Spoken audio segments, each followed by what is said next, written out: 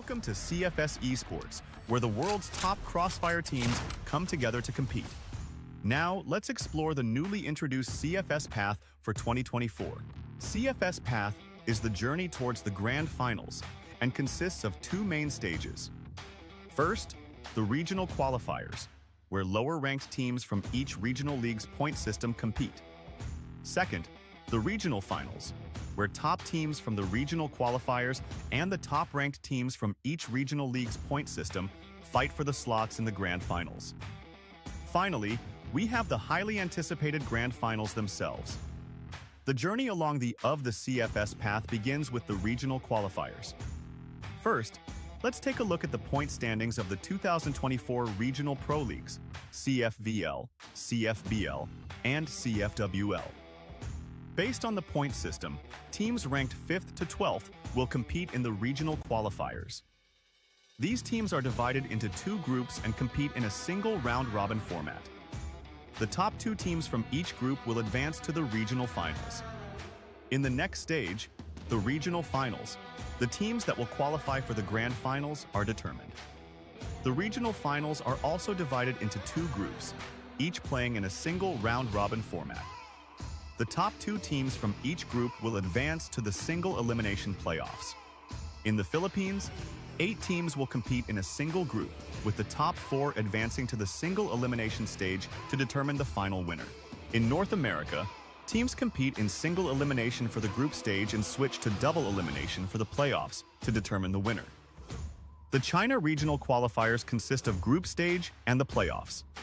Seeds are determined based on the CFPL Season 23 and Season 24 point rankings, with higher scores across both seasons giving teams a better position in the CFS 2024 Regional Finals China. The group stage is conducted in a single league system with a BO1 format. The results of the group stage will determine the playoff seeding. 1. The top 4 teams from the group stage advance to the winner's bracket. 2. The teams ranked 5th to 8th will move to the loser's bracket. 3. The teams ranked 9th and 10th are eliminated. 4. The tournament consists of 3 rounds, with each round determining one CFS seed. The ultimate goal for every team is to reach the CFS 2024 Grand Finals. A total of 16 teams will participate in the Grand Finals. 3 teams from China, 3 from Brazil, 4 from Vietnam, as the winners of CFS SC 2024, 3 from Eumena, 2 from the Philippines, and 1 from North America. From the regional qualifiers to the grand finals, this journey is filled with challenges and fierce competition. The incredible journey of CFS 2024 is about to begin. Join us on this epic path.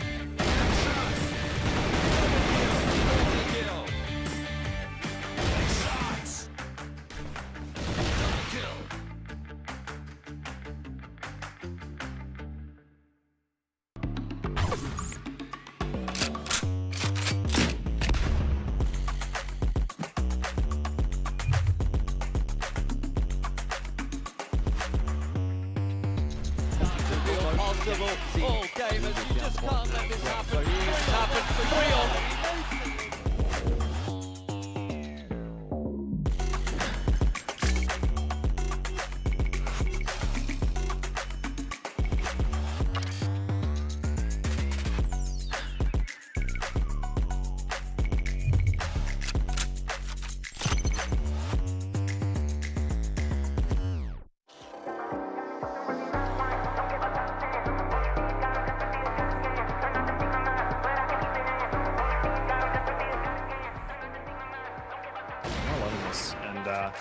Okay, nice shot from Michael once again, and man, he's made a lot of good connections on this, but now you just get down to 2 players. Oh man, and all of them are.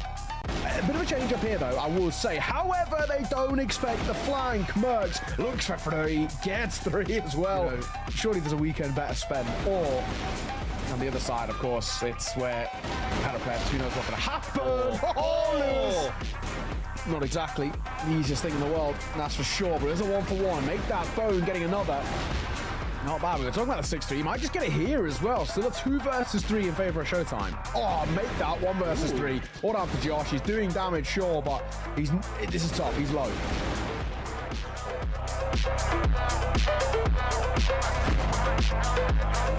Why, but Dizzy White will get that kill. Looking for more as well. Lewis up close, spamming. Gonna get a couple. All right. Maybe with a chance to work with. Time is ticking there, 15 seconds. Don't have a lot of it to work with. Brando gets tapped down. Close right. So does Hunt. Oh my gosh, all down to 1. All down to Famous. If anybody can clutch it up, it would be him. With the stick in the defuse. The stick in the defuse. Michael gonna get on timing. Oh my god. No, because he's gonna get a little bit overwhelmed here, Josh, but at least he finds himself 1. But look at Michael. He's just mowing him down, looking for a triple. Yeah, why not? He's just going to take him out. Be able to come clutch into this, and oh, this over peak. Oh, this over peak. Oh, he misses the shot, but he's not going to expect this player above him. Surely not. All of a sudden, he looks like he has a bit of a spidey sense, but no, now he's about to be a dead man. Unless we see Kais, unless he over peaks himself. Oh, dear God, Kais, what are you doing? Play it, but it will allow them now to kind of take the site and maybe try and work with it. Kai's going to try and come up close. He'll get caught. So will Hunt. And 1 by 1, they're just getting picked off here. Like dominoes, they're dropping.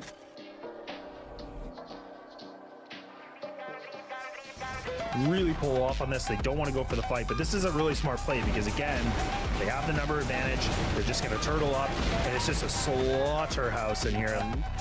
The resurrection of them, I have no idea, but not looking good. When Alvin's hitting shots like that, Alvin's just popping off. Alvin's finding himself a double. Make it a triple. Why not?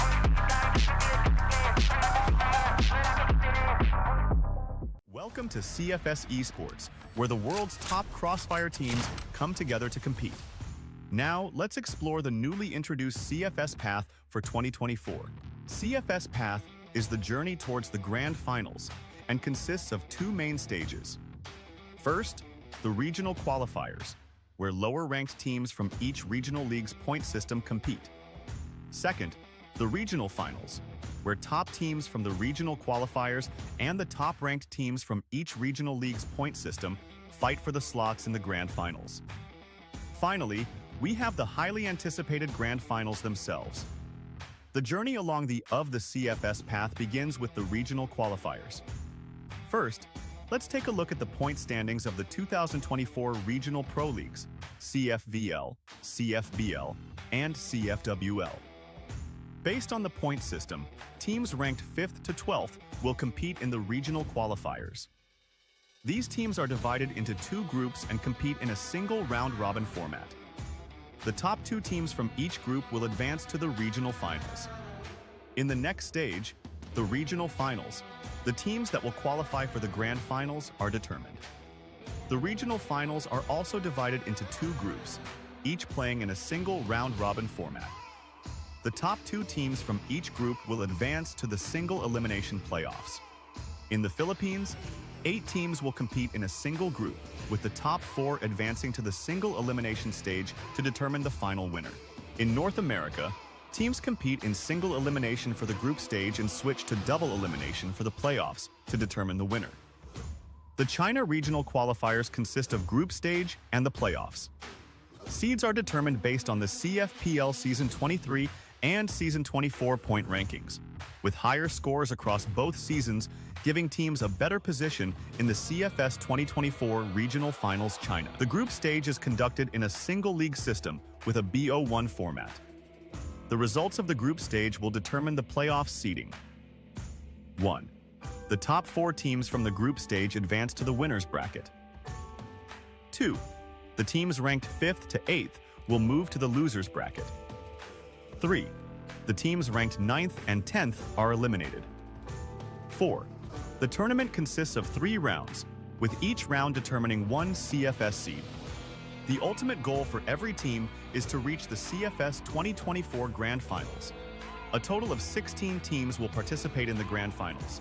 3 teams from China, 3 from Brazil, 4 from Vietnam, as the winners of CFS SC 2024, 3 from Eumena, 2 from the Philippines, and 1 from North America. From the regional qualifiers to the Grand Finals, this journey is filled with challenges and fierce competition. The incredible journey of CFS 2024 is about to begin. Join us on this epic path.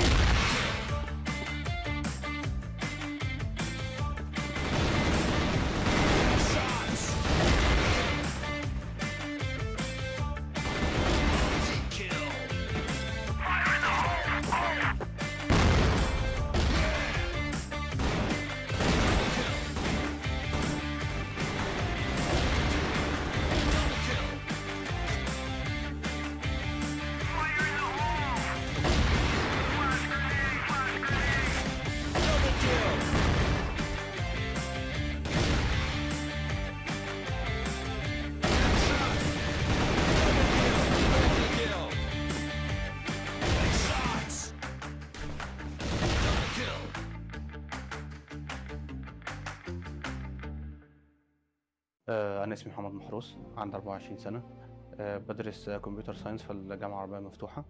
ابتديت ألعب كروس فاير من وأنا عندي 12 أو 13 سنة، كنت بلعبها عادي فور فن، وبعد كده ابتديت ألعبها كومبيتيتيف وإن أنا أخش في مسابقات من أول 2017. كان اول فريق اخشه. بعد كده اهتميت باللعبه شويه اكتر وابتديت ان انا اديها اهتمام.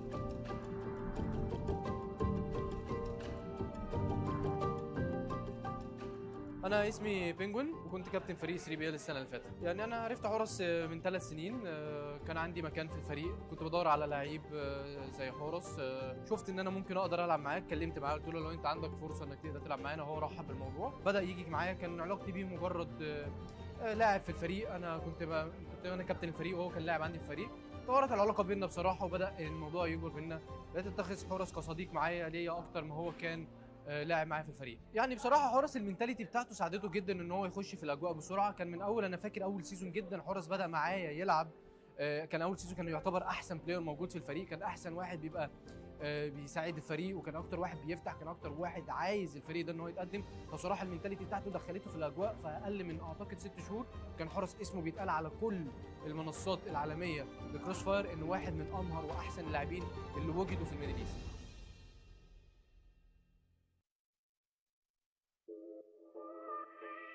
بصي، في الاول طبعا احنا استغربنا جدا، يعني كنا مش متخيلين اصلا. يعني كان محمد بيلعب مع اصحابه طول الوقت في الشارع، عجل، انتشار. فاضطرينا في فتره نقعد في البيت، فبقت حياته كلها الكمبيوتر واختفاء بقى طول الوقت مع اصحابه. واحنا ناس ما نعرفهمش، يعني معظم الوقت محمد انا بلعب مع اصحابي. فاتعزل فتره كبيره جدا ومفيش خروج خالص، وطول الوقت في البيت. احنا حتى اتخضينا، يعني محمد ليه ما بتنزلش؟ ليه ما بتقابلش اصحاب بره؟ ليه ما بتروحش الكليه تقابل اصحابك اللي في الكليه، تعمل علاقات اصلا مع اصحاب اللي في الكليه اصلا؟ فلقيناه طول الوقت لا، قاعد في الاوضه ومحبوس. بس جه فتره لنا انا مسافر. قلنا له مسافر فين يا محمد؟ قال المسابقه وهنكسب، لو كسبنا هنسافر. فسكتنا، فخدناها كده ايه، خلاص اوكي او كلام وخلاص. بس لقينا بقى ما شاء الله كسب، والتيم بتاعه اوريدي خلاص احنا مسافرين.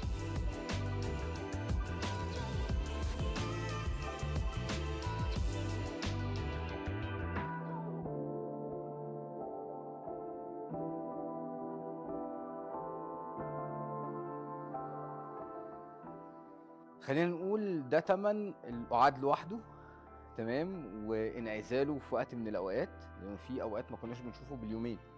اقفل الباب، خلص لعب، نام. وخصوصا في الاوقات اللي بيلعب فيها مع دول مختلفه معاك في فرق التوقيت، تمام. فممكن يكون بيلعب مثلا الفجر، فخلص نام، فاحنا في الوقت ده صاحيين عادي وهو نايم. بعد كده عنده دور او لعبه تانية او بطوله تانية. ففي اوقات كتير ما كناش بنشوف فترات. زي ما قلت ده احتراف، والمجتمع خلاص تقبل الشكل ده من الالعاب. فبالتالي بقى ليه سبونسر، بقى بيقدر مدى مهارته للعبه، وبالتالي ابتدى لما بيخش مسابقات يكسب، فبالتالي بيبقى ليها مردود مالي. وده زي اي العاب رياضيه عاديه، زي كرة القدم، زي السلة، زي الهاندبول. واحد علاقتي بحورس على مستوى الصداقة أو مستوى الفريندلي يعني قوية جدا من زمان، أو هو أول واحد كلمني في الفريق، أو لما جينا نسيطر في كروس فاير. والله حورس من النوع اللي هو متعلق بأصحابه بشكل جامد. فإحنا بعد السنة اللي فاتت لما قدمنا بشكل كويس سيزون 1، لما بدأ بعد كده كان هو محتاج يلعب، يغير التيم أو إنه يلعب مع ناس قريبة منه فاهم أسلوب لعبه والكلام ده كله. فلما استيطرنا بالتيم بتاع السنة دي كنت متوقع إن هو هيكون من أفضل اللعيبة على مستوى العالم، واوريدي احنا حققنا حاجات كويسة جدا السنة دي مع بعض. سافرت 4 مرات، مرتين في كوريا ومره في الصين ومره في فيتنام. كل مره رحت ما حققتش اي حاجه. كل مره بروح ببقى اطلع نفس المركز وبيبقى من ضمن اخر 3. انا ما حققتش لسه حاجه. هو مستقبلي في اللعبه دي بالذات ان هو عايز اخد الخطوه اللي بعد كده. انا كانت اول خطوه ليا ان انا اكسب دوري، تاني خطوه ليا ان انا اسافر، تالت خطوه ليا دلوقتي ان انا عايز احقق حاجه في السفر. هو نقطه ان انا اسافر دي خلاص بقى بالنسبه لي بقت ممله، ما بقتش زي اول مره. لا دلوقتي بقى عندي هدف اكتر ان انا احقق حاجه، اللي هو يبقى مثلا يكون اول فريق في الشرق الاوسط كله عملها، مثلا ان انا اطلع من التوب 4، ان العب في السيميز، ان انا ابقى توب 2 وتوب 3، ابقى حاجه اللي هو ما بقاش على الستيج العادي، لا ابقى قصاد الجماهير، ابقى قصاد المين ستيج كله.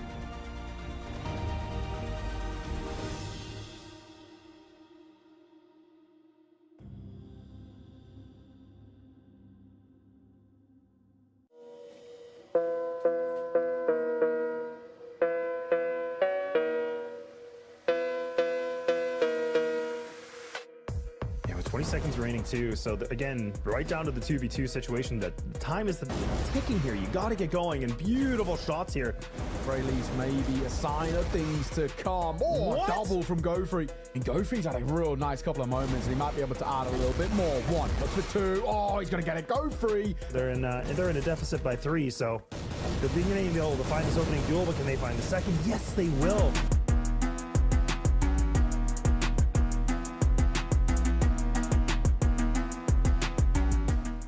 The 1.22, a 1.18. Now we're starting to see everybody contributing.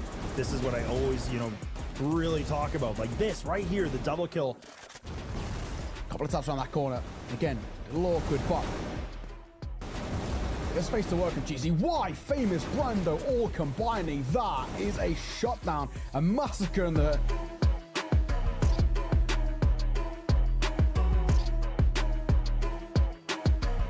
A bit of a move. Time is of the essence. And I said, nice shot for him. Parked up for a second as Michael going to try and support as well. And they're both combining. Those double snipers are doing real good work.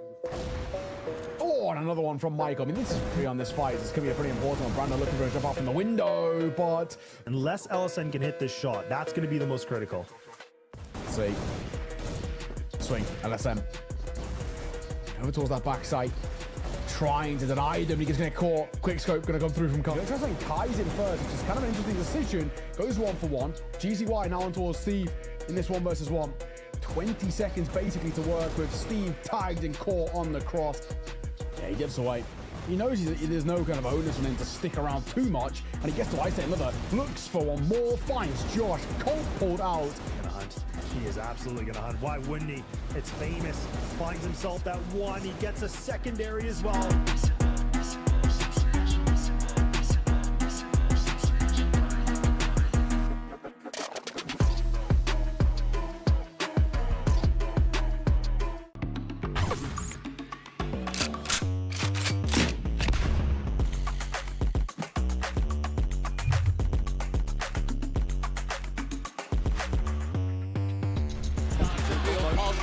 All gamers, you just can't let this happen. It's happened for 3-on.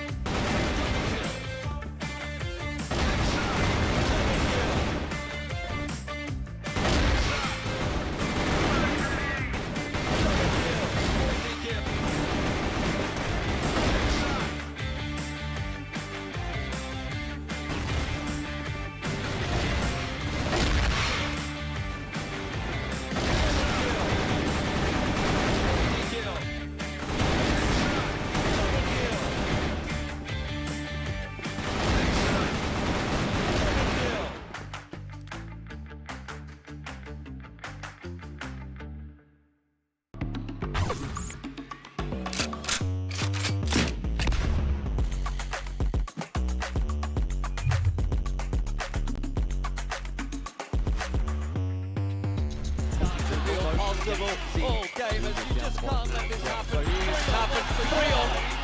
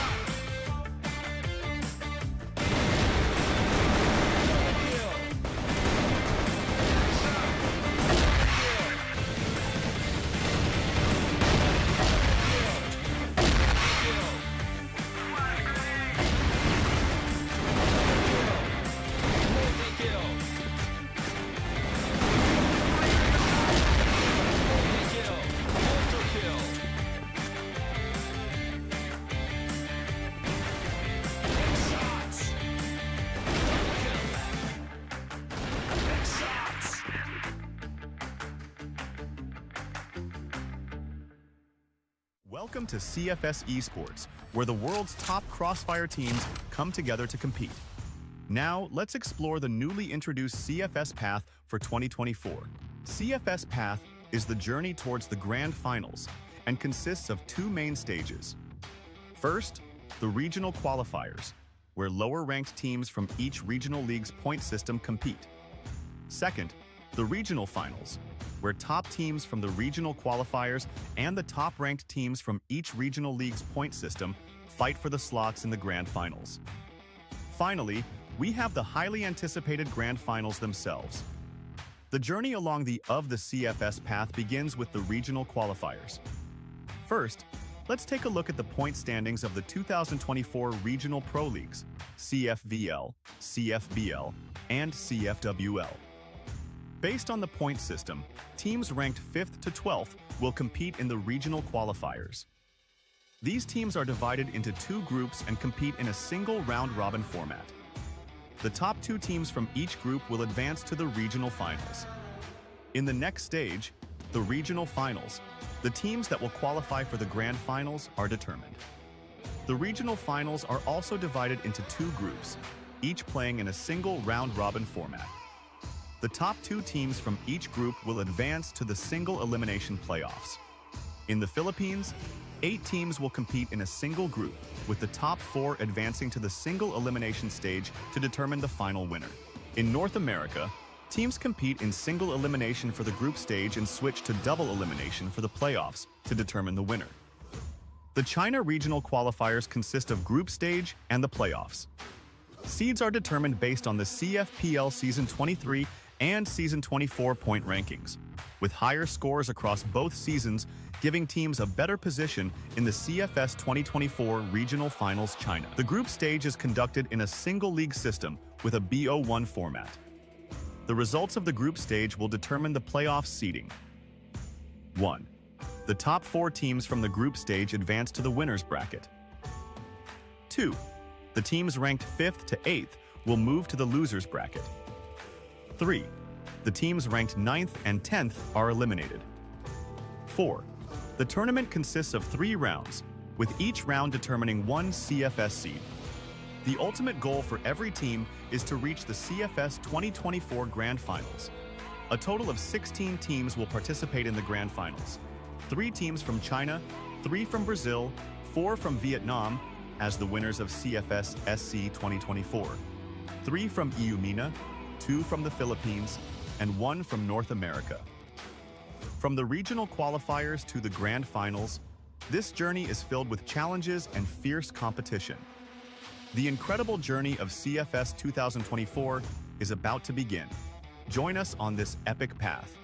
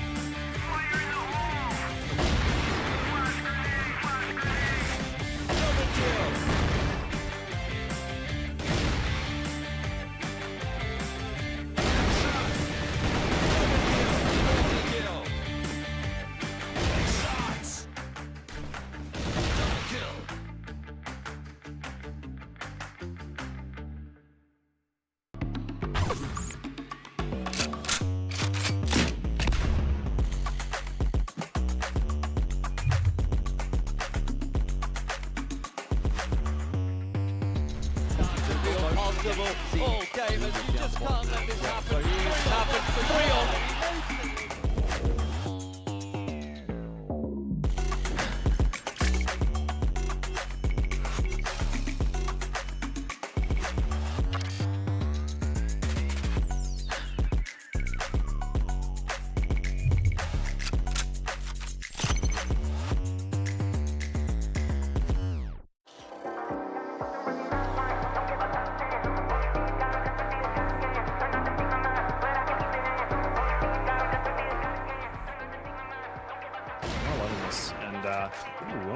shot from Michael once again. And man, he's made a lot of good connections on this, but now you just get down to 2 players. Oh, man. And all of them are. A bit of a change up here, though, I will say. However, they don't expect the flank. Mercs looks for 3, gets 3 as well. You know, surely there's a weekend better spent. Or on the other side, of course, it's where had a player who knows what's going to happen. Oh, not exactly the easiest thing in the world, that's for sure. But there's a 1-for-1. Make that bone, getting another. Not bad. We were talking about the 6-3. You might just get it here as well. Still a 2 versus 3 in favor of Showtime. Oh, make that 1 versus 3. All down to Josh. He's doing damage, sure, but this is tough. He's low.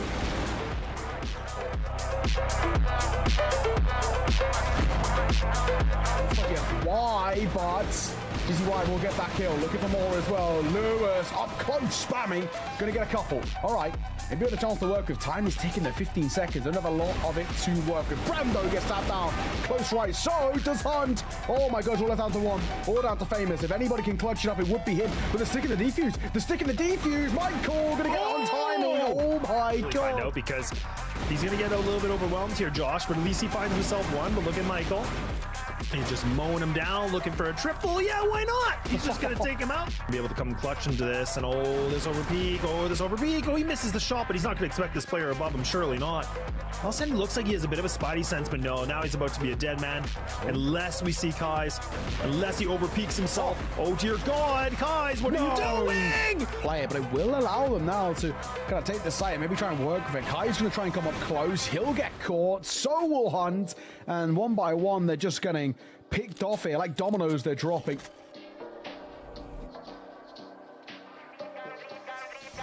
Really pull off on this. They don't want to go for the fight, but this is a really smart play because, again, they have the number advantage. They're just going to turtle up, and it's just a slaughterhouse in here. And the resurrection of them, I have no idea, but not looking good. And when Alvin's hitting shots like that, Alvin's just popping off. Alvin's finding himself a double. Make it a triple. Why not?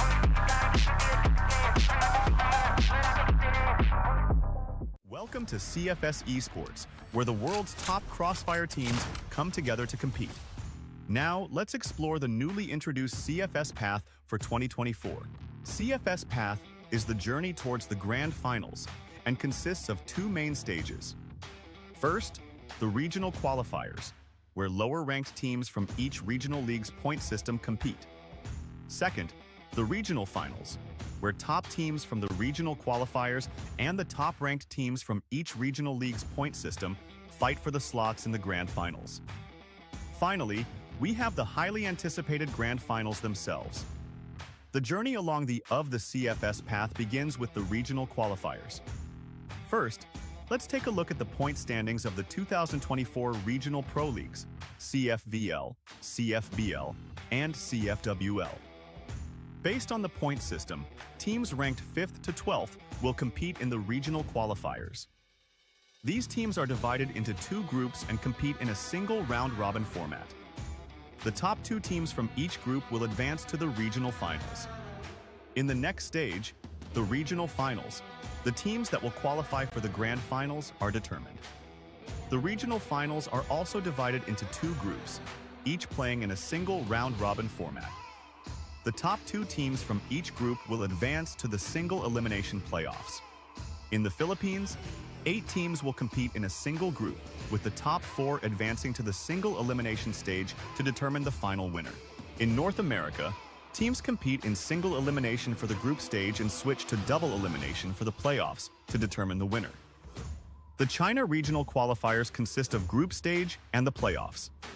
Seeds are determined based on the CFPL Season 23 and Season 24 point rankings, with higher scores across both seasons giving teams a better position in the CFS 2024 Regional Finals China. The group stage is conducted in a single league system with a BO1 format. The results of the group stage will determine the playoff seeding. 1. The top 4 teams from the group stage advance to the winners bracket. 2. The teams ranked 5th to 8th will move to the losers bracket. 3. The teams ranked 9th and 10th are eliminated. 4. The tournament consists of 3 rounds, with each round determining 1 CFS seed. The ultimate goal for every team is to reach the CFS 2024 Grand Finals. A total of 16 teams will participate in the Grand Finals. 3 teams from China, 3 from Brazil, 4 from Vietnam as the winners of CFS SC 2024, 3 from Eumena, 2 from the Philippines, and 1 from North America. From the regional qualifiers to the grand finals, this journey is filled with challenges and fierce competition. The incredible journey of CFS 2024 is about to begin. Join us on this epic path.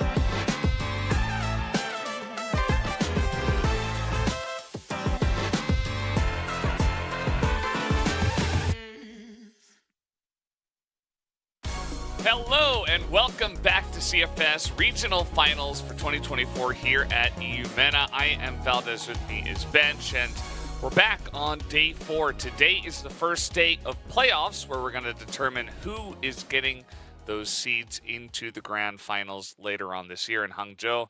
What do you think about the playoffs, Bench? What are your expectations for this time? Well, I mean, the group stages, sorry about that, but the group stages were already action-packed. And honestly speaking, Anubis, Lazarus, they didn't make it to the playoffs, but they could have been, as they were performing out really well. So, unfortunately, they will have to find their chances for the playoffs and a chance for grand finals next year. But this year, it's going to be 3BL and GV, LCK and unKnights to contest for the year's grand finals. Yeah, definitely a lot on the line. I mean, you want to take a look at some of the schedule here. Group stage, we are done with that. We had 3 days to determine which of the teams would make it to the playoffs today. And now we're going to start with the playoffs. Starting today, it is the weekend, Saturday, Sunday. And this is how we got the group stage. 8 teams, single round robin. And now we've got 4 teams with single elimination. To a certain extent, if you do fail here in the semifinals, you will play in the 3rd place match, which will be very important, not just for the extra money, but also, of course, for that 3rd and final seed into the grand finals. Yeah, 3 seeds are guaranteed in this regional finals as Group A. 3BL and GV ESPORTS get to move on to the playoffs.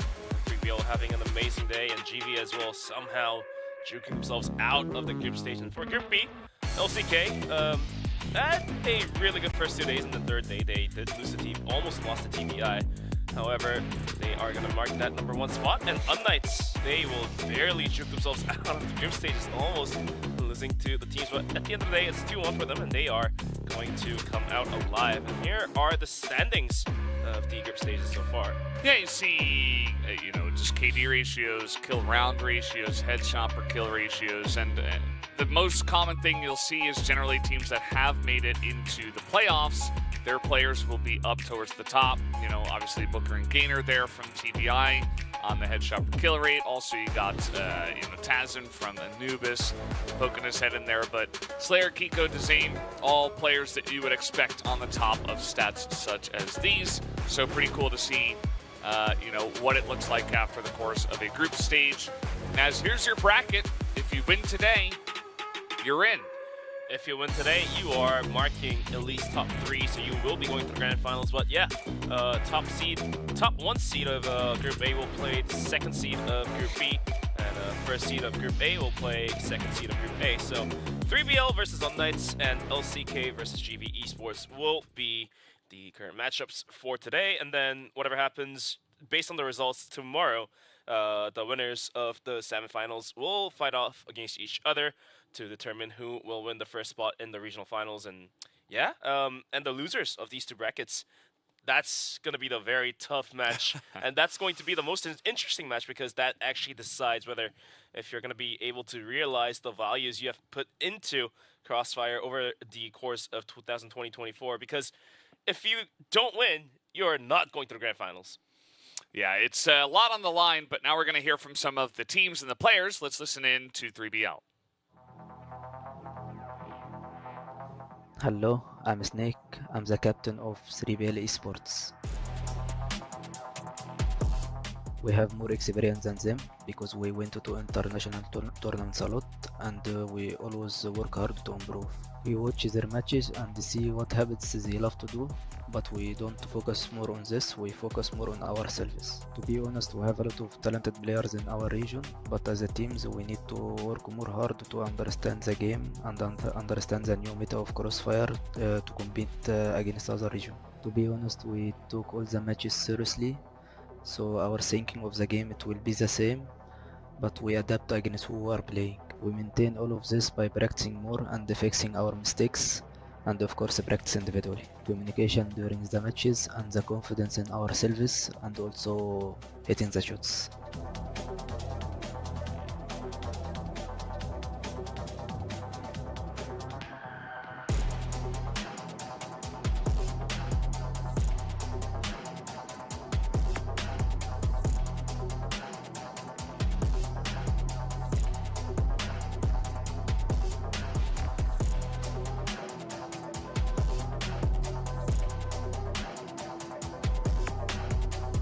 Thank you for cheering for us and supporting us, guys. We love you all.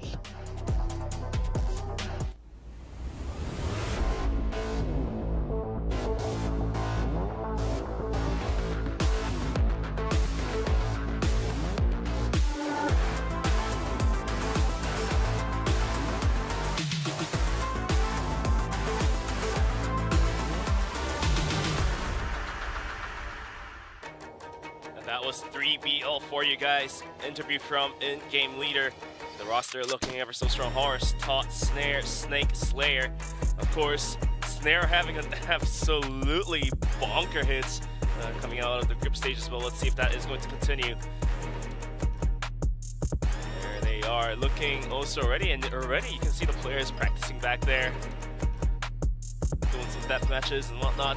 Horse is gonna give us a big smile and a wave.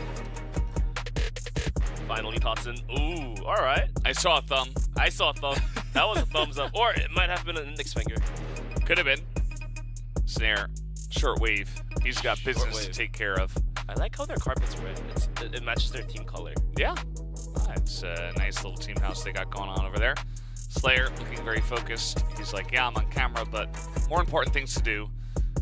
And yeah, I mean, these guys are one of the best teams in the Eumena, and they have a pretty good shot to win the whole thing. So definitely a lot of eyes on them. Snake loves all of their fans that have been supporting them the whole way. And yeah, some big numbers from them over the course of the group stage. Just Totson under 1 KD, but he's also been having his moments.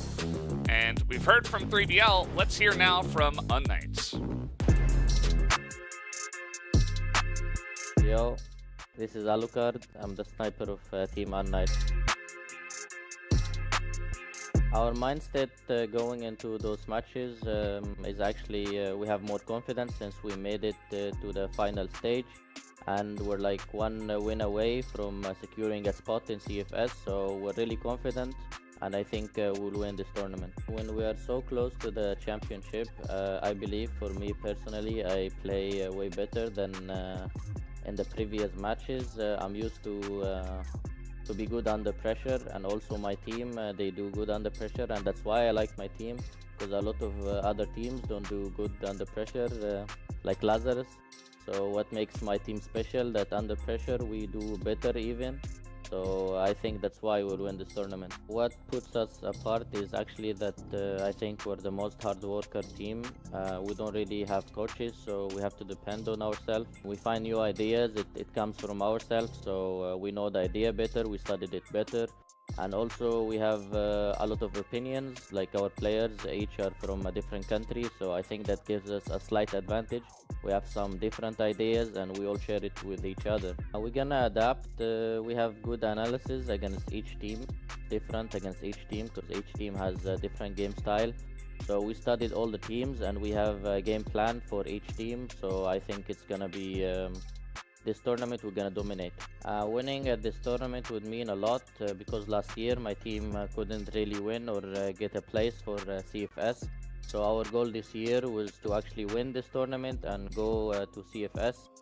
That's why they brought me in the team, and I'm sure I can help them to reach this goal. Thanks to all the fans who still support us through our long journey. I know we didn't really meet your expectations or ours, but don't worry, we'll not let you down this tournament and we'll make sure to win and actually go to CFS.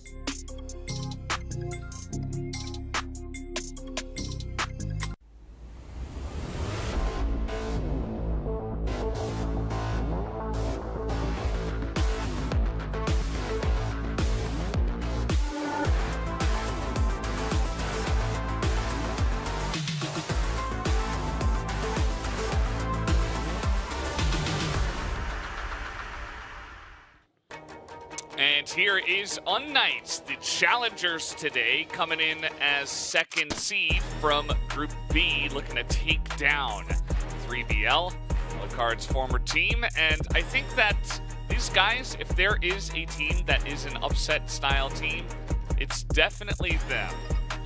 Yeah, and as you just heard into Alucard's interview, they have different game plans ready for every different team. They have practiced and they have studied their enemies, and sometimes those studies really do come in handy. But here are the players. Beck has also already had some moments for the casters, Beck versus Beck and whatnot, but eventually it's gonna be Beck to come out alive in the group stages. Alucard giving us a nice interview. Kiko putting up some huge numbers. To remind you, just moments ago we saw the stat standings. Kiko sitting on the best KR ratio, 0.90 in 136 rounds. So putting out some good numbers, and so is Alucard on the standing on the team stats here, 1.39 KD. I think that is the best stats besides Slayer of two teams combined. Yeah, not too surprising. I think Alucard is definitely one of those players.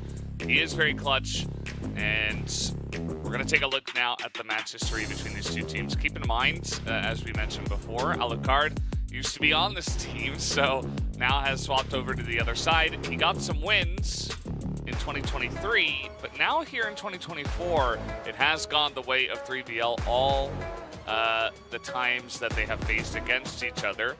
And so, you know, maybe it's their time to turn the tables here on the side of unKnights, or will 3BL just continue with their dominance? But the key player is obviously going to be Alucard for unKnights, and Slayer having some huge performance yesterday is going to mark himself up there. That's going to be 1.44 for Slayer. Looks very calm and dialed in, and I just see that he's on top of his team. But whatever, he's putting out some good numbers, and Alucard is happy. This man never feels down, even though his team or himself sometimes underperforms. But you know, it's just one-time kind of thing, as long as he keeps up the good trend. But let's go take a look at the map ban picks. This is going to be important, but unfortunately Mexico gets banned out, so does Subbase. But so we kick things off into Black Widow, followed by an Eagle Eye.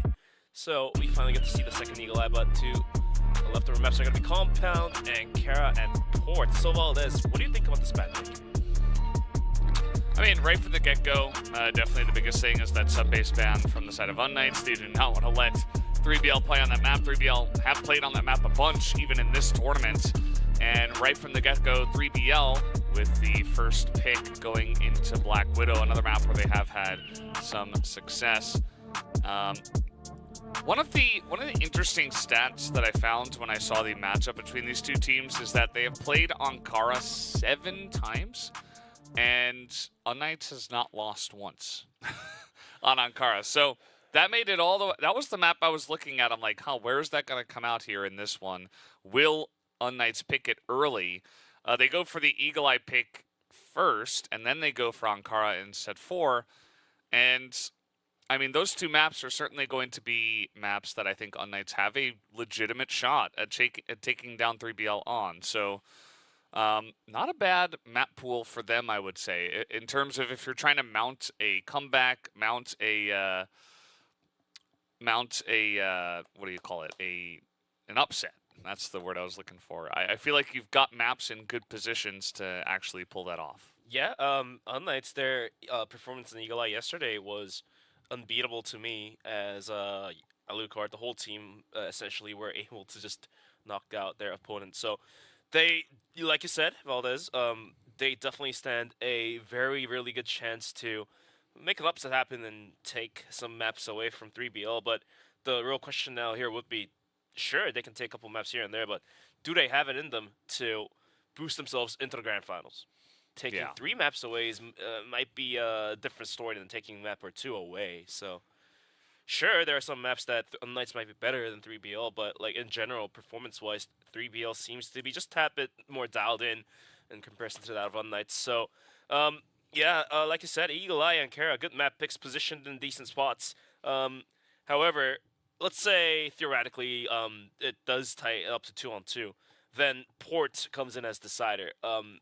What's your opinion on Port based on the sides they start playing? Because in my personal experience and in my retrospect, I feel like unKnights Port were not the most ideal map to be the go-to pick for unKnights, but for 3BL, their Port was absolutely dialed in, absolutely crushing their opponents on the map. So, yeah, Port being the decider, I'm not exactly sure how unKnights wants to solve this problem, even though they have, and they should have, and they just told us that they've studied their opponents deeply into their veins. So, yeah, I'm just curious as to how unKnights wants to solve Port out.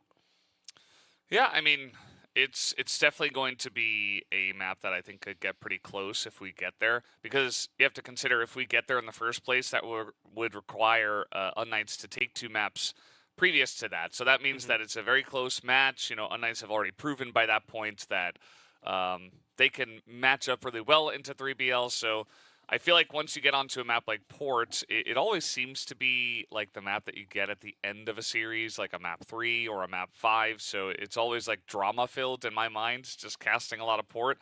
And I think it's really just going to come down to who's a bit more clutch at the end, right? I think Port is a map that both of these teams should be relatively good on. They have a very even matchup record on that map. I think it really could go either way. I think Alucard has said many times as well that his team is very clutch. He really likes his team because everybody's really clutch. He talks about Kiko. He talks about himself, how they're able to, when the pressure is on, perform really, really well. And maybe at that point, that gives the slight edge to the underdogs and unKnights, especially if they can prove that they can get to a set 5 against 3BL in the first place.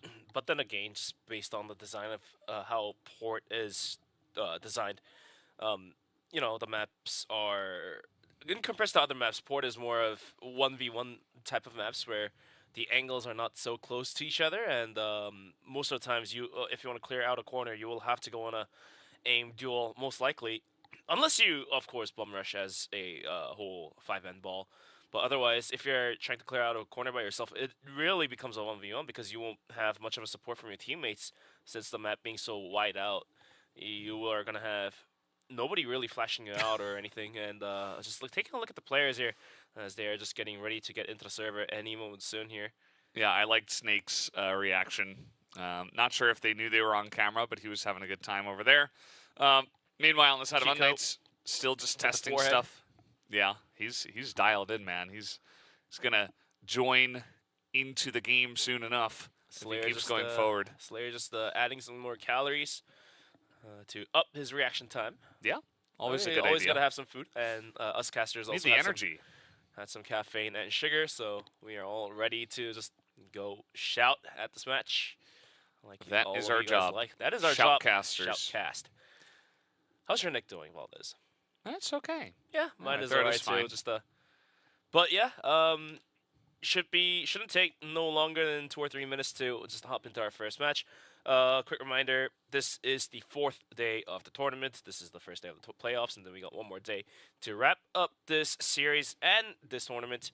This is going to be the first match of the playoffs. 3BL versus unKnights, Black Widow, Eagle Eye, Compound, and Kara and Port being played out. And yeah, going back to what I was mentioning, yeah, Port, since the map being so wide out and so many different angles you can cover and different angles you have to really care about if you're on the global risk side, and at the same time if you're on the blacklist side, sure, your main aggression could be down to one of the bomb sites, but then again, even if you are looking down towards B, you still have to watch at your 6, still have to watch at your 3, because there are just so many different angles that global risk could use aggressively and just hit you from the side or hit you from the back. So yeah, in general, Port is one of the maps that it's designed well enough to be very wonky. Like, it's very ironic to say this, but it's a really good map. That's a given. But it just really comes down to the playstyles of the 2 different teams. If one of the teams has a playstyle that doesn't really match the opponent, then you will see a whooping result of like 11-1 or 10-1 or like 10-2. Yeah. It just really comes down to the playstyle, I feel like. Yeah, it really does. I mean, we have to get to Port in the first place. You know, the fact that it was left for set 5, I think, also tells you a bit about how these teams feel about this map compared to other ones. I wouldn't mind some Mexico, but eventually Mexico. I think Mexico was like the first map to be ruled out. 3BL. They're going to go for the cheer-ups, the ritual, we say. They've been doing it the whole tournament. It seems so far it's been working out. Yeah, you know what? 3 for 3. 3 for 3, about to be a 4 to 4, so maybe. Let's see if it helps them get across the line. I think it's always good to, regardless of, you know, what your beliefs are, just to essentially everybody get in and really just like amp up the energy and just like get that going. It gets everybody on the same page, gets the camaraderie there as a team. And yeah, it's always nice to see. For me, I think that this beginning part, this first half, obviously is really going to set the tone for what the rest of the series is going to look like, because Black Widow, if 3BL come out really strong there, I do worry a bit for unKnights on Eagle Eye. Yes, it's one of their best maps, but if 3BL kind of come in swinging and saying, hey, we're the better team, they begin to dominate. Yes, unKnights are very clutch, they're very strong, but at the end of the day, if they lose Eagle Eye and you go into Compound, it's not looking good, because then we might just get the 3-0 angle.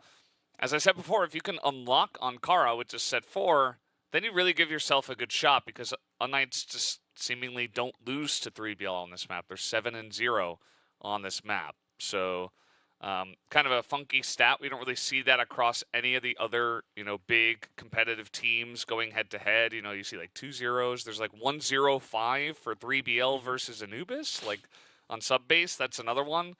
But yeah, it's just a pretty uncommon stat that really just popped out to me when I was looking at them. And yeah, should be ready to jump into the game in just a moment's time. So hold on to your seat, get some popcorn or whatever your snack of choice. What's your snack of choice, Bench? Takis. What's that?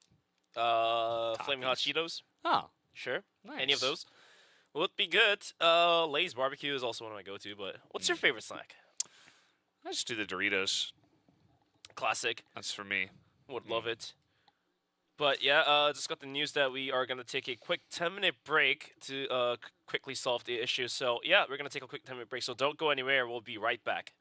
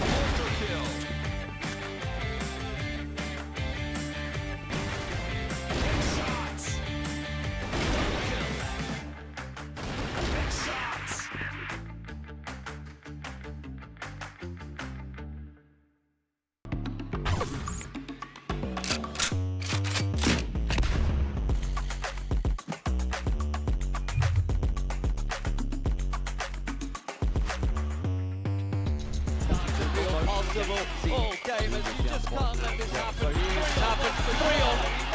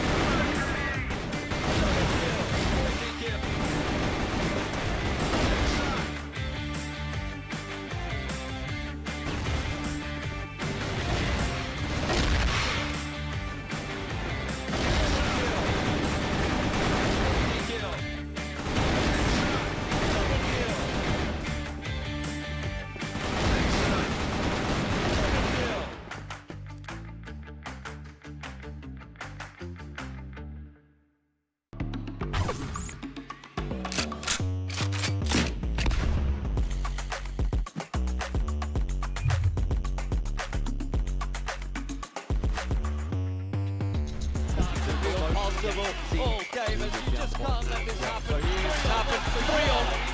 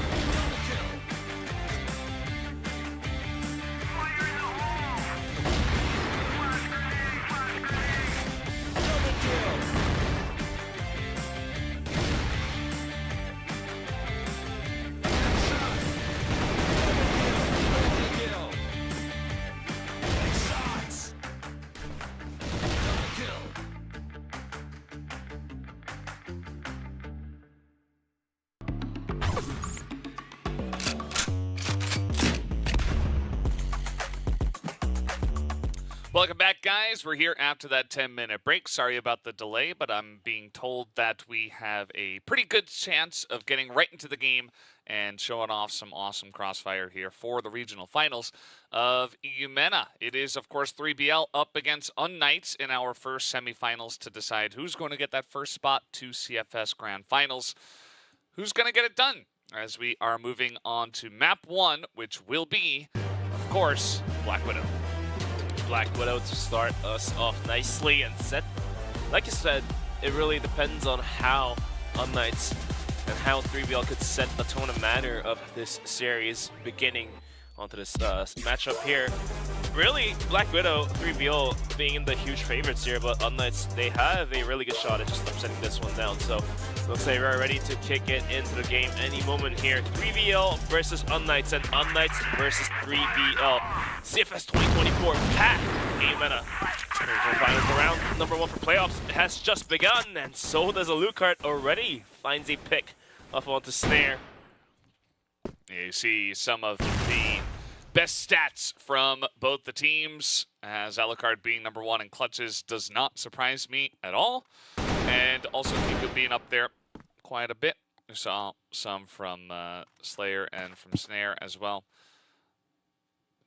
But yeah, we're going to have to wait and see what this does look like for this first map of Black Widow.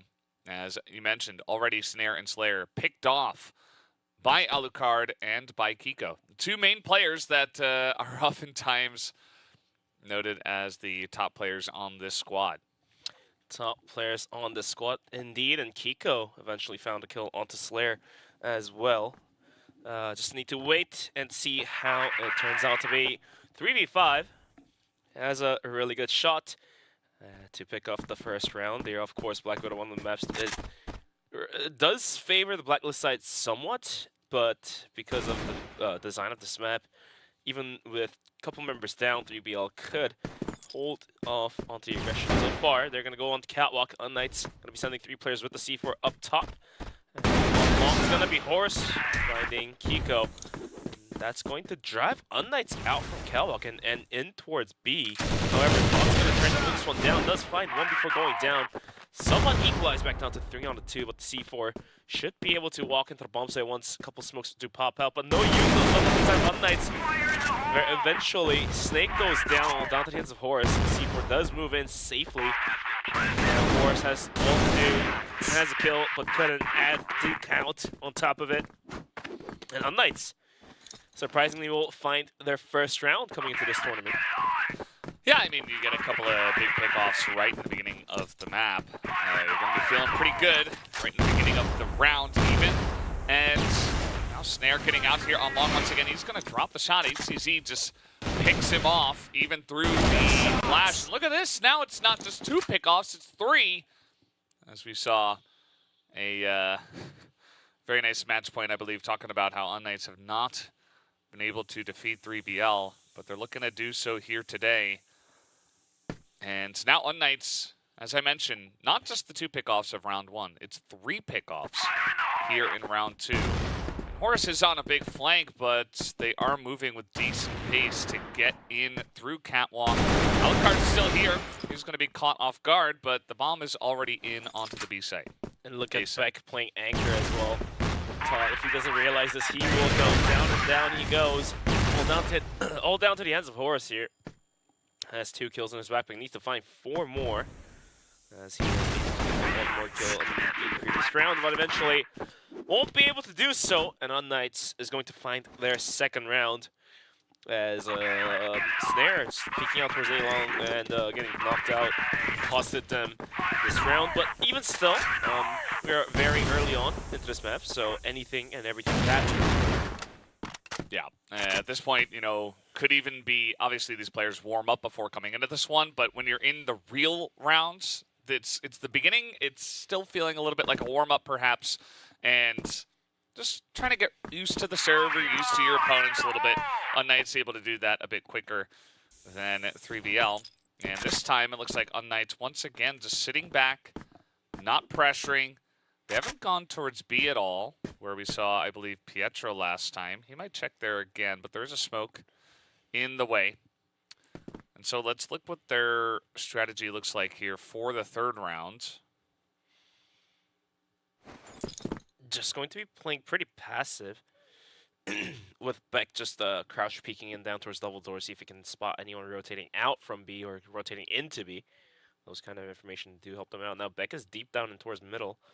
However, there's about only a minute left onto the clock, and unKnights will really need to find an angle to attack, and so far seems to be Catwalk is of the choice. Does have Slayer on top of Catwalk to hold this one down. Pietro's going to be charged. Gets the opening frag, and that's very important. However, on the bomb site, it's going to be Snake and Snare gets one each. And Tot did arrive for the support on the underpass, and all of a sudden this push might have lost a lot of aggression and power. Looks like the pedal has been put back up. 2v3. Trying to clear down the bomb site. It's going to be unKnights. Lucard will find one big scope. HCZ does get knocked out eventually. That's going to be Tot to find a double for himself, and that's going to be a round going towards 3BL. Yeah, that time around, the entry was pretty good. Pietro and Alucard able to open it up on Catwalk, but the response from 3BL is something I always mention. These guys are so quick to get into the right position and support their teammates in terms of whatever push is coming in and get there right on time. So even though unKnights initially broke in, they quickly got swept away as they didn't make it quite onto the site before the rest of the teammates did come on over. And once again, unKnights going to play this early game a little bit slow. I don't mind this. I mean, they won the first couple of rounds just by getting pickoffs and spotting the pressure from 3BL. And you can always start like this and then switch it up later and just go for like some rushes a little bit later on in your blacklist half if you want to play with the tempo a little bit. Sure, and even they lost that round, they gained the information, okay, how does 3BL has their initial setup to be on the bomb sites, and also how do they rotate their players in based on the type of aggro you pull out. Let's say you pop a flash from out towards a low, that's what's going to happen. These kind of little bits of information add up to a huge chunk, and will eventually help unKnights to pick up more rounds. But for now, minute left onto the clock, and they're going to be sending it down towards B, it looks like. Sure, it could be a main aggression, but they could always go for the picks with a look. That's going to be a drop. Todd trying to swing as well, but it looks like he will barely live that flick shot. Down to 4v3 as players were traded down towards middle as well. And so far, unKnights are looking pretty strong coming into this Black Widow here, Valdez. Yeah, they've really got a good read on the way that 3BL want to play this, and it's 3BL who are getting a bit impatient. I mean, you don't have to try to go for the info plays. I understand why you want to, but Alucard just waiting, looking right down Catwalk, able to get that trade. Beck just staring down mid, waiting for someone to walk through, picks up the kill. And now you're down a man again. This is becoming an issue for the side of 3BL. You might have to switch up their strategy, although it's a nice little snipe. And now Tot is still underneath Cat here. They haven't quite dealt with him. There he goes. They should know that Snare is still here. They're trying to charge on in. Kiko and Alucard, but Snake gets the one kill on a Kiko. And Snare will take out his sniper opponent. And that's 2 rounds in a row now to the side of 3BL. Definitely got to give a lot of credit for Tot. Was on top of Catwalk, saw the players coming in, dropped down, and you have such a better angle for unKnights to not be able to shoot top, but Tot can easily just wallbang on top of his head and find the kill. So that's going to be the tie coming in 2-on-2. unKnights, they tested the water down towards B and made a huge rotation down towards A, but eventually Snare finding a kill, Tot finding a kill, really made the equalizer, and that's how that round went out to be. So coming into round number 5, rather. Let's see what unKnights supposed to do. They haven't really forced the issue down towards B in comparison to how Black Widows has been played out in the group stage. Snare just continues to put the hurt, and the nade's going to find some value as well, it looks like. No. But the kill is a kill, and Snare is going to take out another player of unKnights. 45 now, with unKnights now somewhat getting on top of Catwalk. They know Snake has been playing Catwalk, but this time he is not going to be there. So they're going to be left with their head scratching a little bit. And they have burnt the clock down to the minute mark once again. So let's see where this time unKnights wants to take their gear towards. Still looks like A. I mean, there is Pietro here to make a bit of noise. I think once you see it's Pietro, you're not going to totally believe this. Already the rotation is moving over towards A. As down will go Kiko. That's that initial man. Easy kill onto Alucard as well. This is kind of a flimsy push from the side of unKnights this time. And now Pietro is left all alone. They do know he's over there, as he's still in that fight with Snake, who did get pretty low, down to 3 health. Pietro wants to take this trade first before he has to fight 3 other people, actually 4. As Flash is being thrown over the top, he's not able to see anything. And 3BL have retaken control of this map so far. I mean, Pietro should have known and was in a duel with only a single player, so could have called for his team to fall back and come down towards B, but the C4 was dropped deep in catwalk, which might have been a problem for unKnights not being able to fall back to make a rotation. So, yeah, just having the C4 go in the front line might have not been the case here for unKnights, as they're gonna lose 3 rounds deep, and all of a sudden, like you've said before, on the very first round, it does take some time for the teams to really feel heated up and warmed up, and this just might be it for 3BL. On the side of the line, Swings gets 1, but eventually. But Slayer is so damn good, just picks up 2 instantly, and all of a sudden, unKnights are down 3 players, and Beck and Alucard has to do it all. Sure, Alucard has 7 kills, but going against 4 other players might just not do it. I mean, you talked about it before, like the positioning of Snake near catwalk and just the different kinds of formations that 3BL have been playing with. I mean, this is like the 6th different one in round 6. As Slayer here in mid, gonna pick up 2 more kills, goes up to 4 kills himself. And man, I mean, I really love this from 3BL, where they know that catwalk and A is going to be a big area of contention, and they're always changing up their formation to keep unKnights guessing. Some 4 huge kills, and so does 3BL, picking up 4 rounds, and unKnights, they're going to be gathered outside of B hut here, and they might just force the issue once the smokes dissipate. They're coming in here. Slayer is waiting. Unfortunately, pick up 1 before going down. People down to Slayer. All of unKnights are ticked down to about half HP. Snare arrived for the support. Not exactly sure if they want to force it down towards B, because all their rotation for 3BL has already arrived, and this could cause a destruction as Slayer has a cheeky angle to even take down Kiko to make things worse. HCZ trying to hold fuel, but it's not going to happen. Slayer picks up yet another one. Slayer on Windows. He's even going to arm down Alucard, all down to the hands of Beck. 50 HP and AG, not going to happen. Snare picks up a double play himself.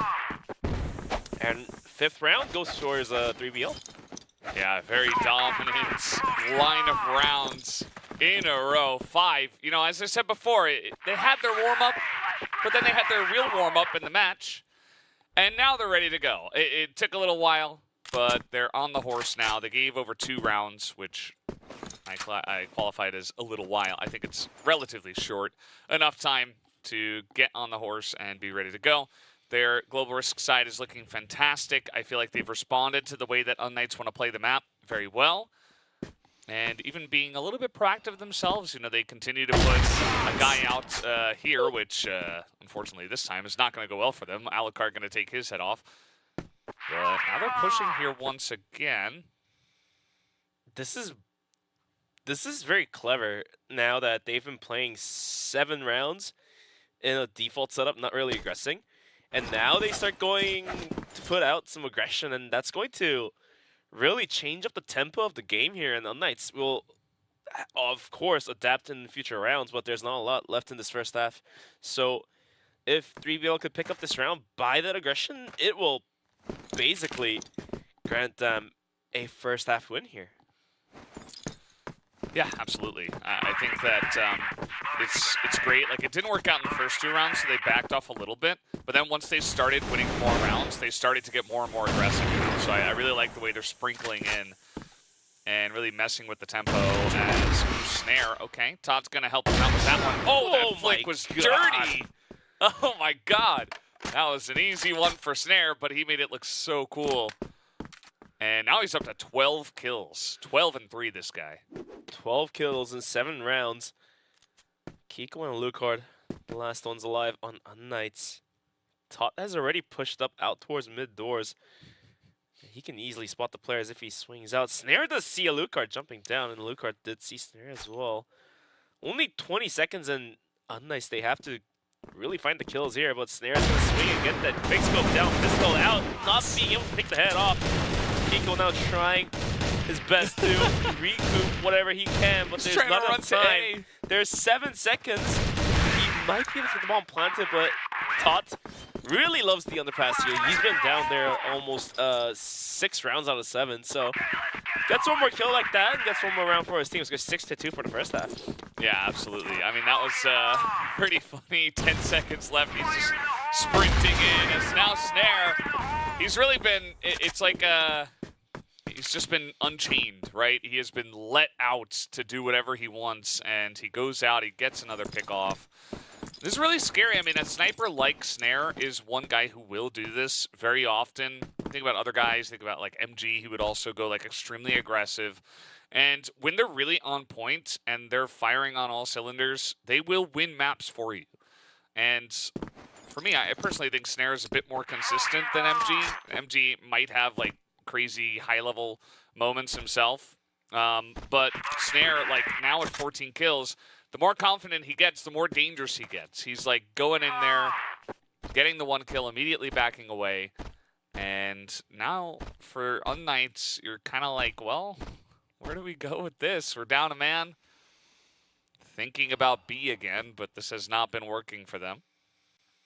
Thinking about B, but B didn't work out in the past couple rounds as well, so I'm not sure if they want to force it, even with Beck going down. So it's going to be a 4v5. The C4 now gets picked up down to a minute mark. That is going to be on the timer. And expecting a very default set of setups and default set of defense coming out. It's going to be 2-3 split on the side of 3BL, and so is unKnights thinking about spicing it up by going down towards middle, which is left open. Eventually, Horse swings out, gets one, gets straighted out. Snake now from Underpass is going to get out a good spray down, and somehow the last bullet connects onto HCZ, making things worse for Lucard in a 1v4. Oh boy. Tot's going to start swinging out now. Does he realize Lucard is right here? The pot shot not hitting. Slayer with the pistol will do the work. It's going to be 7-2 for the first half. Yeah, I mean, you saw the timing of that flash. That was really, it was almost like a message-sending flash as well, where it's like, okay, we know exactly where you are. We know the timing of when you're going to look. This is the end of your push. You're alone against 4 of us. 3BL's global risk side. Beautiful stuff. 7-2 in favor of them. And they are looking to continue with this onslaught. We'll see if they can close out this map real quick. I mean, that's going to be a fantastic start. I mentioned it at the top of the day. You know, if 3BL just looked like the much better team on Black Widow, then yes, unKnights are strong on Eagle Eye. But I wouldn't even be surprised if 3BL continue with their sweep. Especially with Snare just, I mean, he's just going insane mode right now. It's not okay. That is not okay. Although the Lucard go down.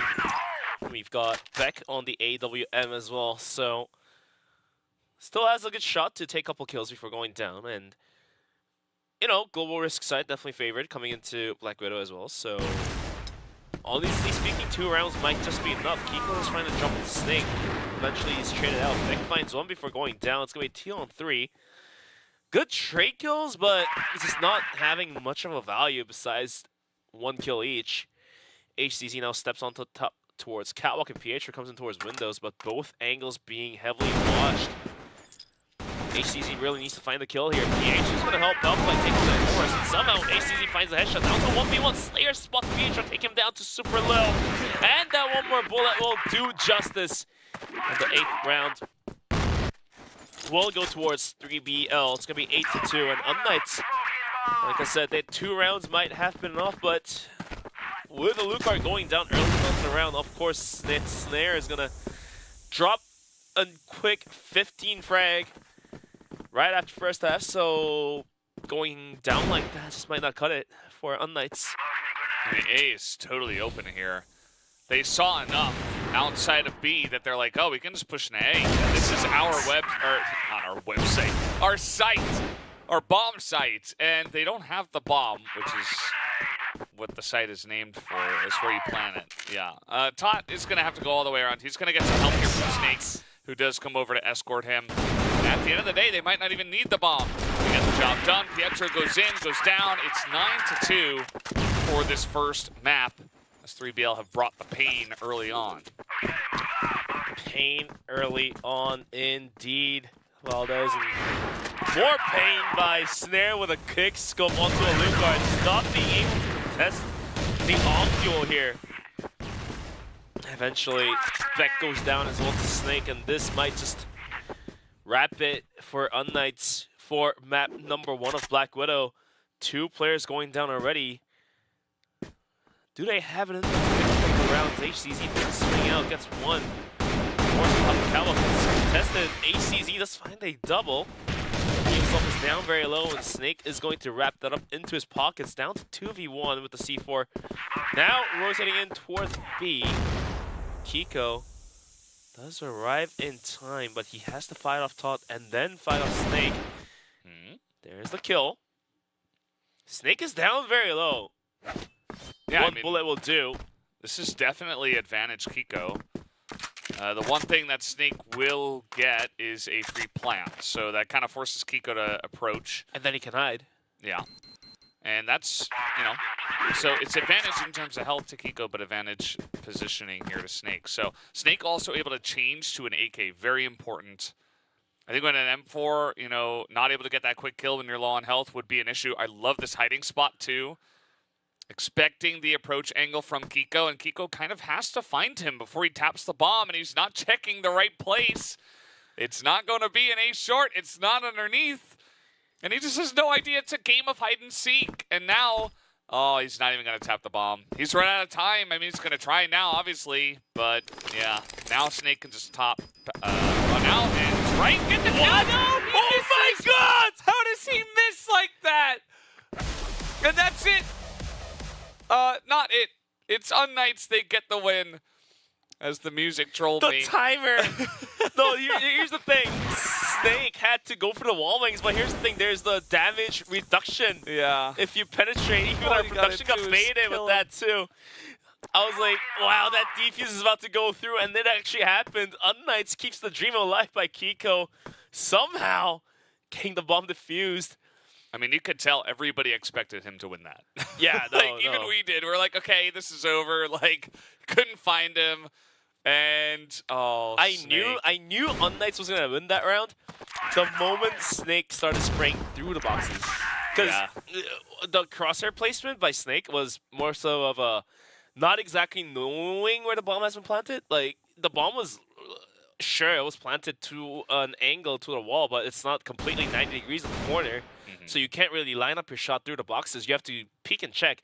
But Kiko tapped the bomb early enough for Snake to peek out a little late, and then that just bought him about 50% of the defuse. Yeah. And the rest left onto luck here. But here, they're going to force the issue down towards B. 3BL after that round is going to bump rush down here. ACZ going to quickly spray down 2 players to open things up. And that will be 2 players down for 3BL. Kiko now on a flank after a huge defuse. We'll pick up that flank. Kill come through from the backside. Is 3BL ready? They're trying to push in here. They still have 50 seconds, but they're down to very low health. Maybe a total of 15 health between the 2 of them. And even then, Kiko's just going to get the headshot because that's just what he does. A pistol bullet will do it in Slayer, and there it is. He gets another headshot. Impressive stuff. Kiko really feeling it now. And, yeah, I mean, unKnights, they have to win 5 more in a row. But, hey, you're sending a good message at the very end of the map, even if you don't win this one. And you're also giving yourselves a chance to potentially pull off a big comeback. I mean, it's all about sending the message, right, Valdez? And it's all about family. Yes. Absolutely. That's the final call. And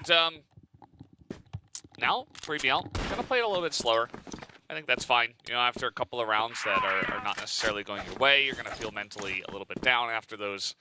Yeah, just take a little bit of time to relax, sit back, see if anyone on the side of unKnights peeks you.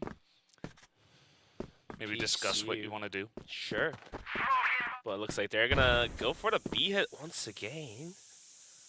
But as you can see, HCZ is rotating out. If unKnights can somehow either nade the hell out of Pietro or just drop him, then they're going to have a free bomb site. And here comes the aggression. Pietro is going to use the box to advantage. Will tap out Horse from the lobby. The nades are flying 3BL's way. The flashes are going to delay his push. Snare somehow gets a loop at a gate. Slayer drops Pietro. And all of a sudden, B site is pried open. And what is Slayer doing? A triple kill for him. Make that 4K with the pistol to wrap the mat up 10-4. 3BL is going to go in hot and ready for this matchup. Excellent stuff there to finish off the map from Slayer with the 4K. And yeah, 3BL absolutely deserved that first map. Was a dominant showing from them.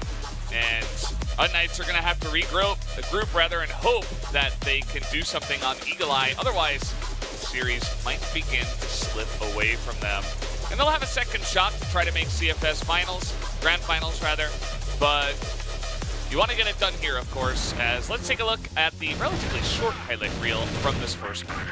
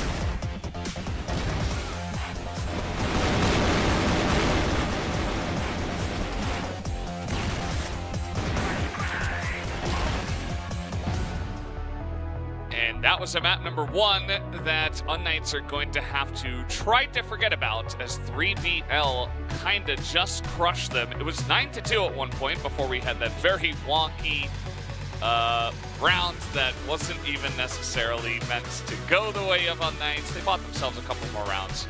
But at the end of the day, 3BL, excellent showing, especially Snare, really putting up the huge numbers. Slayer, the main rifler, that put up the numbers there in that first map. So now moving on to Eagle Eye, will be interesting to see what this one looks like, because, you know, I was looking at the stats again, and for these teams, actually, I think part of the reason why Black Widow was picked first here from 3BL is that they have a outstanding record on it in West, whereas unKnights have not won a single map on it.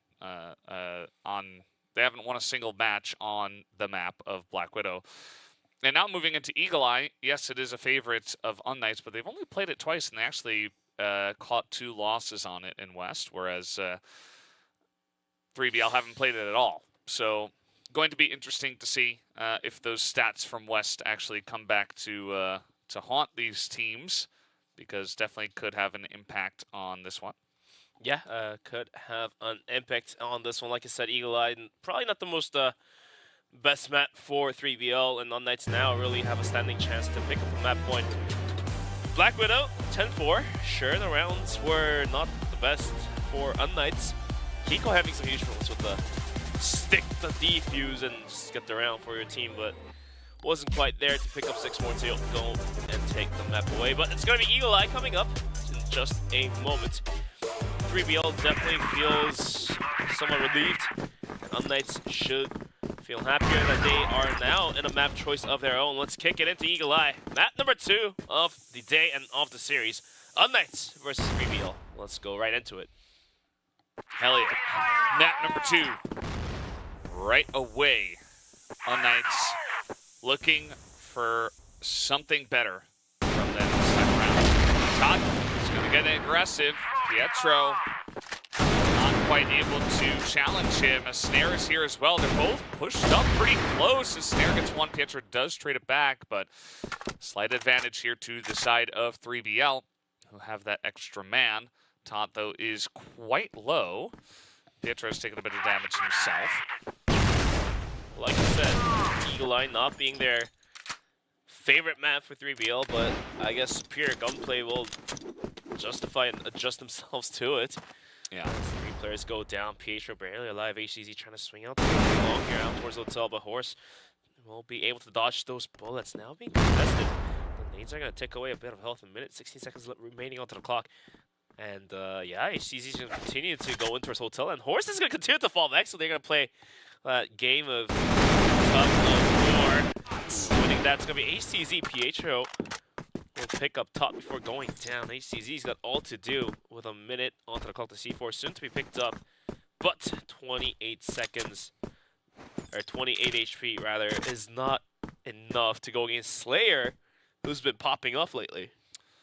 Yeah, it's not going to be easy regardless. He's very low on health. He's got an AK, which should help, but not able to get the read, and he will go down. So that's the first round over to the side of 3BL. Already starting off pretty strong. Does deserve to be said that coming into this match, 3BL are the favorites. I think that's a pretty obvious one, but we'll see if they can actually pull off what on paper should occur, or if unKnights will pull off the upset. As a big rush right down mid from the side of 3BL. Not gonna find some pressure from Hotel. Now they're trying to push into B. The flash doesn't hit him. Slayer only able to get one. There's now a big firefight coming in here. Kiko, reliable, getting a couple of kills himself. As they do push onto the B site and claim it for their own for now. C4 should be able to walk in just any moment here and get the bomb planted. And 3BL has to go for the retake. Tot did tick back down to about 46 HP earlier on. A couple bullets will do it, but looks like Beck's not gonna peek out just yet. Snare has an angle. Has missed the shot. And eventually down 3v2. HCZ to find the drop onto Snake. It's all down 10 to Snare. Goes for the pistol shot, gets one. But Alucard was all ready to find the bullet of his own. We're tied for 1-1. Yeah, 1-1. Pretty close at this point in time. That was a nice little play from unKnights. Good response to the aggression from 3BL. Just running straight in. And this time around, they try to fight in mid, but no actual committal from the side of 3BL. Just some grenades over the top. Kind of remind you in Compound a little bit. You know, they do that in Compound. Lots of grenades in mid, but they don't necessarily go for a committal there. And so unKnights. Okay, Tot gonna push once again, just a little bit out of A long. And he's got Snare to back him up, and actually nobody has... Okay, they finally get Tot. Just getting a little bit worried for unKnights if they couldn't at least trade that back. Yeah, Tot was way extended out, and they had to catch him off guard, or rather just catch him out of his position. OP, we call that. If they weren't able to do so, then... Or oop. Oop, sure. Either or. Minute 30 onto the clock and down to a 4v4, and let's see how unKnights wants to guide this one out. That favorite of their own is Slayer. He's gonna smoke off mid-connector. We'll have to spot Beck, but Beck somehow will find the head. And hats are flying on the sky. Slayer goes down. He really had no idea who was there. Like, you could see the surprise in the way that he responded to that. Kiko. Headshot onto Snare. Snake is on the very back of the site as they do try to check that, but trying to wait for his teammate. Snake does push in now, but Horus is just going to get sniped down. It's all up to Snake in a 1v2. He tries to push forward, and he's okay. He's going to find Beck out on the left side. Alucard, he's got a decent idea of where he is, and there it is. The M4 spray is enough, as Snake will take him down. Clutching up for his team. Snake will find that kill on Alucard with just about 9 bullets left on the chamber in the magazine. Gets the drop, and eventually 3BL will find their second round, which seemingly wasn't expected. I mean, we thought unKnights was the definite favorite to come into this matchup, but somehow 3BL just continues to find rounds after rounds. Yeah, I mean, that's the thing. Even if there's a team that's good on a map, quote unquote, the better team at the end of the day might still be able to take the crown. And still don't know what's going to happen in its entirety on this map just yet, as unKnights only have the 1 round, but let's see how many more they can get. As they are trying to push in here. Snare totally caught off guard with just that pistol. That's going to be a nice A push here from the side of unKnights. Tot had no idea. Yeah. Oh. There's one from Slayer. He's also using an AWM, which is not really a Slayer weapon, but... I mean, if you got 4 kills and 2 deaths on it, sure, why not go for it? 2v3 though.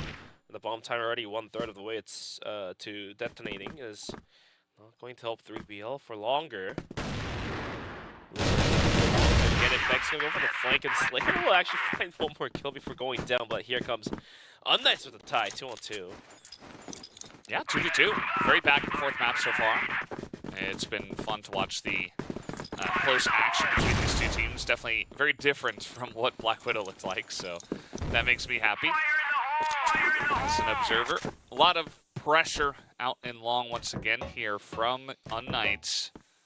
And I think 3BL will have to work on actually shutting this down a little bit better. They're getting caught off guard a little bit too much over there, so trying to keep their sights down that lane, which might actually mean that unKnights go a different direction. Lucard and Tot again in this sliver of angle, but so far Tot has a chance to live every single time. Tot's gonna find Kiko eventually. PH is not gonna contest it. He's gonna have to go for the headshot. Eventually it's gonna be Snare to chain him out, so 3BL is going to smile out of that skirmish for now. However, as you can see on the minimap, we have Beck kind of just going on a scout mission down towards middle. If 3BL leaves mid open, and Beck can make a huge rotation on a flank and spring out, get a double kill to open things up. Horus out of hotel. Lucard is going to be looking right towards his way. HCZ, he has no idea. Horus gets 1 before going down, and every trade is worthwhile, and Lucard's going to miss that shot. On towards Snare. And Slayer is going to find the drop, and that's going to be 3rd round going towards 3BL. Yeah, just like that. I think that was a bit strange. I thought Alucard saw the gun barrel. And I guess at the end of the day, he didn't. As here comes a big push from 3BL. They already have a couple of kills, and they continue to push unKnights back all the way to the spawn. And now there's really nowhere else for them to run to. Snare's gonna sneak in ahead of the first guy here, HCZ. And will it be flawless? Yes, it will. Snare ends the round with 2 pistol kills in 1v1s. As it looks like 3BL are beginning to have a lot of fun in this map. Yeah, I mean, it's a map you don't usually play in your own region and your own tournaments, so having a chance to play is going to be fun, but having fun is going to be more. Struggling with the boxes will find 1 before going down. Kiko with a quick spray down will find 2 frags. However, the rotation has arrived on towards B. They're going to ditch A completely. Does unKnight have an idea that the bomb site A is completely wide open? They're going to go for the rotation. And look at Tot. He's going deep in middle. And I don't think unKnights will have an idea that there's a player that is going all the way, flanking from A long. He's not going the right way, but if he sticks in there, Might be able to get this flank. He gets one. I mean, he could have just readjusted himself after getting the first one, but he killed. And Snake is just too good. Runs in, gets back, and slides back out. Sure, it's down to 2v2 because of that. I feel like unKnights should not have immediately pushed. I mean, the information was given by Tot that they were moving towards A, right? And he only traded 1-1 as, uh-oh, now Snare up in the watchtower, able to get a long-range snipe. And HCZ all alone. He had some clutch moments yesterday. Unfortunately, so far not able to put up quite the same numbers. And in the clutch, once again, trying to get the spray down. The spray is pretty good, but eventually he will be taken down. After doing a bunch of damage, but getting no kills. 3BL. Oh my god, 3BL just BMing straight up. Yeah, I mean, they are quite obviously... like a thumbs up into the camera as well. These guys are... You're right. They do not care. Straight up BM. They say, we are the better team. And right now, they are. Going into round number 8, though. I don't think that BM's going to have any karma, but Horse is going to tap ACC out of the lobby, too. Make him feel a little worse. A little more worse. Let's say that. And then, with only 4 players, unKnights is going to have a mid to ace setup. However, every single corners, exits, entrances are being watched. So, I'm not sure how this push will work out. Snare's going to spot Kiko jumping in. And that information has been passed down to teammates. Snake? Does he realize there's a part of boxes and Kiko boxes as well? Snake's going to swing? Oh, the timing on Kiko is just too good, but eventually he's traded out. Yeah, it was pretty good timing, but at the end of the day, especially if you're alone and Alucard is not able to back you up in that moment, you're at best going to get a 1-for-2 with so many members from 3BL over there. Slayer now trying to tap on a Pietro, and eventually Pietro does declare that he is the dominant one at that point, but not able to get any kills himself. Is now going to swap on over to the AK to Snare. It is 6 rounds to just 2 on the side of unKnights on unKnights' map pick. Nothing is going right for them. 3BL once again declaring that they are the better team in this matchup. 6-2, a scoreline that you don't want to see for an unKnights fan on Eagle Eye, which is supposedly your team's best out of these 5 maps. However, Global Risk was picked by 3BL, so maybe if they're able to juke in one more round, we'll have to figure out what will happen. Looks like we're gonna have to find out what's really gonna happen with the series, because that's gonna have to go to us to deliver you what really just happened.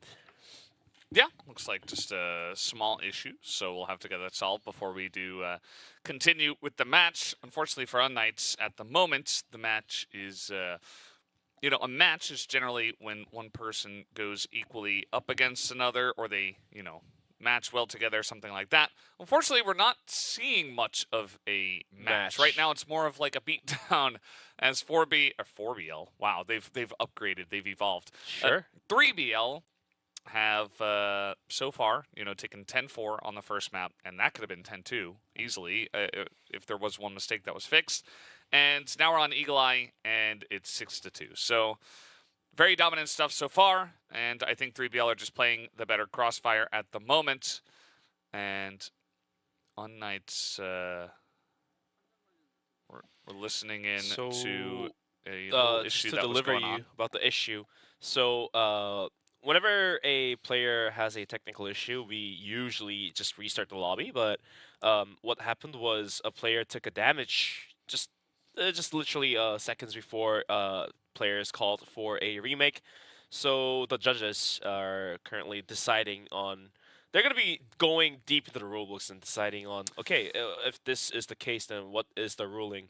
So yeah, I mean, I just need to wait in for a couple more minutes to find out what the decision will be. Because if, of course, it was unKnights' issue, as you saw the players disconnect on the side of unKnights, and if the judge's ruling ends up being, okay, you shouldn't be, you know, matching, then I think that calling for a remake if you took a damage already, then it's not looking good for unKnights, because it's going to be the first half gone in 7-2. That's the ruling generally.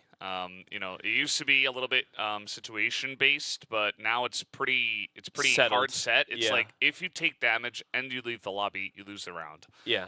So hoping for unKnights' sake that they didn't take damage, because then they just automatically lose the round. 6-3 is alright, not gonna lie, for unKnights. But 7-2 is a different story. Yeah, I mean 7-2 was the first half on Black Widow, and we saw how that turned out. So generally not good unless, you know, it's like a very one-sided map to like GR or like Port. You know, if it's 7-2 on Port, you're like, okay, well, let's see what their GR looks like before we make any decisions. And you saw LCK yesterday, 7-2, they won. 6-3, they lost. So unKnights has a good shot if they're able to pick up a third round, but we'll just have to wait for the ruling. So it looks like, yeah, the damage apparently is not going to count, as we're going to restart the lobby at a 6-2 scoreline. So unKnights has a chance now, finally. Yeah, it's very good. Gives them a last chance on Blacklist to, you know, pick up a round, keep it a little bit closer.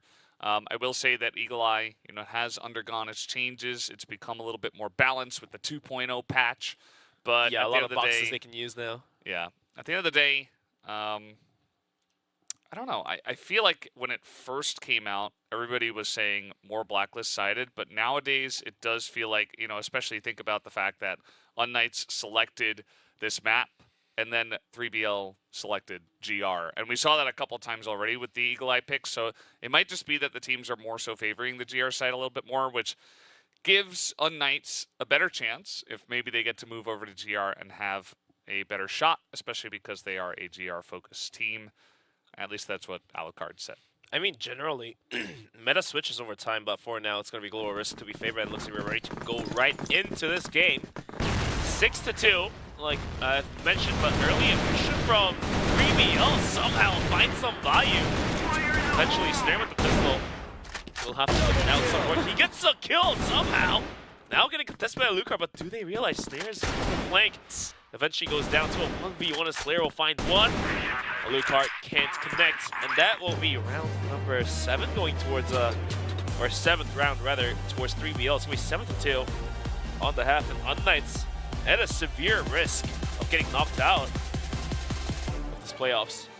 Yeah, I mean, they'll have another map, but that is going to be Compound, which is a map that both these teams have played quite a lot at West. The difference in win rate is pretty staggering in favor of 3BL. It is another one of their good maps alongside of Black Widow. So would be definitely favoring 3BL going into that match, but you never know what can happen if unKnights get back on the horse. I think we saw better stuff from unKnights yesterday, to be honest. Like, yes, 3BL are playing a better match so far, but I also think that unKnights have more in the tank that perhaps they'll be able to pull out here when it really comes down to the wire, when the pressure is really on. If we do go into a map 3 with 3BL 2-0 ahead. Now, here comes the Blacklist side of 3BL. They just need to pick up 2 more rounds to go into map point. Nades are finding some value on towards unKnights. They are able to take the Snare and Snake down to about half HP. However, 3BL is still content to taking Hotel to their hands. Kiko's going to be waiting on the other side of the Hotel connector. Just going to be waiting. He's going to go aggressive. Pop Flash, he's going to go in, but gets knocked out, and that's not going to help his team. Sure, Pop Flash seen as Tot just turns around to dodge the flash and peek right back, and there goes Kiko, who's been putting out a good performance for his team, goes down, and that's when you should really feel wary as if to taking some bullets here. He's trying to bring this one down. 16 bullets and counting.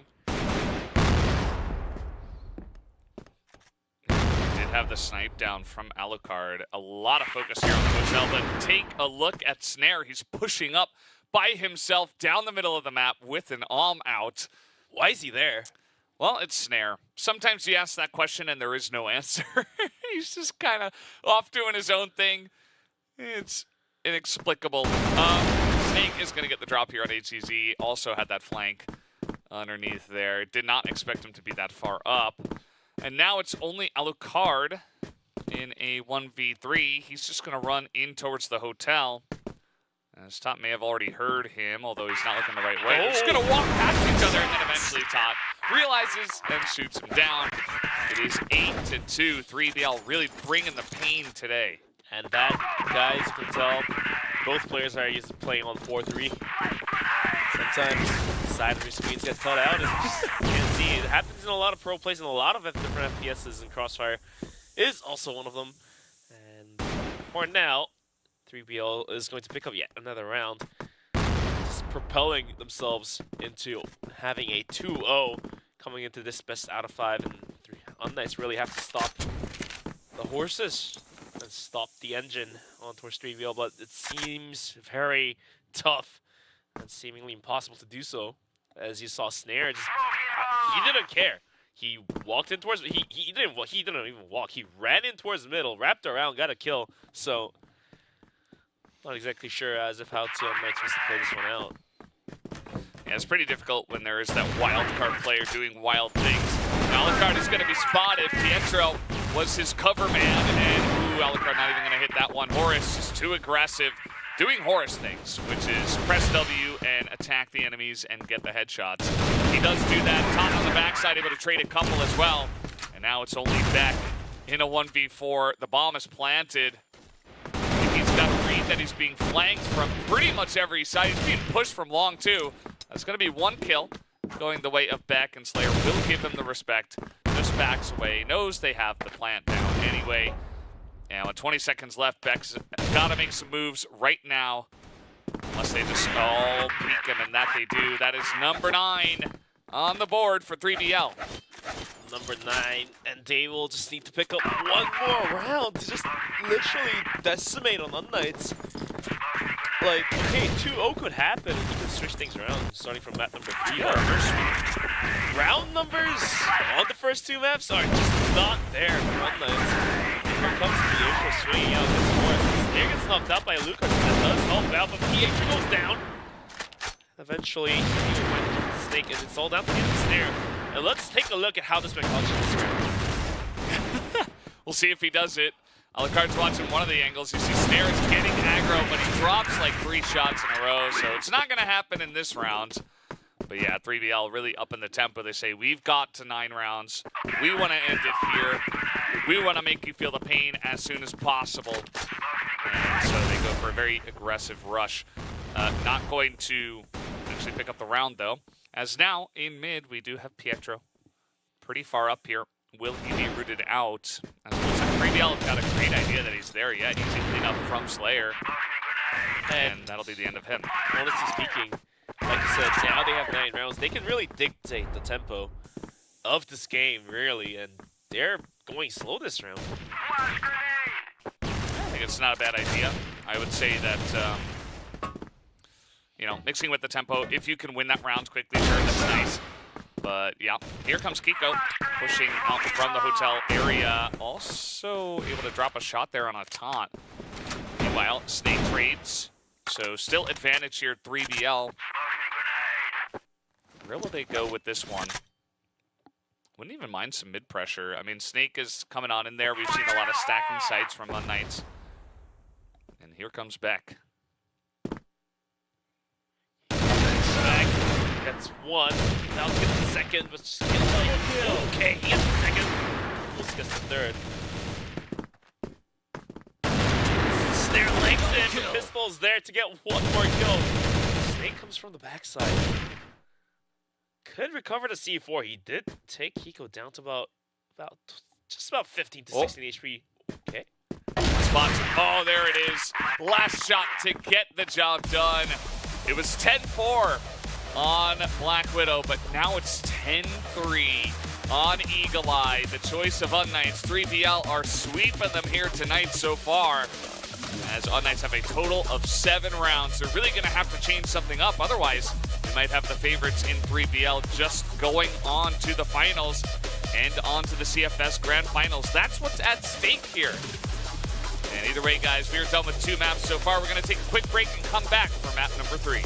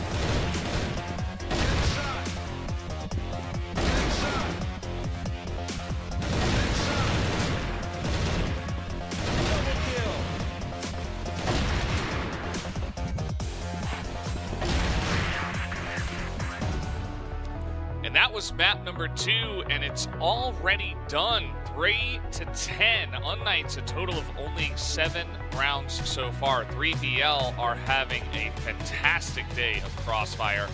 2-0 already in this best of 5. If they win one more map amongst Compound, Ankara, Port, they will secure a spot in CFS Grand Finals 2024. Just like that.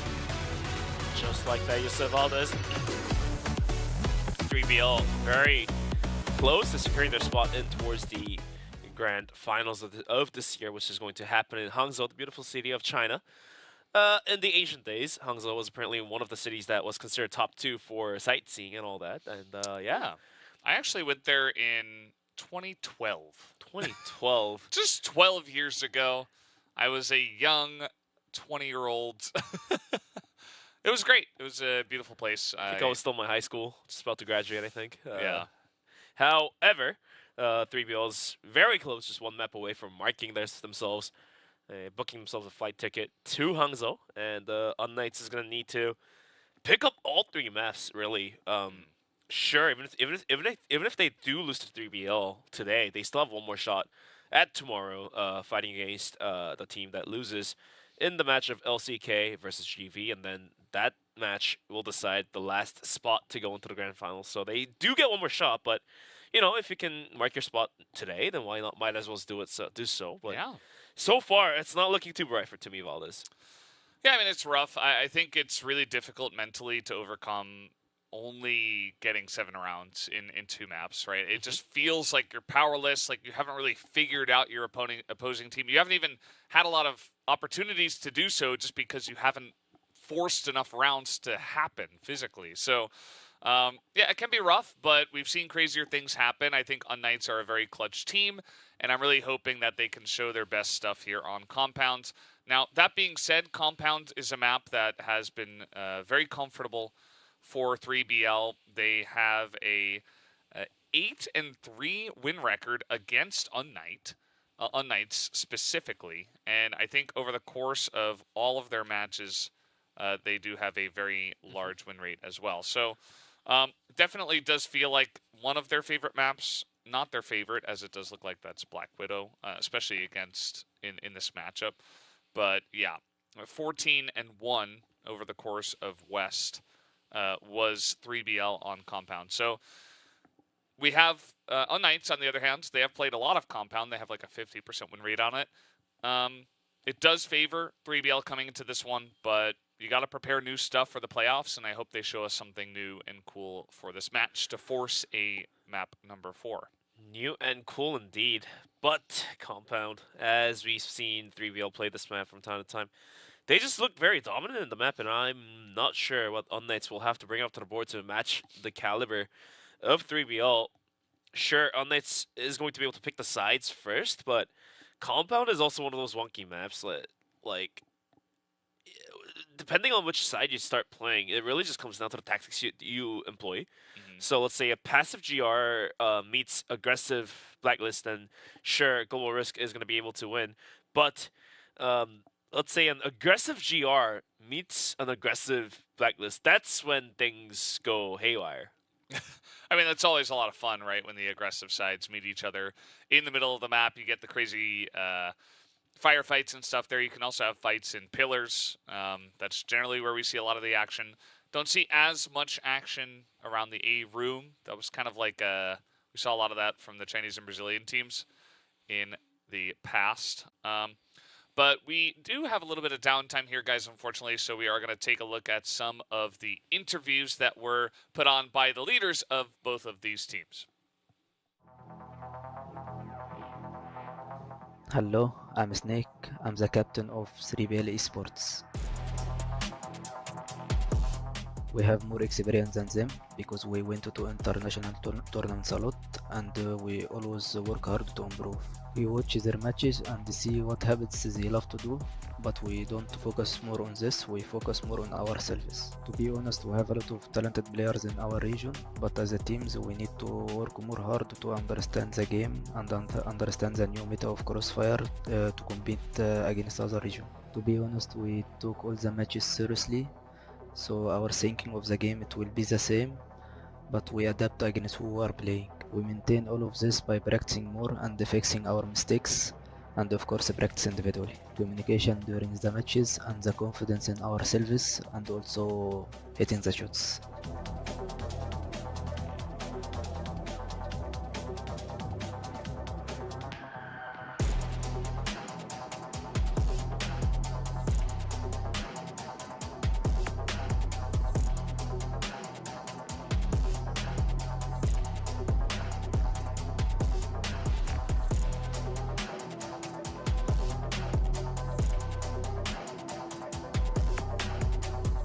Thank you for cheering for us and supporting us, guys.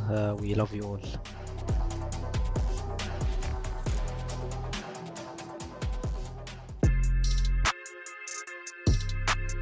Yo, this is Alucard. I'm the sniper of Team unKnights.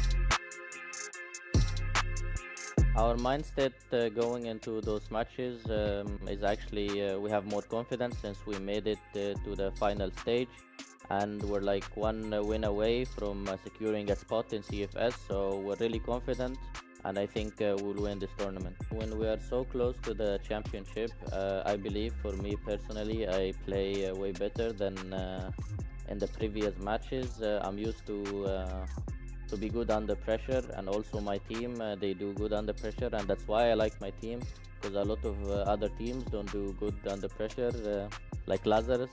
So what makes my team special, that under pressure we do better even. So I think that's why we'll win this tournament. What puts us apart is actually that I think we're the most hard worker team. We don't really have coaches, so we have to depend on ourselves. We find new ideas, it comes from ourselves, so we know the idea better, we studied it better. And also we have a lot of opinions, like our players each are from a different country, so I think that gives us a slight advantage. We have some different ideas and we all share it with each other. We're gonna adapt. We have good analysis against each team, different against each team, because each team has a different game style. So we studied all the teams and we have a game plan for each team, so I think it's gonna be this tournament we're gonna dominate. Winning at this tournament would mean a lot because last year my team couldn't really win or get a place for CFS. So our goal this year was to actually win this tournament and go to CFS. That's why they brought me in the team, and I'm sure I can help them to reach this goal. Thanks to all the fans who still support us through our long journey. I know we didn't really meet your expectations or ours, but don't worry, we'll not let you down this tournament, and we'll make sure to win and actually go to CFS.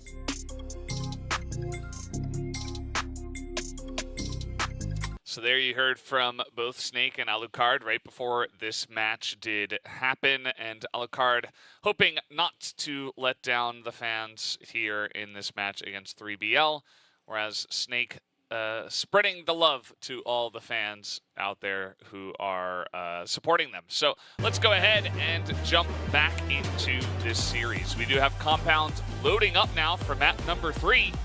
We'll see if unKnights can begin their reverse sweep, or if 3BL will just sweep them right now. I mean, it's going to take a lot of effort for unKnights to bounce back from a 0-2 in the map score. Needs to pick up Compound. Sure, it's 3BL's map.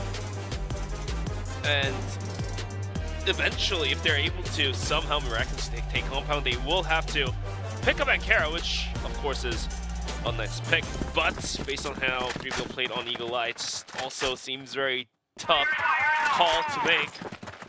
But, you know, if you want to go into the grand finals, that's what you have to do.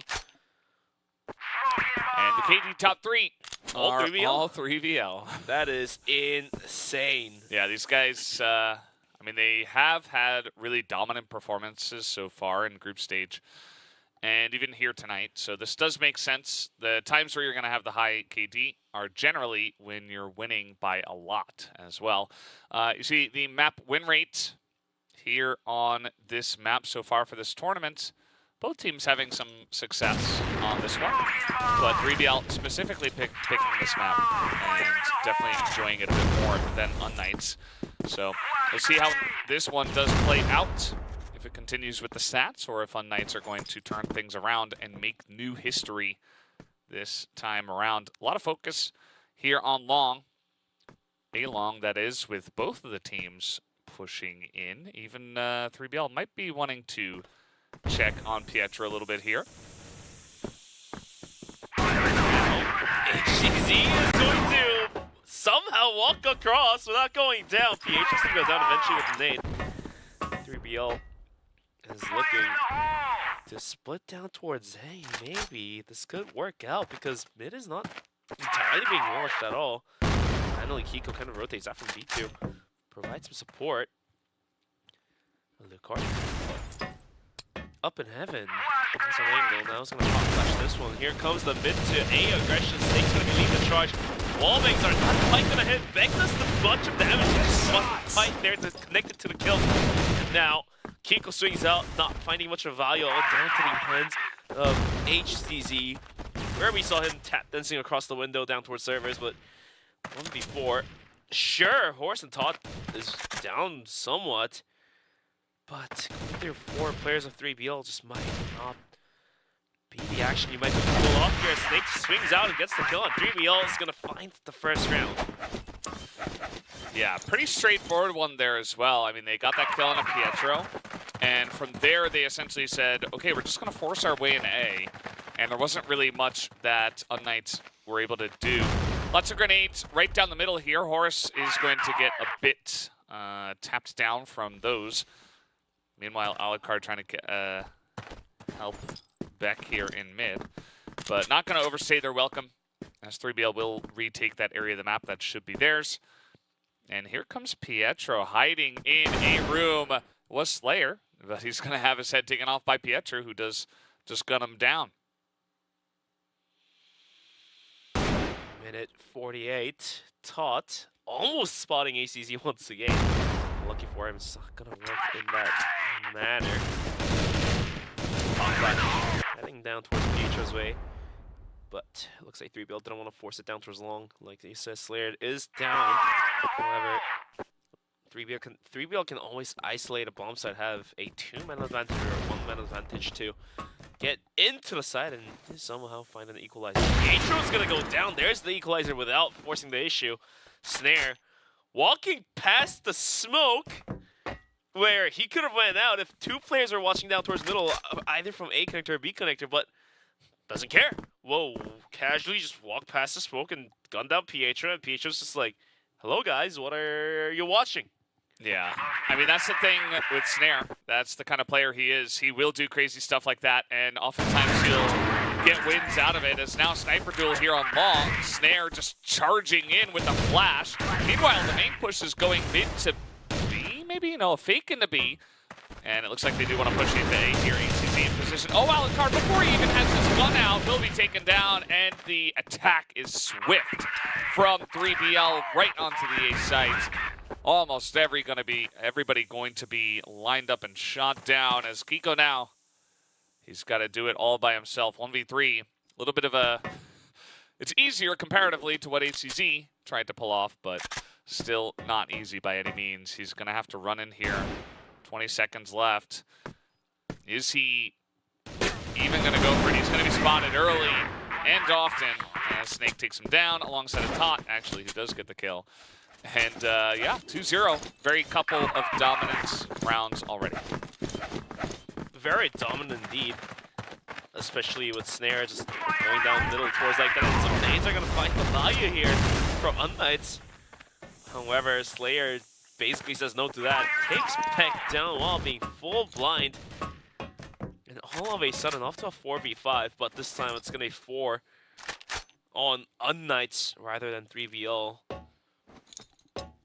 Not exactly sure how unKnights will defend this one out. The nades are finding huge value. ACZ almost going out. Eventually is going to go down with the pop flash. Kiko on top of the box is going to hold this one down by himself, but there's still some flashes left on 3BL. Now he's completely spotted against one. Out of bullets is going to go down. It's going to be a 2-on-4. Yeah, it's just a very methodical way to play the game where you're just essentially committing a lot to the corners that the enemy has a high chance of being in. And you're winning a lot of trades here. Pietro not even looking the right way. Slayer on a great lurk is also going to pick off one of the last hopes of unKnights in this round, as now Alucard is just going hunting. He is going to take down Snare. I don't think Snare could have ever predicted that he would go that aggressively. And at the end of the day, Slayer will just take him down. That's now 3 rounds in a row to 3BL, who continue their onslaught. I just want this to get a little bit closer. I want unKnights to just begin to put on a bit more pressure and actually get some rounds here. I mean, if they do pick up this map, going on to Ankara is going to make them feel a lot better, and so does us, but I'm not entirely sure if that's going to be possible, because already on the blacklist side, DBL is 3 rounds deep into this map here, and somehow, here's the thing about this, so methodical, sure, they're checking the corners and all that, but the problem for unKnights is that 3BL is just Wing. Like, simply they're just Wing, and unKnights just can't stop them. That's the critical issue that unKnights is having, to not being able to stop the push coming in from 3BL. Yeah, I think the information game from 3BL is very good because they never really are scared of aggressively checking corners. When you have guys like Snake and Horus, and even Tot will do it sometimes, and just fantastic entry players that you know will at least be able to get you a trade in value. You can aggressively check corners and always kind of have a great idea of where your opponents will be. And that allows your engage to actually be very strong. They're going to go mid to B. They're not going to have that much information this time around, so Horus is going to open it up. There's that W key once again. Through the smoke, he goes in individually. And now it looks like maybe a fake into A, and now they're actually going B once again as the flash is great onto the side of Kiko. And Snare's going to open it up with the pistol. Popping out here from Spawn is Beck. And he does at least trade one down, but the issue is they're down a member, and the bomb is already planted. Down 2v3. Not a lot of time left onto the bomb for a 2v3 to make a clutch happen. Toss waiting by the side. It's going to take Alucard away. Flashes are going to delay about 5 seconds more. Snake's actually going to take the fight to the front door of the retake here. That's going to be another round going towards the side of 3BL, but Valdez, here's the thing, right? When you're just, okay, sure, pop flashes are all good. They're swinging together, like, basic stuff, but just the level of confidence 3BL has it to swing corners like that, it is the difference maker in this round. If PH was going to go out aggressive and it is eventually taken out, and the rest of them, unKnights, the nades are good, but they're just not being able to connect it to a kill here. Todd, Snake, Snare all down less than half, less than quarter. Horus himself down half, so even with HPE levels like this, I have a feeling that 3BL just might want to force the issue to win a round here. Yeah, absolutely. I mean, there's no more nades left on the side of unKnights. You know, frag grenades, that is.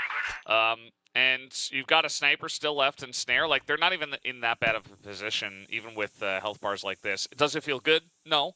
But, okay, that's going to be a nice headshot there from Kiko. Right down mid, just actually watching to make sure they weren't going to push down mid. I think that's not a bad idea, especially when 3BL have been getting a lot of value from just taking over mid and rotating in between A and B. And so he's able to trade one back, which now does put unKnights in the lead in this round.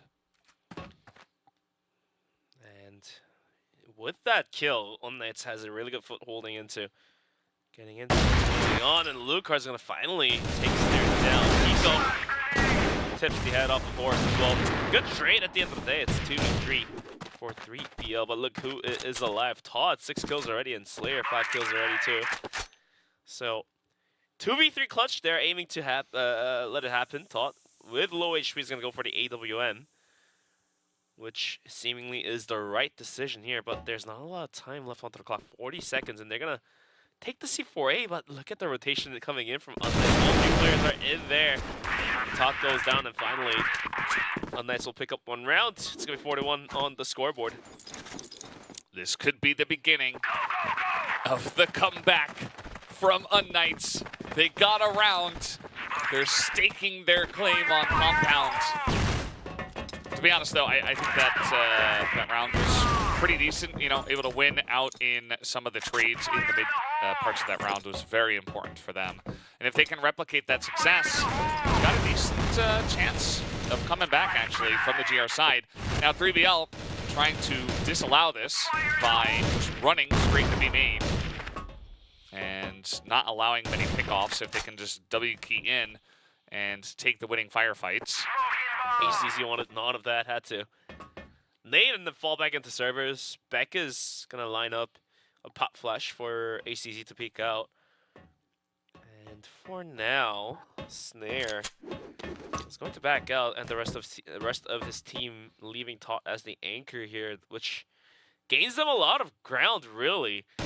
There's plenty of time to just work wonders for 3BL and also try to clear out A long, leave a player there, and then try to push down middle, or I don't know, just rotate and hit B after completely boxing in the players of unKnights. As you can see, server take basically pressured unKnights to just play in the bomb site rather than taking office area. So everything working out so far as Slayer finds Pietro down 4v4. Kiko goes down, and 3BL's very close from getting the bomb planted and going for the 5th round of their own. Yeah, I mean, this kind of strategy it's like a aggressive fan out. You know, they're not committing anywhere, but they're getting pickoffs in pretty much all 3 lanes. Now, that is going to be taught to go down as well as Snare. So all of a sudden, the strategy not feeling all too good as you're falling behind on some of those 1v1s. And now, Slayer alongside Snake trying to push him, and they do not cover the right flank. And Snare is going to go down to just 1 tap from Alucard's pistol. unKnights able to put 2 rounds together and not looking half bad while they're doing it. It feels like finally they're getting some kind of footing underneath themselves. Like you said, Valdez, is this the new beginning to a comeback for unKnights? Because they will need every single round like this. And they need to count up to 10 to go on to map number 4 and carry their own map pick. They might not even have a chance to go to a map pick if they lose it here. That's a done deal. Signed and sealed. However, still have 3 more rounds to be played on the first half, and if unKnights can somehow magically win all 3, then we are still in the talks of going into Ankara. And so far, 3 games after some failed early aggressions, Kiko's gonna lose that duel to Slayer. Snare swing. And the Lucar's actually gonna find more. Swing down towards middle, but doesn't matter. Snare with the pistol will do work. Beck swings out and takes down Snare, so that does take out the armor. And Snake, oh, the timing on the Lucard. He peeks out in the wrong time. And that will be the rest of 3BL heading in towards B. Let's see if the hit is going to work out, as ACZ and Beck is going to be holding on to the aggression. Yeah, I mean, the thing about this is that 3BL, they try to go for trades in mid, but they're not using the utility to get positioning. And now they're just going to push into B, but unKnights is ready for this. ACZ able to get 1, but Tot and Slayer, they do open up the site. They give themselves a chance here. They do need to get that bomb down, so first they're going to throw some smokes in, but unKnights, I would assume they try to get a bit aggressive on this. They're going to throw a flash, but not commit through the smoke just yet. Which, at this point, you know, you see a couple of smokes, maybe you just want to wait them out as the bomb's still not planted. It'll give yourself a better chance of actually entering here through this door when there's less smoke. Has to wait for the smoke to dissipate. And they might swing in any moment soon here. Tot has found a better position. He's gonna straight up both. Nasty shots landing. 5-2 is gonna be the scoreboard here. Yeah, excellent spray from the side of Tot, just able to connect the 2 heads together, like connect the dots, and he's 9-2 in terms of his scoreline right now, so just really having an excellent map so far. He was the guy that was the lowest in terms of KD. I mean, that's essentially, it comes down to his role and, you know, maybe the way some of the maps played out. He's an excellent player. We're already seeing some of that here. Slayer trying to challenge Pietro. He's going to win that one. How did he even win that? Speaking of winning, it's going to be Kiko swinging out this Snare. Lucar joins into the fight as well. Quick scopes horse out from the lobby. And all of a sudden, it's going to be 3-on-4. And with Snare down, the armor's not there, but it's the riflers that are really putting out the big numbers. Slayer with 8 kills, and like you said, top with 9 already. So they are looking. 3BL is looking to come in down towards the B bomb site. And it's going to be HZZ and Beck to hold this one down with Kiko helping them out. Here's the go sign. Beck's going to spray down one quickly out of bullets, but HZZ is there to pick up a double. Wrapped around. Let's get 5-3. And yeah, 5-4 half should be better than any of the halves here. Already picking up 3 rounds. First 2 maps going 7-7-2. 6-3, 5-4, either or. Sure, 5-4 is better, but 6-3 is also a better score than what they've put out in the first 2 maps. Yeah, it's definitely a much better start this time around on Compound. I think those first 2 maps were a bit of a fluke. Like I said, I think unKnights are a better team than what they have showed on those first couple of maps. So glad we get a bit more competition in this third one. And that last round, I mean, once again, there's a lot of focus from unKnights down mid. They're trying to take double angles and really just try to shut down 3BL from getting mid for free, which generally a very good idea. Generally, yes. Afterwards, 3BL, you know, they try to push on a B, saying, okay, they've got a lot of guys in mid, maybe we can just push on through, but they went a little bit too slow, and unKnights were ready for it. Here comes a push into mid. They want to forcefully take over the middle of the map and enter right onto A, but look at this! Alucard and Beck have the angles. They are so ready for it. And yeah, I mean, Snare's going to get 1, but now he needs to get 4 more. Not very likely at this point. Ooh, Alucard's going to sneak out through the smoke and back. There's one with the pistol out. Alucard is tested, and Snare continues to drop pistol shots after shots, picking up the kills. We're down to a 2v1. Snare down half HP, but Valdez White doesn't feel like that this man has it. The star player for 3BL to work wonders here. And making things worse for unKnights, both players are going to be swinging out towards middle. However, the C4 is down a connector. Snare might just have enough room to get the C4 recovered and planted, as the rest of unKnights are now rotating in towards B. This is a free C4 and a free plant. Yeah, it seemed like they were just not comfortable to sit on the bomb when it's in this position, but, I mean, you had the spawn to kind of sit around and hear when the bomb gets picked up. They wanted to stick together and hunt him down, but that was not the right choice. And now that's just going to be a free plant on A, as you mentioned. At this point, Snare might even be favored. I mean, there's very little utility for Pietro and Kiko. They don't know exactly where Snare is. Snare also not knowing which angle they're going to approach from. And let's see what unKnights try to do here, as it looks like a split play. Pietro to go up in the window. He will be spotted. That's the first shot already. And there's 16 seconds. I mean, Kiko, the pressure is on. He's got to take out Snare and get the defuse off. He has a good idea of where he is. Will he get the kill? Yes, he will. And that is enough time to get the defuse as well. Excellently done by Kiko to save the round here in a very dire spot. I mean, just the fact that Snare was able to bring it down to the 1-on-1 shows how good 3BL is. And now we're switching sides in 3BL. Let's see what they have planned up to play their global risk side here.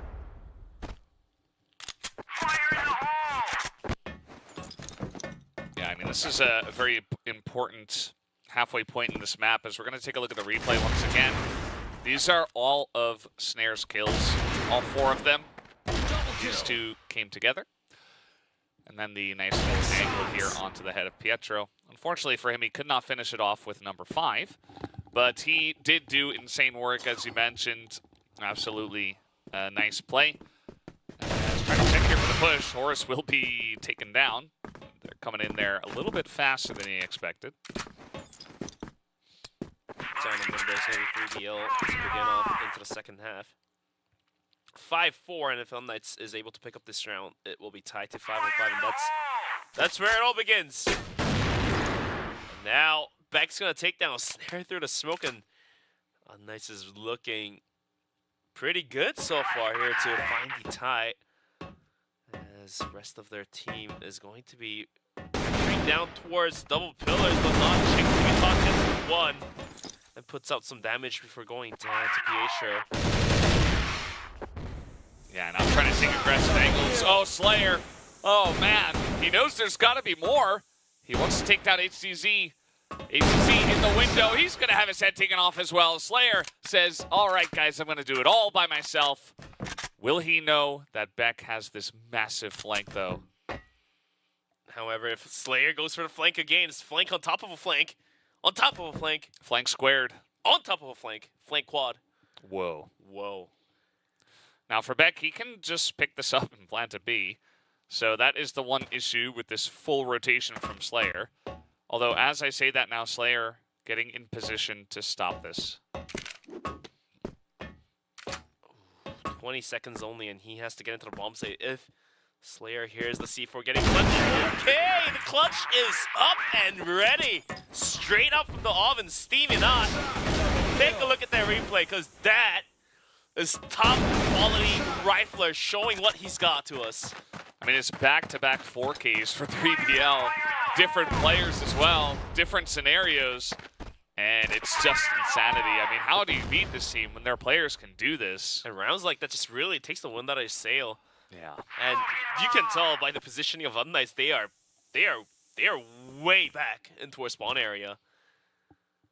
It's rough for them, like they were getting the pickoffs. Their initial parts of the round were good, and this time they're going to take out Snare, who is all by himself in mid. Just doing Snare things.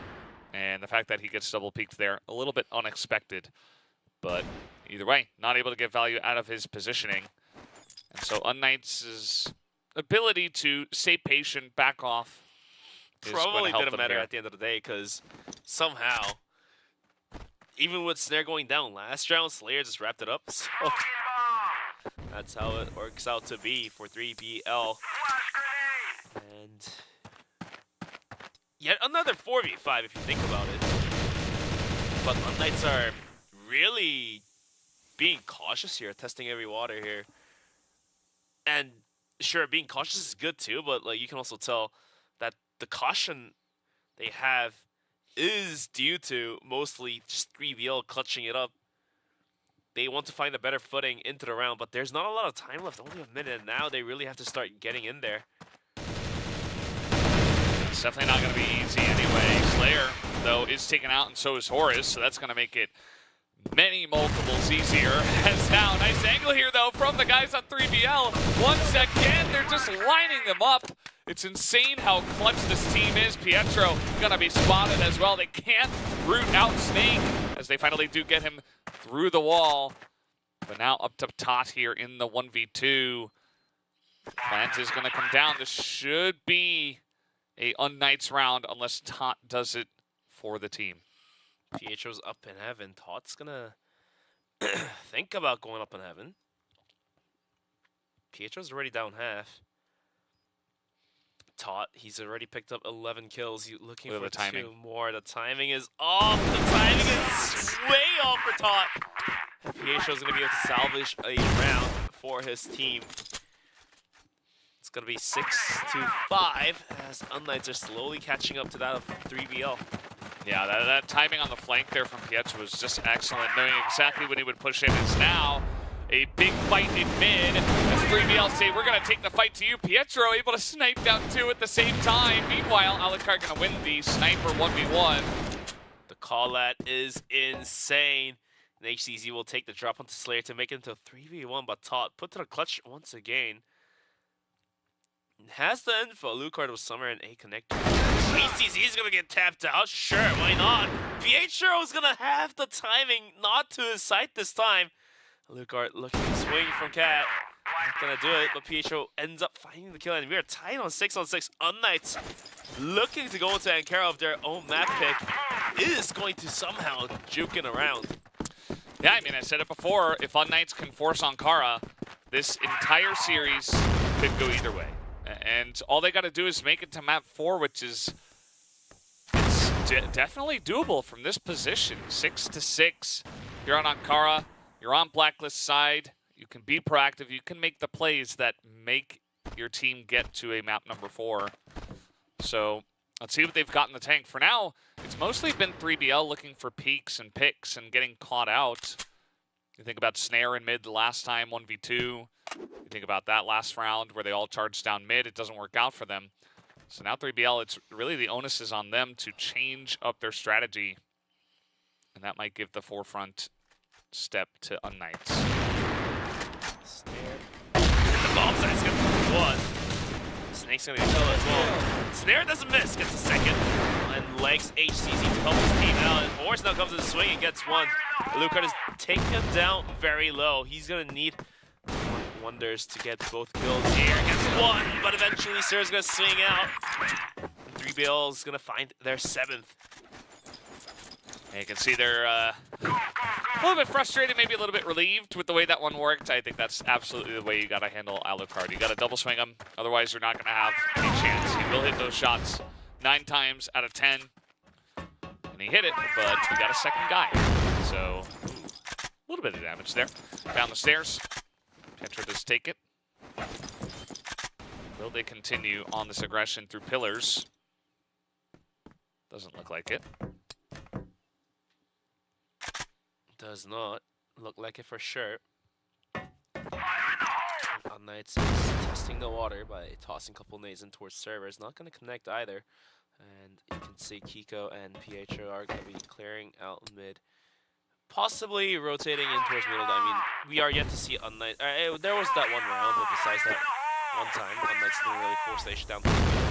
Splitting A or splitting B. It was more so of just default bomb site takes coming out from unKnights. But in this BO5, they really have to start showing what they've got. So they're going to throw the setups out. Might be a mid hit coming out from unKnights. Yeah, it does look like they are gearing up for that. We can see at this point in time, 3BL are ready for this. They've got a couple of guys right near mid. You know, sometimes you'll have one cheeky dude just hanging out there. Maybe he's able to trade one, get some info. But they actually have a couple that are waiting nearby as the flashes are going to be thrown on in. And this push is going towards spawn. Will they push through? Yes, they will. Pietro coming in. He goes down. Kiko does trade it. And now Slayer trying to take out Kiko. That is a huge kill in spawn, but the push now going the way of A and into spawn. Here comes unKnights trying to isolate Slayer. They will take him out. And now it's all up to Snare. He was able to clutch 1v4, but not able to do it 1v3. Alucard does win in that battle, and he keeps it tied 7-7. That's the round that unKnights needed to pick up to keep the hopes alive, essentially. And the nade from Slayer is going to find some value onto Kiko. Slayer gets the drop as well. So initially coming into this round, unKnights are going to drop the player and have some hopes lost. But 4v5 also doable, especially with Alucard dropping 15 kills and HCZ is going to have 12 instead.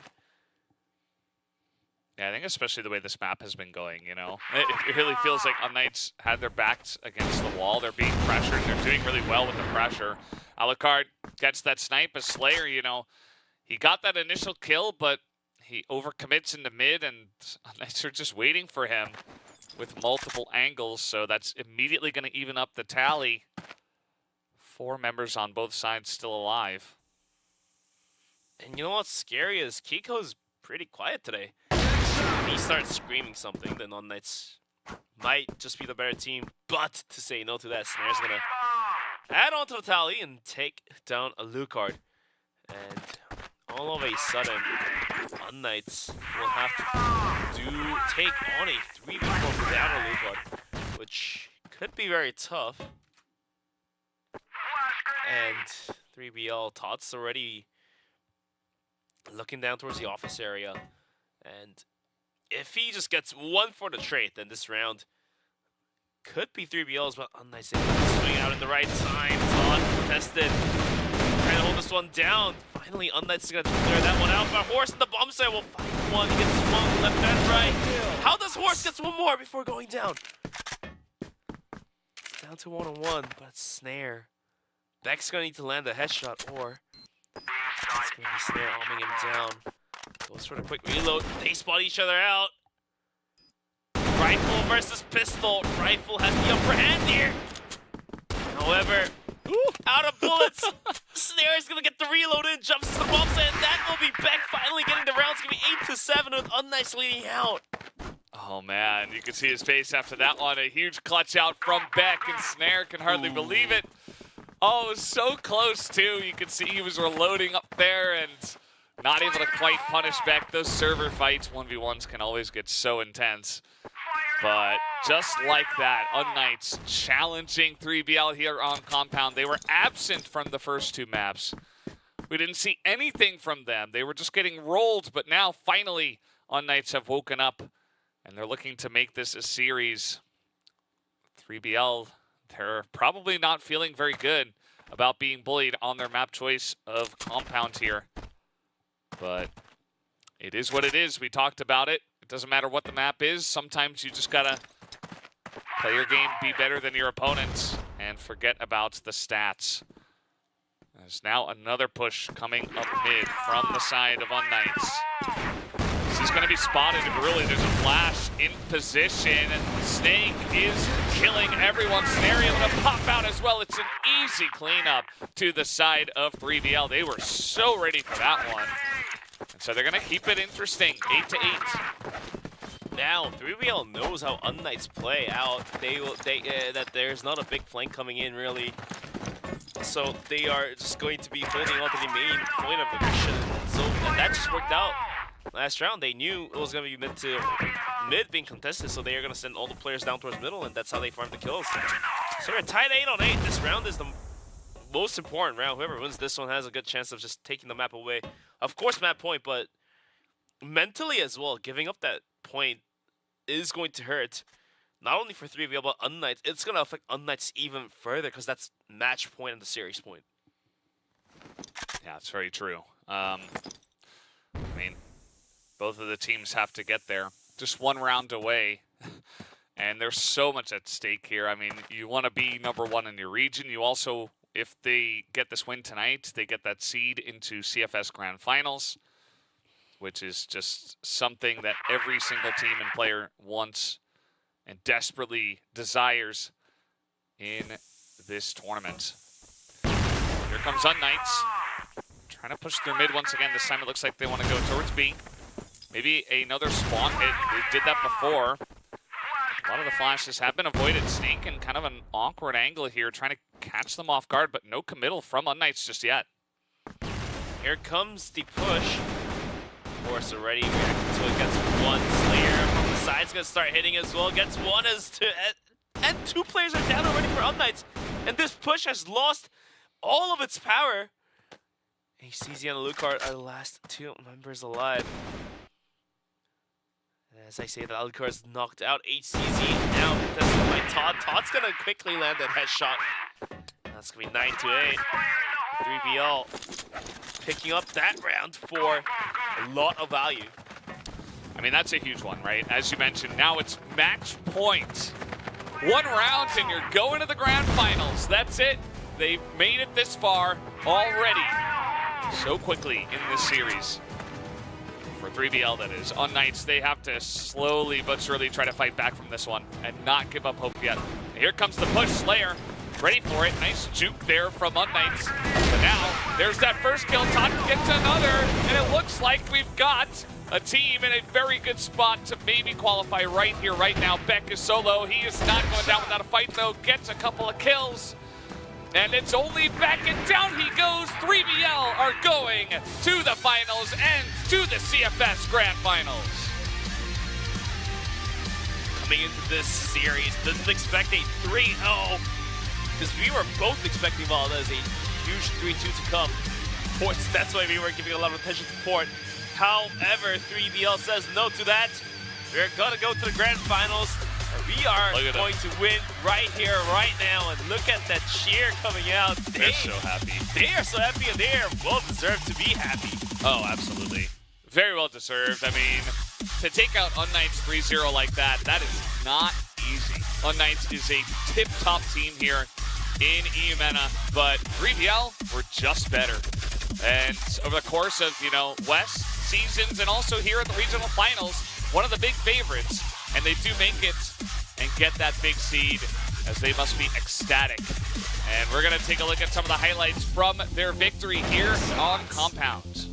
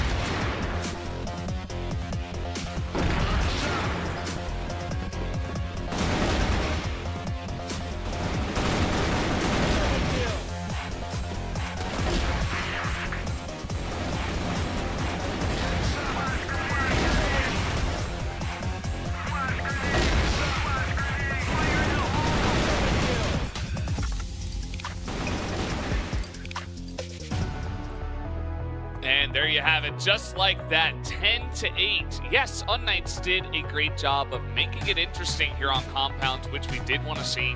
But at the end of the day, 3BL were just the better team. They won 3 maps in a row, and they were not challenged in a big way by unKnights here tonight. They absolutely deserved the seed into the grand finals. And the first seed here, well, the first one that we've, gotten here, not number 1 seed yet, that's not decided. We'll decide that a little bit later tomorrow.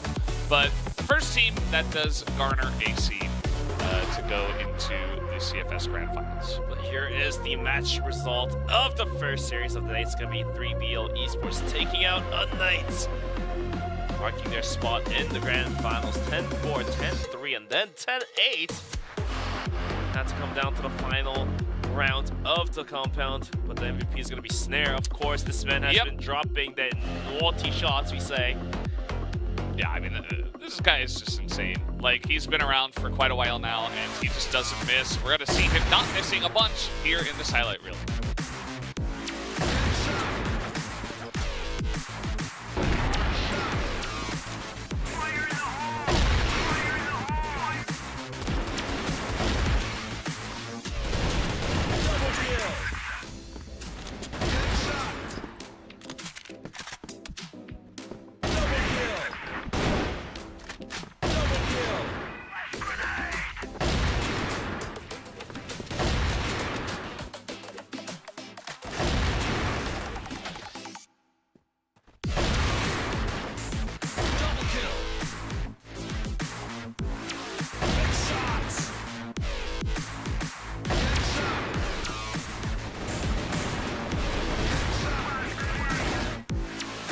There it is. You see those clips from Snare as he's able to absolutely wreck his opponents tonight in that 3-0 victory from 3BL. So let's go over to the interview right now with Snake, actually. Congratulations on the victory. You guys got the first seed into CFS Grand Finals. How does it feel?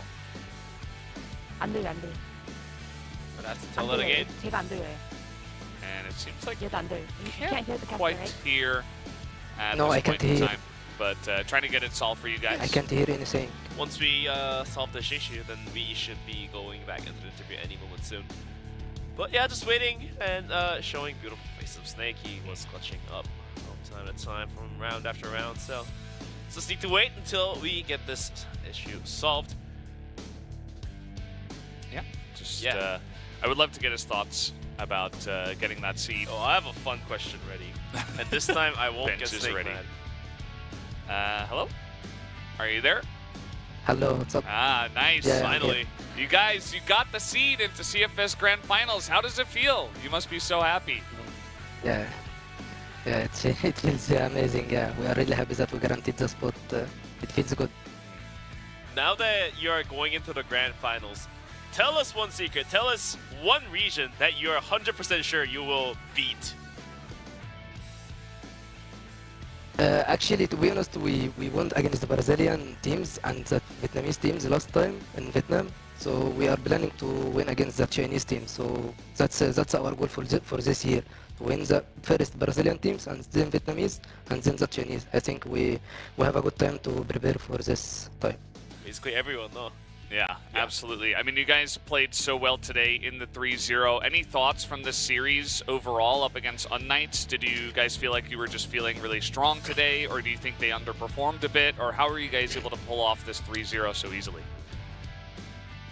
To be honest, we have the read about them. Our coach gave us always the read about them, so we know what we are doing in the game. We adapt in game. If we have plan A and plan B in game, if plan A is not working, we go to plan B. You know, and this we were good individually today. That's the point. Yeah, well, Snake, you know, you get that final seed. Any final word to your fans out there as you get that seed? Looking forward to the future of the rest of this year for your team here in CrossFire. Yeah, thank you for all the fans who supported us when we lose, when we win. Thank you guys, really. شكرا رجالة. إن شاء الله نشرفكم. Awesome. Well, great to hear from you, Snake. Congratulations once again on the win and on the seed, and best of luck tomorrow as well. Thank you for the interview. Thank you. And he was fantastic. There were multiple times where his entries were part of the reason why they were able to get the wins, and obviously as the leader of the team, the IGL, putting in that work to get the job done for 3BL. But guys, we're going to take a break. We do have our second series on the way. Of course, LCK versus GV ESPORts for the second semifinals. So don't go anywhere. We'll be right back.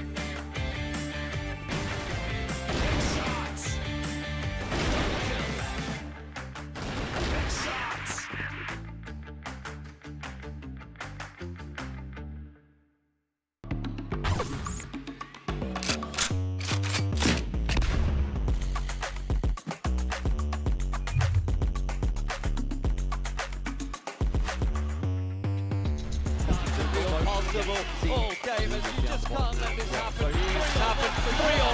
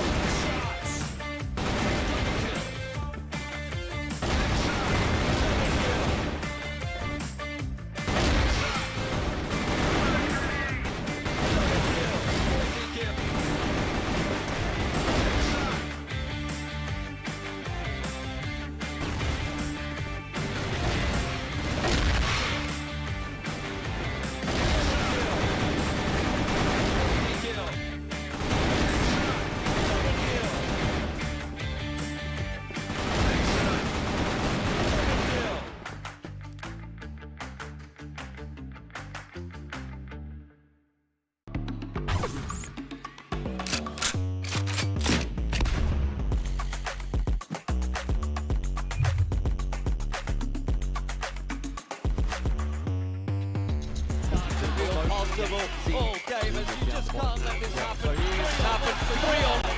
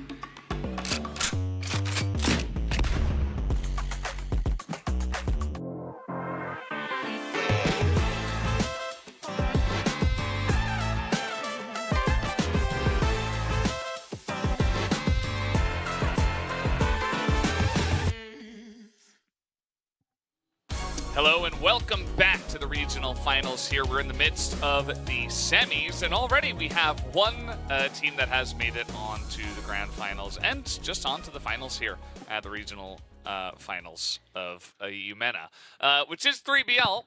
They have secured that spot, so congratulations to them. We are going to take a look at the bracket now just to show that off a little bit as well.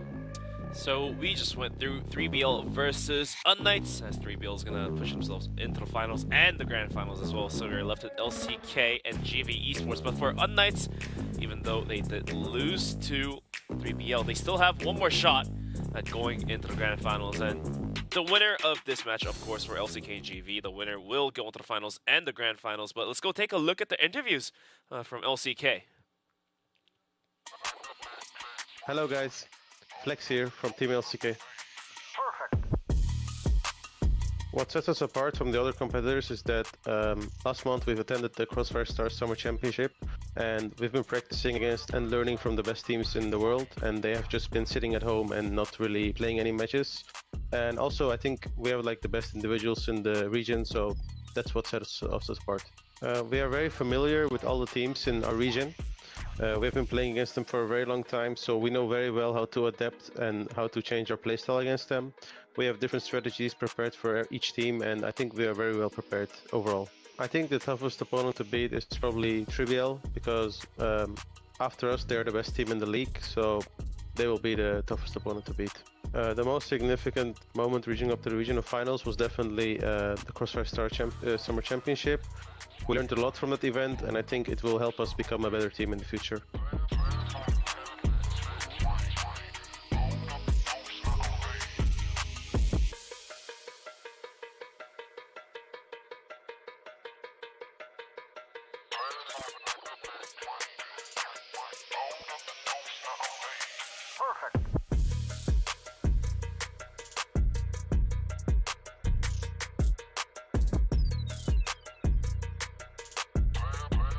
Thank you guys for always supporting us, and we will give everything we have to make sure we win every match we can.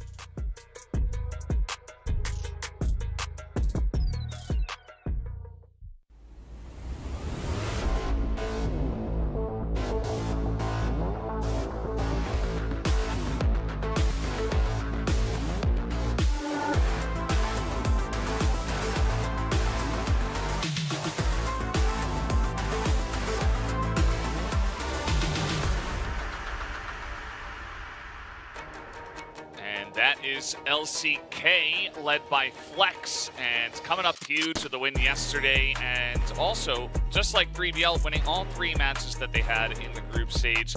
These guys are the other favorites to win the tournament, and should be the favorites in this match that we have right here.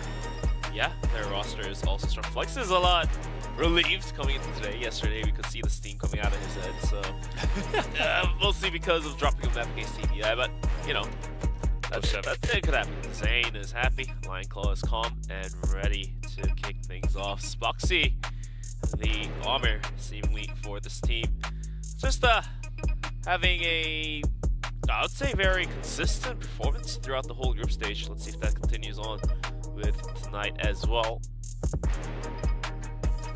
Well, let's take a look at some of their stats that they've had so far here in the group stage. These guys have been very much playing like a team. Everybody's carrying their weight. There's no big, obvious carry on this one. Like, Flex had a big day yesterday, but honestly, their opponents weren't on the same caliber as LCK, so when it comes down to who's going to pop off on any given day, it's kind of hard to call because they can all do it.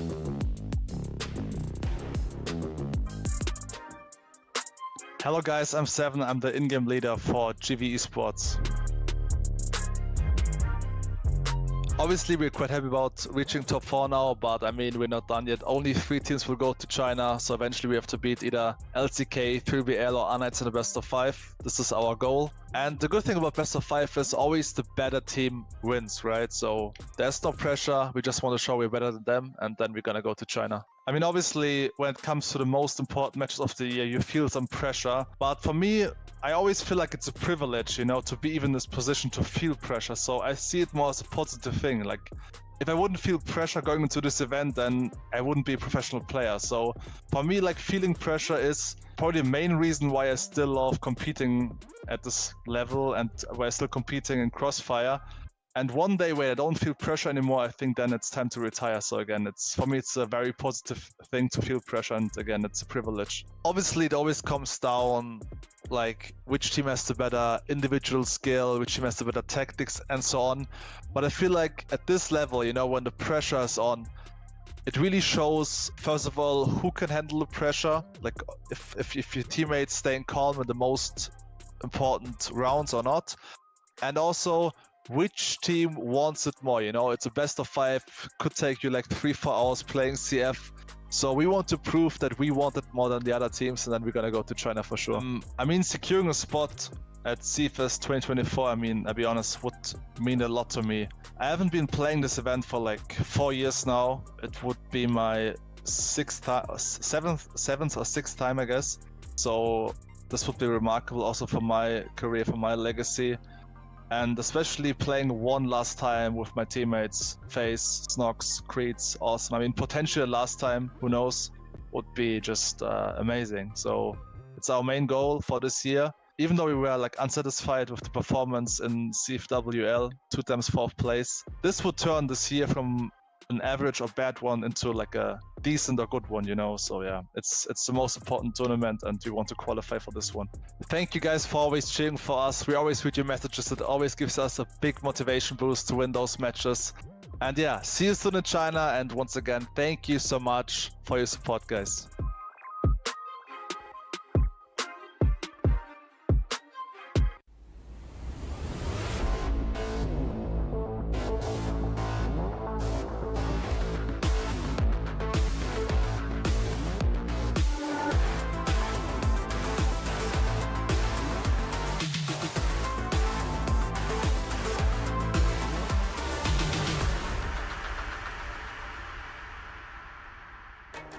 And that was GV ESPORTS in 7, leading the team, giving us some insights. I mean, it's going to be sad to see him retire, but I'm pretty sure with the level of quality of the players in CFS, I'm sure he's going to feel pressured from time after time. So let's see if he is going to hang in there for us. Certainly hope so. I mean, he's a guy who's been around basically forever and a key part of the CrossFire scene, not just Eumena, just as a whole. And, you know, of course, the rest of his team can be lumped in a similar category. Creed, Snox, FaZe, awesome. Everybody putting up big numbers so far. As he mentioned, you know, they got 4th twice at CFWL. It's not the best ranking, but it's not bad. And as he mentioned, you know, it's kind of average, so they want to really end the year on a good note. And you got to win one best 5 against, as we know now, it's going to be either LCK today or it will be unKnights tomorrow. So take your pick, you know. You got to get it done at some point. As it looks like they're very happy, lots of laughing going on there.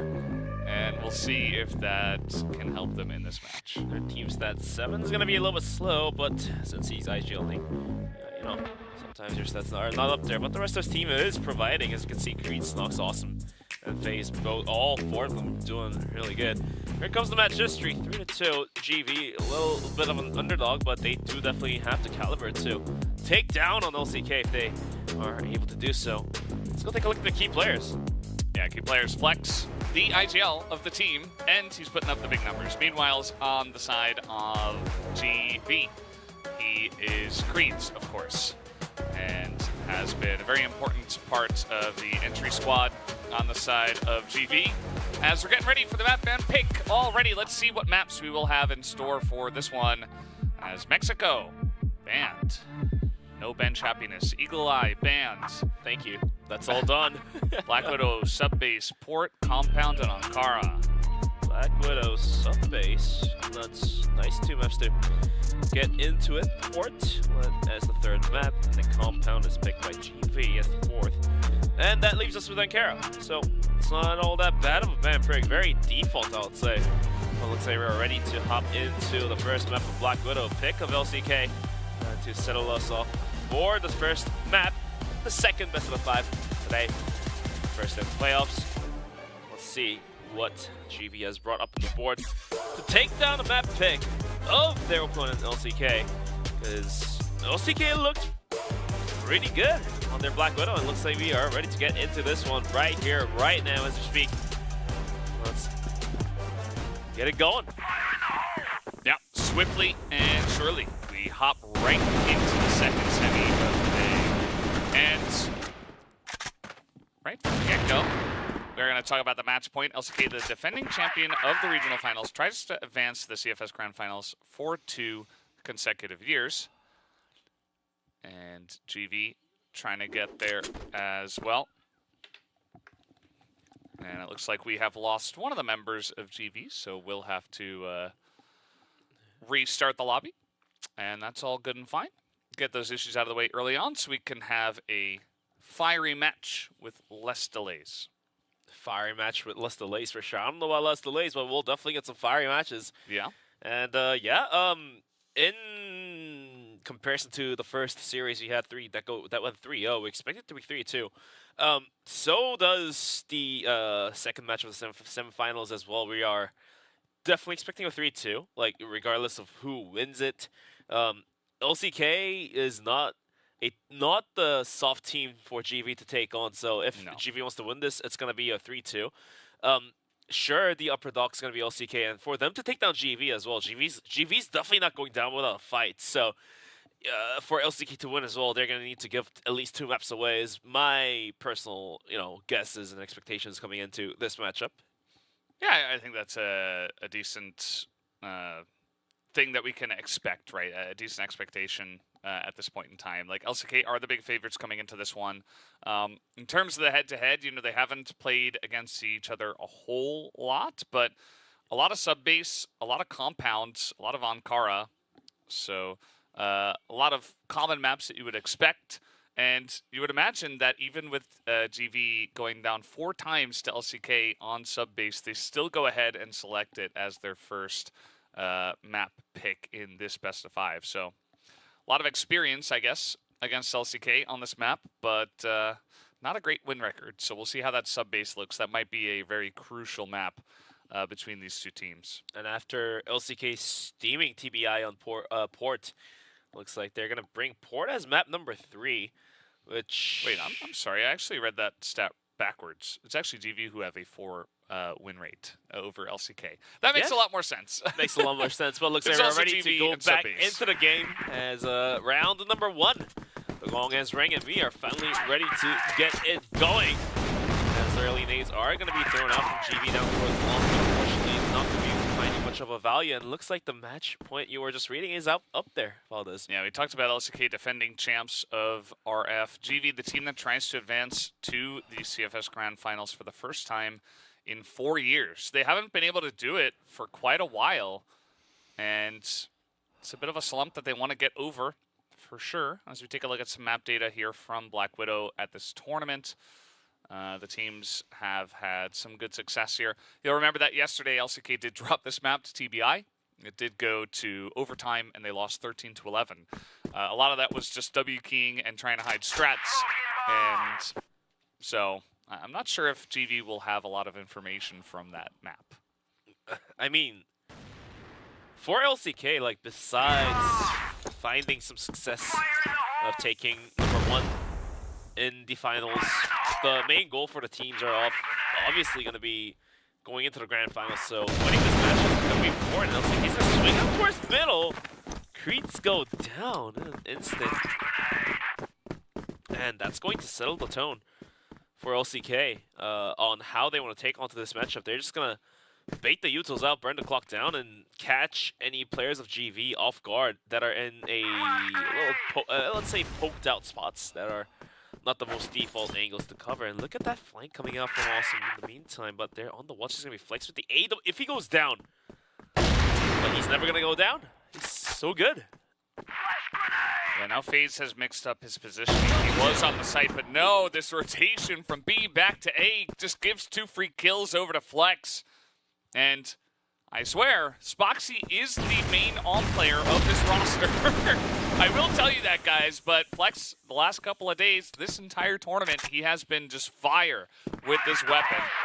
And it's like he's the main carry of the team, and he's the IGL. Picks up 2 huge kills. The team is able to follow up with a push onto A, and that nets them their first round. Moving into round number 2, expecting the similar type of aggression from LCK. Will GV be able to react to this and not drop some players on the flex? They're able to clear this angle out. It looks like GV now has a really good foot holding out towards B here, but that leaves mid completely empty. 7 finds a better positions to hide and boost his teammate up on the boxes. However, LCK has no interest, and they're going to send it down towards A, and that might be a problem because even without smoke walls being put out, they have free isolation on towards Awesome and Creeds. 4v2 skirmish about to unfold here out towards A. Grenades are flying, and Creeds is down very low, and doesn't matter because he's getting a headshot. It might be an overkill for Lion Claw, but at the end of the day, it's all down to the hands of Awesome. Hold it down. He goes down through Icebox. He picking up a double as he initially got the arm shot down to FaZe, who was looking down towards the underpass. The C4 will rotate in. Huh. Make that a triple Spoxy. Sure, why not? 7 will be knifed. All right, Flex. Just to rub some salt into the wound. It's gonna be the second round being picked up, and I can see your facial expression as well. I know you like this knife kill. This is the first knife kill of the tournament too, I feel like. The knife is great. I'm also laughing at the fact that these 2 rounds are just so one-sided so far. I mean, the way that LCK are just running them around the map, GV are going to have to reconsider the way these first couple of rounds have gone, because it's been rough, right? I think that push in the waters is okay. The knife. It's the knife, yeah. Mouse 1, 2, not even mouse 2. Yeah. That's the true BM. 7 had taken a little bit of damage, so he's just like, yep. Mouse 1 it is. We'll just make quick work of this. And yeah, I mean, at that point, it was pretty dire for 7, but really it just comes down to the way the rounds are playing out as well. That LCK seemingly have a great read on the pushes from GV, are not too affected by them just yet. Here's the thing, the knife kill, sure, it's all fun and laughs, but that may just, you know, start something going on GV as a catalyst to start outgunning LCK. You never know what's going to happen after those kind of knife kills. Yeah. This is the tendency for first-person shooters. So. It's IGL versus IGL as well, right? Yeah. Flex knifed 7. It's like taking out the commander, you know. It's like, oh boy, we gotta up our game. Can't be letting our commander get killed that easily. And some pop flashes into storage. No committal though. Just a lot of utility usage. Bit of damage gets thrown in onto 7. But from what I'm looking at, it doesn't look like LCK are going B. So at this point, I mean, Flex can make a little bit of noise. And he'll throw smoke in and try to snipe people. Let's see how much value Flex can get, because he has just been insane. Always got to give him credit when he's on this much of a heater. Oh, Flex. About to be contested by 2 players. He's actually going to walk to the long side. Eventually goes down. And the rest of GV is going to start rotating in towards A. They know the main push is coming this way. 7's going to provide some support. And now it looks like it's going to be awesome to pick up double kill. And that will be a round going towards GV. Yeah, that one a little bit too predictable, I'd say, from LCK. You know, they made a lot of noise in storage, and then with 45 seconds left, they elect to rotate out, but especially with Flex pushing in first and dying, they know 100% that this just makes it way too obvious. Didn't have a good shot with the second one. He does get it, make that a double quickly for himself and Lion Claw. And just about 14 seconds into the round, GV is decimated. They're crippled down to FaZe only. Standing in window, be able to find one, but finding more. Here comes the nade stag into window, most likely. Not sure if he can hold it. He sees all 4 and now the problem is coming in towards windows. There we go. Flex with the pistol will just about do it. That's gonna be the 3rd round going towards LCK. What happened that last round? I mean, it's just a big fight out on A-Long that, unfortunately, GV weren't able to hit their shots, and LCK were so ready for. When you're butting heads in A-Long, sometimes it comes down to who gets that first kill or who's going to get the nice spray, but GV just kind of poked out one by one and got locked down. Spoxy, I think, got a couple of kills in that play, so that essentially ends the round when you lose so many members out there on long. At least coming into round number 5. GV's gonna opt up for a heavy A stack. And haven't lost a member to begin with. Flex is gonna test the wall. Flasher, he's instantly greeted by 3 barrels towards his way. He's gonna send it down for his middle. Crease is gonna pop off, pick up a triple kill. However, Spoxy is about to equalize back down. Flex is the last one alive with about 11 HP and 11 HP only, as we say. In a 1v2, the C4 is down in the middle. He's going to have to go for a wraparound, but he has to go through 2 players of GV to win this round for his team. And let's see if Flex has it in him. A lot of props out for Kreese to pick up a triple kill there. Now this might be a chance for GV to close up to a tie. Plenty of time for Flex to work with, but not a lot of health in him. They're just perfectly avoiding each other. It's very strange, like right Ring when around Flex, the rosy, right? Yeah, passes through the door. That's exactly when GV pass on the other side. They've gone in a circle around the bomb without seeing each other. And now with 30 seconds left, Flex is going to have to go for this, although he's still looking for them. I mean, he's going to get the bomb, but burning the clock down to 20. Oh, here comes the underpass push sooner or later by GV. Crossing pads, and that's going to be Snugs to the drop. And finally, GV will pick up their second. Here's the replay from Creed. Just so good. No other ways to put it. Yeah, just lining them up. LCK, not a lot of utility through the door. And they did not expect Creeds to get that much work done. And so that just leads to LCK being taken down very quickly. I like the idea, you know, you see a lot of guys on catwalk and short, and you're like, well, we've got an opportunity to move into mid. They shouldn't have much coverage, but all that GV needed was just one guy. And they didn't have a lot of coverage. They actually did have a couple of guys looking there, but Creeds was the one who did pick up the kills. And so that was the end of that push. As now it looks like a quick A hit from LCK, much quicker than the last bunch of rounds we have seen. Flashes are thrown towards catwalk, and that's going to slow down the push. And they're going to back out of A for now. C4 rotating in towards long may hint to us an A split is imminent. Flex is going to be continuing on with his flank and fake mission. I'm not sure if he can... Oh, he's caught. He's seen by both players. Now he's going to get swung by 3 players altogether. We'll have to find the drop onto Snox, otherwise Seven's going to just come for the trade kill. Phase on bomb site's good for 1. And Creed's an underpass. Take a kill. Phase continues to open fire, and that'll be 2 players down with the C4 as well. Spoxy and Flex has it all to do. And as we say that, it's all down to Flex. The fake not being sold. And FaZe on the bomb site. May have just won them this tie. It's going to be 3-on-3. Yeah, feeling pretty good for GV in that round. Just checking all the boxes. They wanted to isolate Flex, but once they realized he wasn't going to push, they moved over towards mid. Handled that pressure. And won a lot of the firefights. FaZe holding down A. A little bit of help.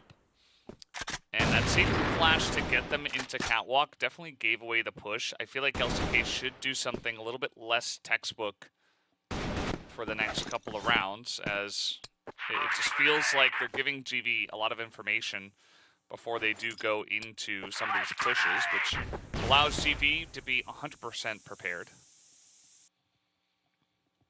100% indeed. Nades flying out towards B. Flex. What a failed, let's say, commerce action trying to sell some fakes to GV. They're not working on last rounds. Is going to give up on that mission and is going to join forces for a stronger hit down towards the catwalk. Actually, Flex goes out towards middle, takes down Creed, so that will open up the gate for LCK to get in onto the bomb site. Nades will be knocked out, and that alone, and Flex does go down, but in the 1v3 he's going to be 7. With about half HP. Is instantly greeted by all 3 players of LCK looking down an underpass. Will be a 4-3 so far. Yeah, you can tell they didn't want to waste any time getting the bomb plant down, forcing 7 to come in. They're just like, no, we know where he is. Let's just get him. All 3 of them lining up. Get him. Get in. Snox trying to poke his head out there just a wee bit. Willie actually challenged their 4 members of LCK right behind that door. 7 also picking up the arm, looking through the window here, through storage. So a little bit of a different setup. Different for sure.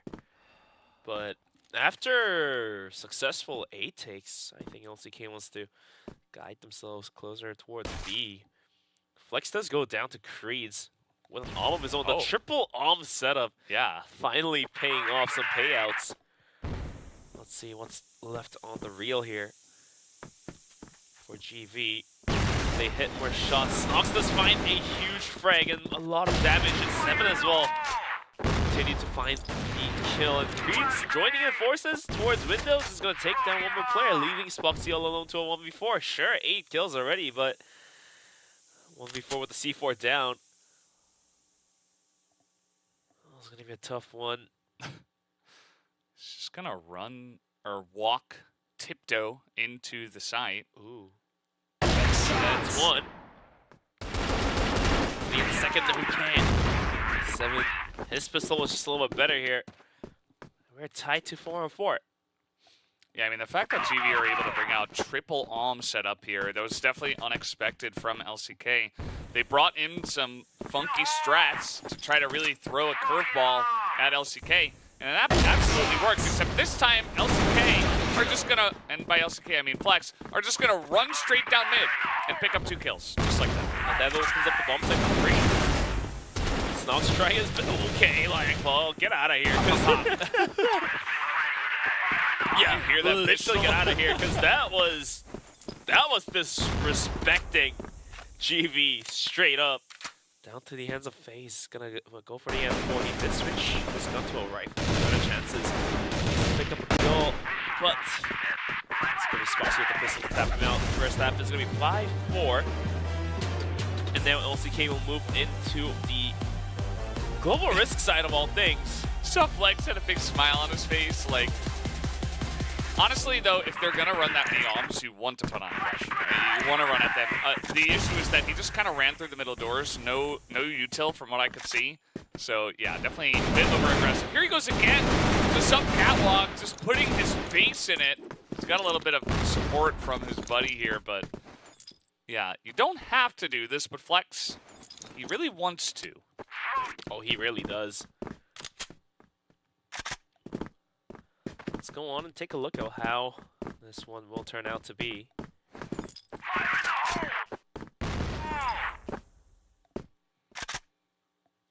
As now we did switch sides.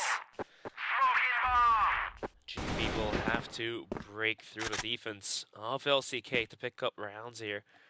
And we've seen how LCK defends onto the bomb sites yesterday.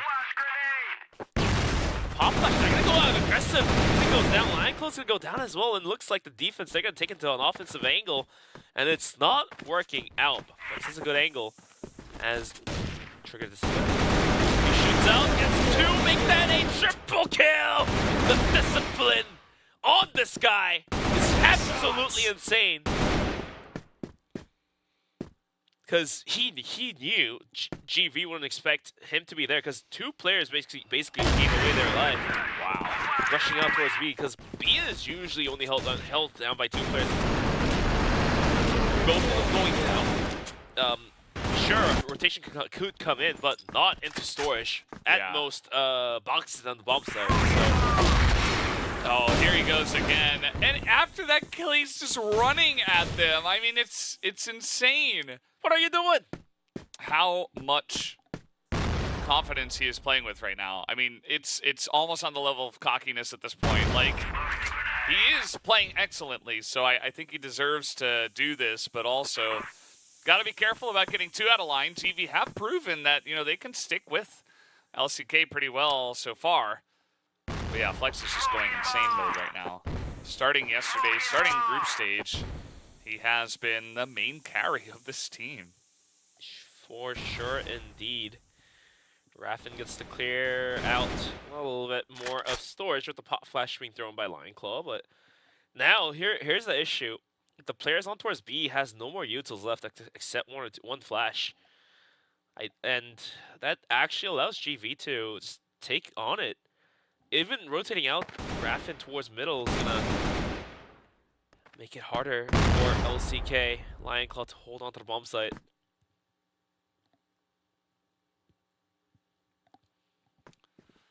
Oh, here comes Raffin. Spotted. FaZe should shoot him down easily. They should get a decent amount of info that, you know, hanging around water for this long could expect a B push. I think you have to have two guys over here at least, just in case. Doesn't look like GV will push B, though. Bomb is rotating over towards A. And after a certain given amount of time, Zane could look for a rotation over to A as well. But Spoxy already taking damage, but Creed's not able to finish the job. All of a sudden, you're losing a bit of your aggressive power. Spoxy, though, not going to hit the shot. And now a chance here for GV. Even with Zane going down to FaZe. Nice shot here from Storage. FaZe is going to end this round before we get to see any more of it. Somehow, GV's going to find some rounds in here on the Blacklist side, mostly due to Flex, and the rest of his team is just going a little too aggressive.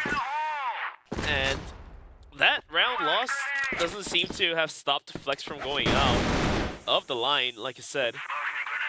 At least this time he's not running up on middle. Rather, he's just going to look down towards middle with an arm of his own. Really favoring that double arm setup, and sure, it's working out, so why not go for it again?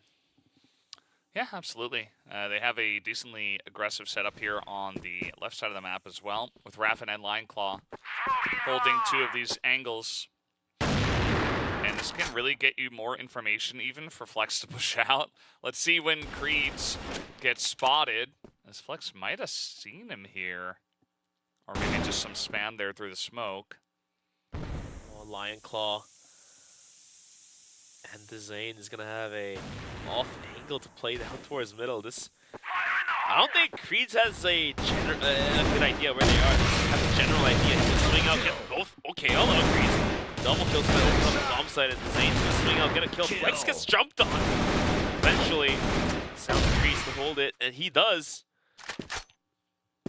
Spoxy, a bomb site, left by himself, scratching his head, be like, where is my team? Yeah. It's a very awkward spot for him. There's none of them. Where'd everybody go? They died. Just gonna hop up here is awesome. Putting into that round. And once again, we are tied up here. It has been quite a while since we got to tied. We were there in round 8. But yeah, GV really putting on the pressure from this Blacklist side. Now gonna have a different look in this round. There's more pressure out of water from LCK, but take a look at GV. All 5 members here on long. Really trying to mix up the aggressive strategy, and they're coming in here very quickly. That smoke is going to miss, but still an angle for Spoxy because he's not smoked out, and now FaZe at least able to trade one back, but down will go Awesome on the long angle from Cat, as this site will go over to GV, but we already see that LCK are rotating into position to retake this one. Very retakeable situation. There's no power on GV. They still a little bit stronger, just like us, as FaZe not on any long has to find the frag before going down for the equalizer. Even still, it's gonna be 3-2. Okay, Flex does go down. Easily traded out, so swings out. Can he get the kill? Yes, he does. 20 seconds of ticking. Lion Claw will go down. So down to the end of the design, not gonna hit. And somehow GV's gonna start leading out. 7-6. Yeah, it's an excellent hold from them. You saw that LCK, trying to get ahead of it. They were rotating even before the bomb was planted, and it just didn't matter. GV had all of the angles covered, and now really they're in control of this map. You're playing Black Widow from the Blacklist side. You've got a lead in rounds, and really, that's not half bad, really. Yeah, I mean, so far it's only 1 round to LCK after the half. And that was the first round, which was a little wonky. We've seen a lot of different approaches from GV as well that have really worked out for them. They haven't really gone for the same strategy twice. So LCK kind of being thrown for a loop. Haven't looked as good from the GR side here on their map pick.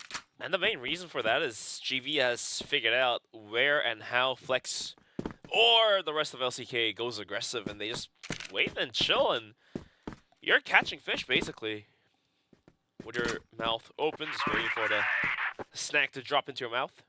Is what essentially GV is doing right now, and finally LCK is going to be going for the passive, not so aggressive setups with nobody really swinging out. And this, what's ironically is, this is that has not been working out for LCK yesterday.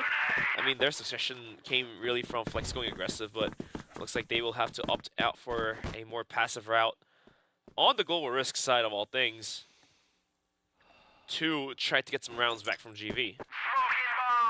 There comes a rotation over to A. Take a look at this from LCK. They've got 4 people over here already. Some smokes in through mid, but this is all catwalk plus phase out and long. Has some smokes coming forward, but there's so many members of GV here. Spray would get the job done, and that it will. Dazane picks up 2. The shot through the box, though. Creeds is just going insane today. He will not be stopped, he says. As they do drop the bomb, though. 19 seconds, they gotta get back here. He's like, oh, I can't really go for this kill on a Raffin, who does get... Oh, he's just going to get the kill anyway, and FaZe gets the flank as well. GV and Creeds are just better right now.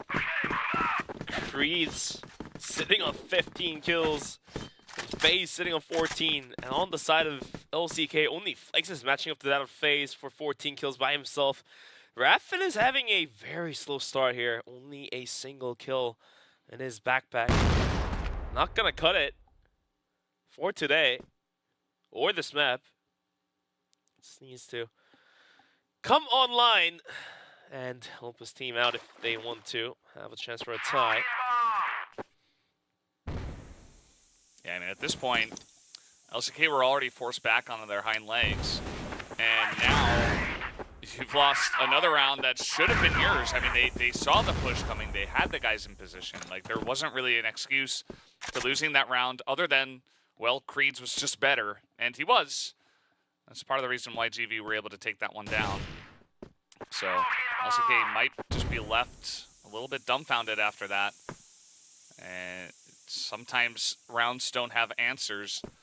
So just going to put an extra guy out and long. They're going to sit Spoxy towards the right side covering Cat. And with that, maybe you've got a little bit of extra coverage earlier on in the push. Sure. Now with a minute left here on the timer, GV is going to go for that long push, and Dazane might just pop off here crazy. Find some bets. Now he's compromised. GV's going to send it backwards somehow. They don't want to force it. Expecting quicker rotations coming out from his team, and they're going to send it back down, but Dazane is ready this time. Picks up 2, make that triple. Pistols out. Grace goes down. A 4K for Dazane popping off finally in the spot. Looking for the ace. Will he go for the hut? No, Spoxy says no to it. And LCK will pick up their 7th.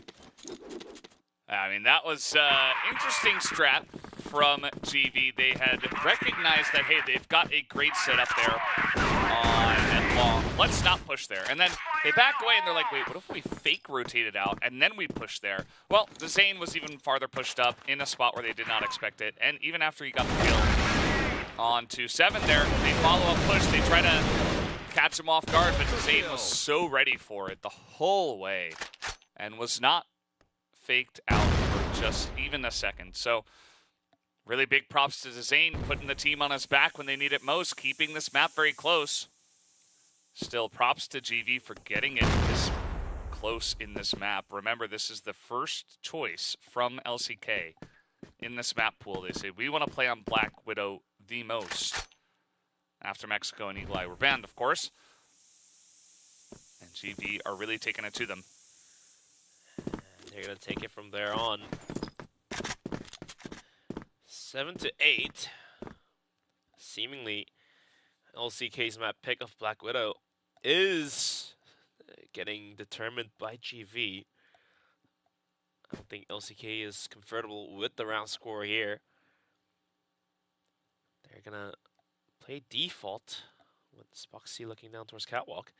GV is also in a position where they can try to take onto one of the angles, and if it doesn't work out, they can easily rotate to the opposite side of the map. As the C4 now finally gets picked up by Creeds. 45 seconds and ticking. Not entirely sure where the attack is going to head down towards. Might be a B take. Well, that was over-aggressive for sure from FaZe. He's not going to be getting much value there in mid. If he does get the kill, it would have been huge, but not to be the case. Now they're pushing in onto B, and Awesome is going to have his head taken off as he tries to push into the corner. LCK are so ready for this, but Creed's in 7. They get a kill apiece, only 17 seconds left, though. They try to push in as he runs out of bullets, and Flex, all he needs is 1 health, 1 pistol to pick up 2 more kills. LCK, they tie it up once again. It's anybody's map from here. It's 8-8. Could be anybody's map. It could be a possible overtime if GV just steps up the tempo just a little bit, forcing the issue down towards B where both players were ready. And coming into round number 17, the round that will grant the map point. LCK is not going to send any players out towards A long. Instead, it's going to be GV to plant FaZe deep in snipers to look down onto the bomb site. So this gains them somewhat of a ground for GV. And they're going to use that to their advantage and send the players in down towards long. They might just force it here. They might, with the overnades, they're going to set up a smoke wall and just go for the cross. But holding on to the A bomb site, it's going to be Spoxy with the and the Zane, who had a huge moment in long, is going to be on Catwalk. Spoxy waiting. It gets dropped by FaZe. It does open up the gate. Multiple coming in. Snox will take down one more. The windows not being able to pick up the main stack. That's going to do a lot of help. Trying to push out here is Zane. Not quite able to get much value. He does take down Creeds, though. So, a chance, but not looking very likely here for LCK. GV, they have an excellent plan set up now with Smokes. Awesome behind the pillar. Nade set up here. Awesome will go down to Flex actually on the snipe, and now it's all up to Flex with not much health. He's going to miss that shot, and GV, they clean them up on the site. 9 rounds taken by GV. Just 1 more, and they will have this first map, and that would be a huge way to start off this best of 5 in their favor.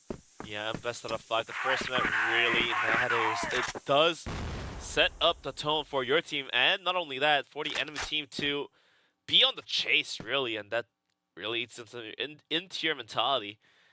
However, we still have 1 more round to go for the half, for the second half, if LCK can pick this back up. We are going into the overtime. If not, that's like I said, Valdez, GV will set up this nicely for the first map. However, look at this aggressive setup by LCK towards water. I mean, we have seen this. We even saw GV go for this a couple times. And let's see if GV read this well. I mean, there is still Zane. Oh, this peek through mid might give them a decent amount of info. He's going to spot the leg. Lion Claw very low. Meanwhile, big fight in mid. Zane trying to take him down, but he will be taken out. It's advantage here to GV in a big way. Flex takes huge damage there out of B. Now, GV, they haven't made their way onto a site just yet, but they're up members now, and they've still got a minute.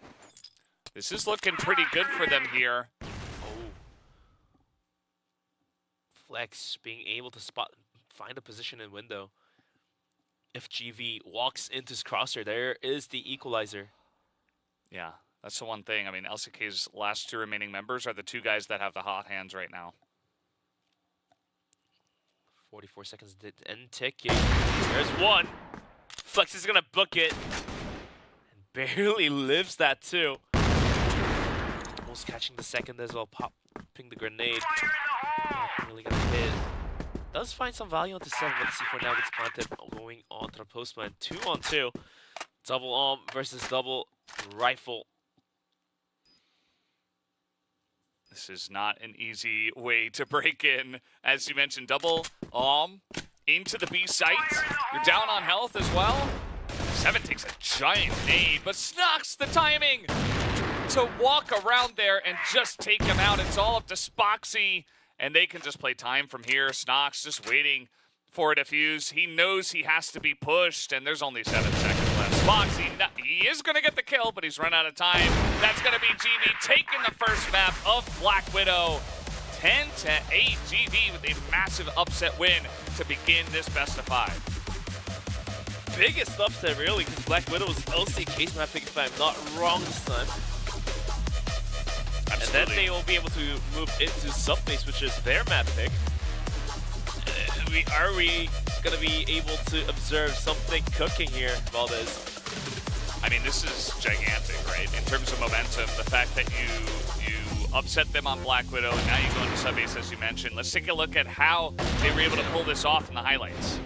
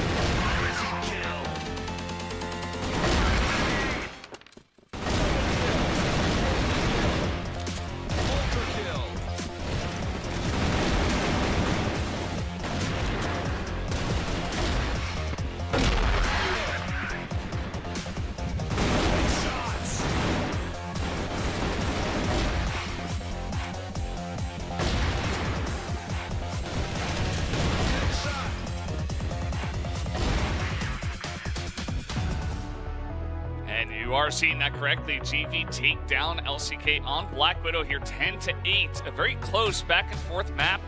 But GV, they're able to keep it close at the half, down 1 round, and then eventually pick up 6 from the Blacklist side. And that's what gets them over the line. Didn't even need overtime, just able to take it cleanly. Yeah, rather not so clean, but eventually a map point is a map point. So Black Widow wraps up in GV's favor, even though it was LCK's map pick. It was 10-8. And we are going to be moving into map number 2 of Subbase. This sets up nice for GV because, sure, Black Widow is LCK's, and now they took it away from them. And moving into map 2, Subbase, they have a really good stat on it too. So should feel a lot more confidence going into Subbase than Black Widow. And really all of the players on GV coming online, especially Creeds. Yeah, I mean, the fact that Creeds played the way he did was really the biggest difference maker in this one. And, you know, we oftentimes like to talk about players that are having, you know, slow starts. Awesome was only at like 0.3 KD. If he gets online, what is this team going to look like if everybody else keeps their form? It's going to be a scary team. Now, LCK have chosen Blacklist side coming into this map number 2, which does make sense here for Subbase. And we'll see if maybe they can get some big momentum going on Subbase and try to steal a map back, because if GV get both Black Widow and Subbase, their favorite map, where they have not lost to LCK this entire year, it's looking very good for GV, which is not something I would have expected coming into this match to start off today. As a bit of pressure here into A, but it's only Flex. We'll see if GV can get the read on that, or if they won't be ready for this push that looks to be brewing towards B. No committal just yet, though. Mostly just hanging still, keeping quiet before the eventual push. Before the eventual push, indeed. As LCK, after dropping the map, is really eager to pick up some rounds here and get themselves a head start coming to map 2. And Flex is going to come in towards Vent. Oh, the timing is off. As FaZe is going to be able to easily take the kill there. And the rest of LCK kind of driven towards the middle. However, nobody's really holding it down except FaZe with the AWM on the off angle of all things. There's another kill. Make that a double for a triple before going down. 3 kill for FaZe at the end of the day, and that leaves Michael and Spoxy to the Gets one. Needs to find one more for the equalizer, but they do have the bomb site for free to get the bomb planted. Snox is on a huge rotation towards Machine. Spoxy. Michael goes down. Spoxy goes for the plant, but it's going to be a 1v3 with all angles being covered by GV. Unless like that gets one, but eventually Snox's flank pays off. And GV's going to find the first round here. Yeah, pretty big one. I think with Flex going down in the vents, you know, he's always kind of the guy, as we're taking a look right now on how FaZe was able to do this all by himself. Gets the snipe in vents, reads the pressure, is so ready for it, gets the quick scope, and really just FaZe is able to hold this angle very well, and that's what leads to that victory. You know, there's definitely a chance that, you know, okay, Flex goes down, but they know exactly where FaZe is. They're able to, like, flash him out and trade. And in that case, LCK actually have a really nice push going, but that's not the way it played out. So they're going to have to rethink their strategy after what was a relatively slow and steady round, not over-forcing their hand.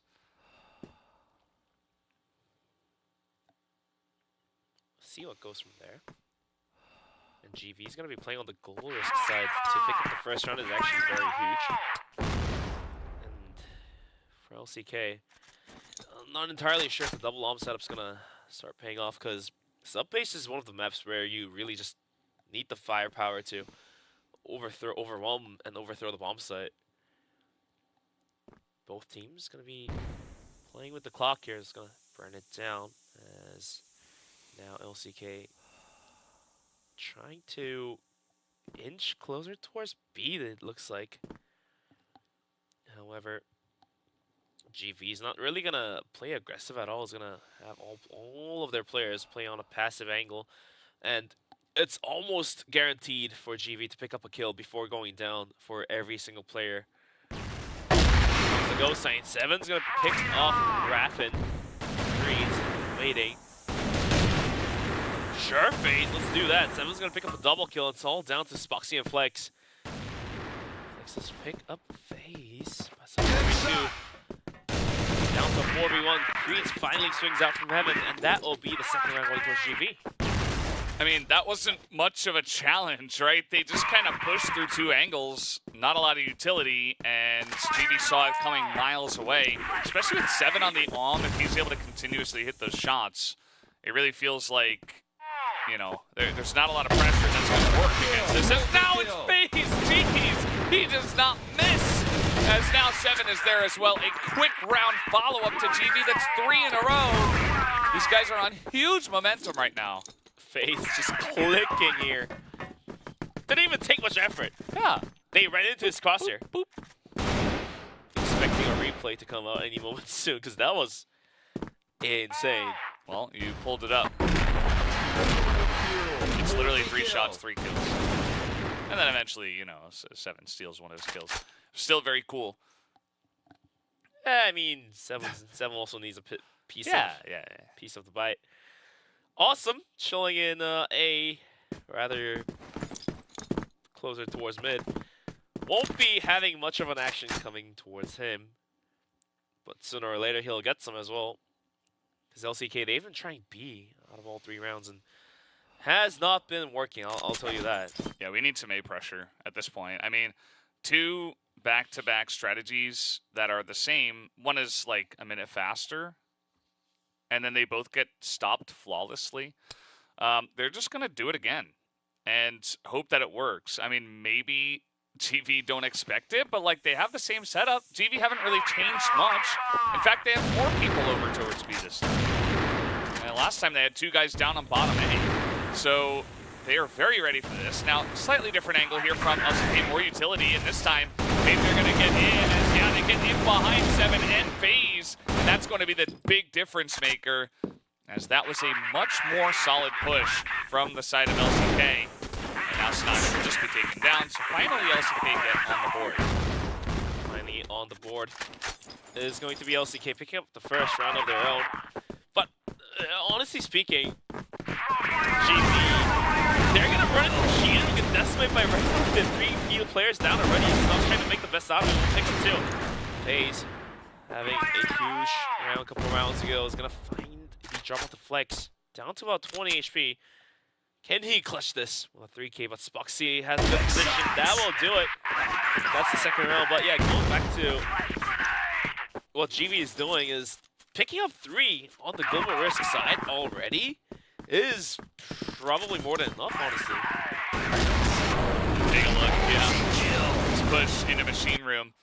It feels like both teams are playing with a very similar tempo, but doing it at different times, right? Like, there are times where LCK, they play very slowly, and then they play really fast like this, right? They're going to rush on in. Nice flash on a Snox. They get on in, but FaZe does trade a couple. This guy is just going insane today. And that's really the big difference maker for me in this series so far, is to see individual plays from the side of GV. But now it's Lightning Claw to shut me up real quick, but now FaZe is back on the scoreboard.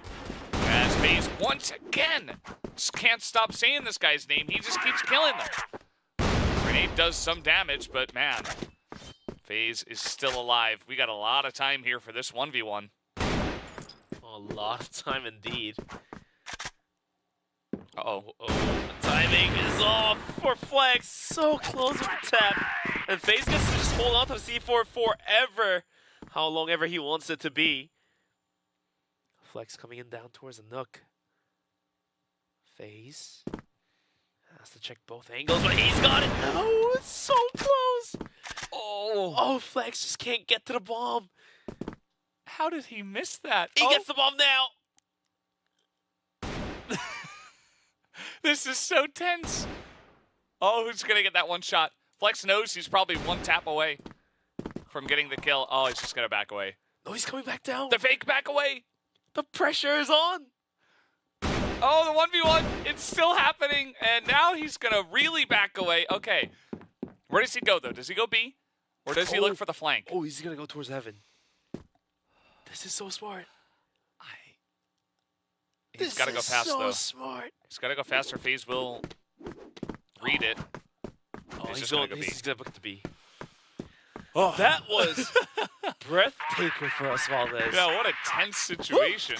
But now the 1v1 is still on. That was just a C4 skirmish. Oh, Flex. FaZe. There's Is so he going many to check the corner? corners. Is he going to check the corner? Is he going to swing out?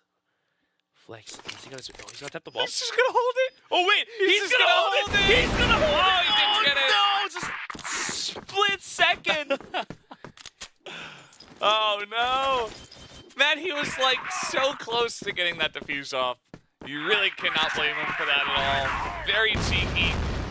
Yeah, FaZe was like, I'm just going to stick it. I don't give a lot. Yeah. I mean, there was still, like, 15 seconds left, 20 seconds left. And he's like, nah, we're just going to stick it. And he did not fake, in fact. But Flex, very, very close. He's got the timing down to a T, as we can now see. That's what we want to see. Pros do not fake. That is how that one ran out to be. now, I mean, that was just one round in the entirety of this map. We are only six rounds in. It's 3-3. Still a very close map at this point, but LCK have surged back into control. Still have some work to do, obviously. You want to get more than just 3 rounds on Blacklist, but the fact that they're actually in this has got to feel good for them.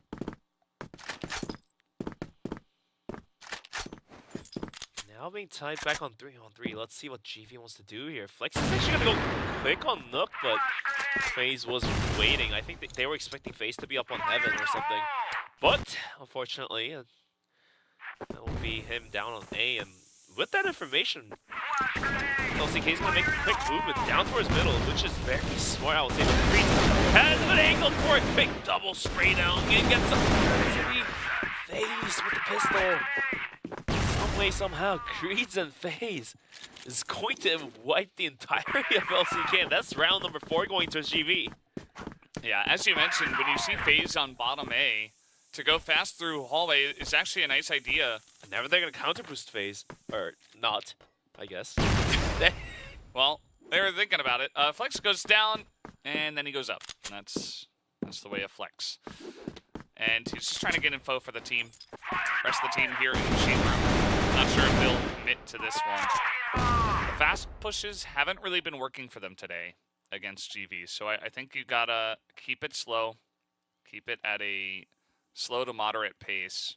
But then playing slow didn't work out as well, so it just really dries the blood out of LCK slowly but surely. And GV's doing a really good job about it.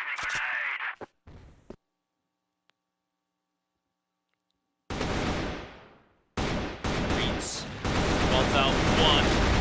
However, Zane does get the trade. That still is going to be a 3v4. Awesome gets swing though before going down, and everything is going so far not so great for LCK. Look at this. It's FaZe. He's got his shotgun back. He's 15-5, and he's like, you know what? How about a shotgun round? Sure. Now he's going to pull out the Colt and just get shot in the head. So not the best spot for him to have those 2 weapons. And finally, LCK is going to drop the double almonds, and Flex is going to be back on the AK. 7. Yeah. Scene 7 gone. Only 6 kills and 5 deaths. Where's my 4? But Snox on the flank here. Oh, LCK is going to go into vents. They didn't check. What if Snox go into vents as well? And go on a chase? No, they're going to... Zane might be spotted out here. Snox, did he make any noise? No, eventually is traded out, and now we're tied at 4-4. But, like I've mentioned, GV having 4 rounds on the global risk, on the map favorite of theirs. We are cooking a 2.0. We definitely are. I mean, this is getting very, very interesting. 4-4. Who's going to take the lead? Map would dictate that LCK takes it from here, but that hasn't really been the way that this match has been playing out, I would say. Well, it's been very back and forth, so maybe GV just take this one, but let's see how it goes. How aggressive does Flex want to get? He's going to spot Snox. He'll also note that, hey, FaZe isn't down there. Or at least hasn't shown himself down there, so maybe we could make a push down A bottom. You see the bomb is... Well, maybe it was coming out of the machine room, didn't it? But no, they have changed their mind. As maybe just a quick hit onto B. But there are 4 members of GV nearby. Sure, and LCK is going to be taking this one down towards B once again. However, GV, the default setup, proving to us that it's capable of holding onto the LCK multiple times. It's going to go with it. Sending the rotation is going to be FaZe. Rest of LCK, except Flex, is flashed out of mid. They're going to send it right back down towards A, it looks like. Snox has it all to do to hold it down, but reading this like a book. Oh no, GV sends it back, but LCK is going to playing the game of cat and mouse, really, with the rotations here. Wow. Look at that timing from Flex. It's almost like he knew exactly when he was going to head down the stairs. FaZe in position. You can't break through this guy. Is this the replay of what looks happened? like it, yeah. 30 seconds, and okay, Spoxy gets one, but it goes over to GV. 5 rounds from them on the Global Risk side. And a lot of that came down to FaZe just going insane mode a lot of the time. He's just having a huge day out. Like, even then, one of the players on GV stretching out himself towards B long, gets caught out, 5v4, and then FaZe just gets a double in middle. That was the round. Now that we are switching sides, let's see what GV has cooked up for their Blacklist side of sub-base. Is their favorite. Yeah, take a little more than that. Oh, Rapid on top of lighting here. We'll fall back down. Yeah. For GV, as you've been hitting towards bench, like, they must be feeling so comfortable, so happy with the way things have played out today. The 10-8 on Black Widow into sub-base is just such a comfy setup for them. And so far, it's really delivering. Like, LCK, definitely on paper the better team coming into the series, but I've said it many times, especially in CrossFire, it really comes down to how you play on the day. We've had upsets many a time before. And GV are certainly capable of pulling this off, especially with the way they're playing today, which has been out of control. GV as well, just like LCK on the Blacklist side, is going to use the timer to themselves. Going in towards Fed. It is launched by Flex. In heaven, somewhat, not having a full angle to cover it. Just kind of going back and forth between double doors and heaven. Now with less than a minute, GV will start taking it towards A, that is. The Zane will find 7. Take down the defense. That's going to be awesome, taking him down. Lion will find the kill. We are tied 5 on 5. Yeah, cheeky push from GV. They had a couple of guys in vent, and then also a couple of guys heading down the A stairs. Didn't quite work out for them as Lion Claw went crazy mode there and essentially cleaned them up at the very end. Also, you know, it's tricky, but also you kind of run out of manpower eventually if you're pushing from more than a couple of angles. And so, not the best start for GV here on Blacklist, but FaZe's got another kill, so that's making him feel pretty good about himself right now. 18-8, almost up to 20 kills already in just 10 rounds. Some pop shots down towards the middle, and the rest of GV is going to be able to crab walk down towards the nook, and here comes a heavier push. The Zane, can he fend it against 5? Trace, Snux at the bomb save will find a double. Flashes are going to slow him down, and eventually Snux will get one more before going down. 2v3, but the bomb won't be planted. He has to go on a retake. The scary part is FaZe is still alive. If he gets a kill or two, that might be it for GV to pick up a round here. All 3 down towards Nook.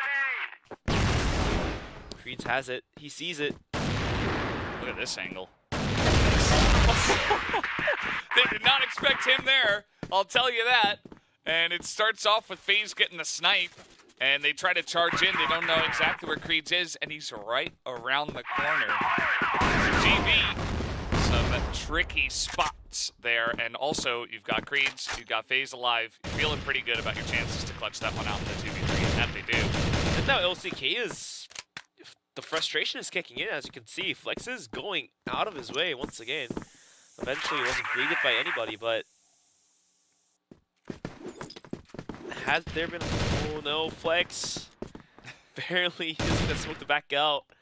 I feel like they want to challenge him here. Like, look at this group up immediately from GV. All 4 members outside of the doors. Now Flex has backed away from this position as they all done pass, but they're not going to get all past Spoxy as he will pick up the 1 kill. And now the follow-up here towards Dezane. It doesn't look like they're going to push this just yet.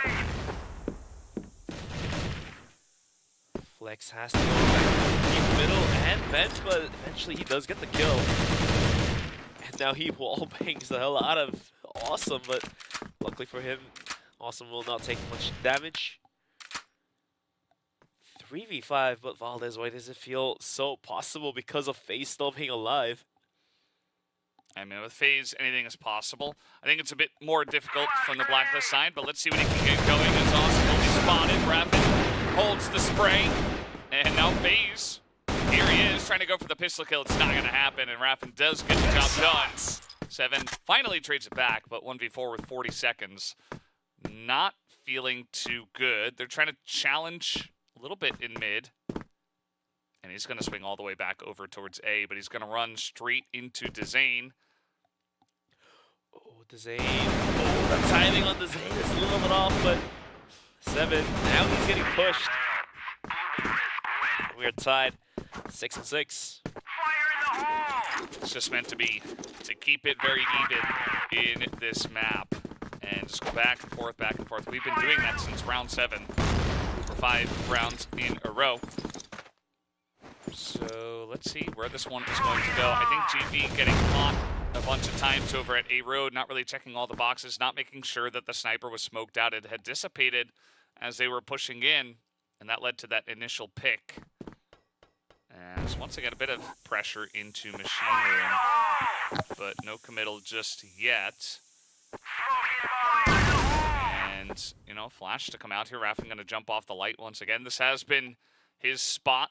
He's had a bit of a quiet day today, but he's doing his job. That's all they need from him. And now, you know, he's netting them some big wins here in the lockers. GV haven't really been able to handle him, and now he's going to pick up another kill. He just keeps on holding this angle, and GV can't figure it out. Yeah, it's sad to see for GV to not being able to take the kills there. Flex does go down to Snox in the meantime. Rapid takes a bunch damage with the nades. And from here now on, GV is going to start nading that place. And Raffin's not going to play that spot, is my guess. FaZe. Getting in towards the middle. Cheeky position that is. Because what's going to happen is the rest of GV, the 2-player Snox, is going to start swinging out, and Lioncoil is going to start peeking out a little bit wider. Oh, he's not spotted out just yet. FaZe still waiting for his time to swing. Lioncoil now swings. Eventually, bomb site is getting warded around. Oh, that was so close. And now there's just too many guys. FaZe not able to pistol them both down. And immediately, LCK able to get 2 rounds in a row. That one, once again, I mean, you lose a couple of guys early, you try to go for a push, but you don't quite have the firepower.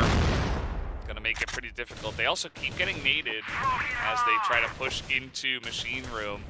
So this isn't feeling like GV have a solid plan from the Blacklist side just yet. We're also seeing a very distinct lack of A-bottom pushes from both teams, honestly, from Blacklist side. So pretty interesting strategies being brought out here on this map from both teams. They definitely have a lot of experience against each other on this map. 4 wins to GV at West. Now here's the thing. Raffin not playing the boxes anymore is going to decide to stick on top of the lights. And FaZe might be going down here if he doesn't check that angle. But the rest of GV, except FaZe, is going to be coming in closer towards A. Spoxy is going to be under the bomb site with Dezane holding it down. Oh, FaZe. Does he know? Raffin is right next to him. He finally dropped. Looks like the sound is not yet. Oh, he's going to swing. Somehow.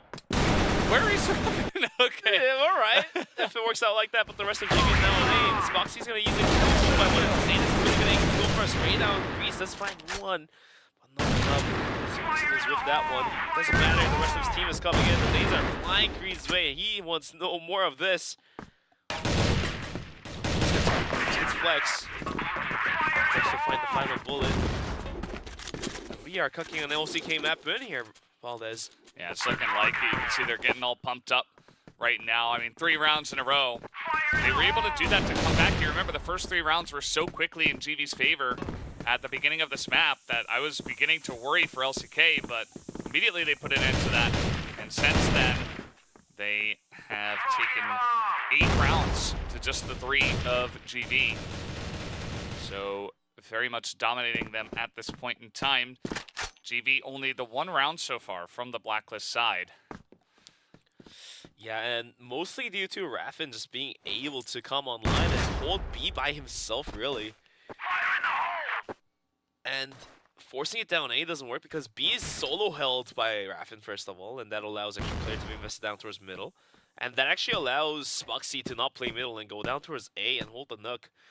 And yeah, essentially, just the solo B hold is being a problem here for GV. And for now, the setups are down. We'll find one quickly. First, the GV is just gonna send it. Almost reckless here, but the Zay just continues to put the hurt before going down. 2v3. The phase is not present this time, as he is down and done. And then LCK. Spoxy is still alive with the AWM, so the long range combat ability is still present for LCK. GV did win a round like this earlier. That was with FaZe and Creeds. Can 7 and Creeds do it? 7 does get 1. There's a chance. And immediately Creeds just gets sniped down. LCK, 4th round in a row. And that is map points here as they pick up number 9. Zane and Flex getting pumped up there as well in the cams. You can see just how happy they are to get right back on the horse. A lot of work for 7 to try to continue with this one. As a comeback here on Subbase is unlikely. And then you got to go into Port for the next map. Oh yeah, Port's going to be a lot of action-packed fun. But for GV, they still have some chance if they do end up pick up all 3 rounds. He's so close, just inches away from taking Flex down, and Flex is actually going to eat a bullet through the wall to his head. Barely 11, he swings it once more. What a crazy part it is. But he is going to be able to fall back without losing his life there. And the rest of GV just trying to get down and towards B, but the memory of Raffin just decimating them is going to hold them back. And the slow play here for GV is not really working, I feel like. Yeah, they haven't had a lot of luck with this one.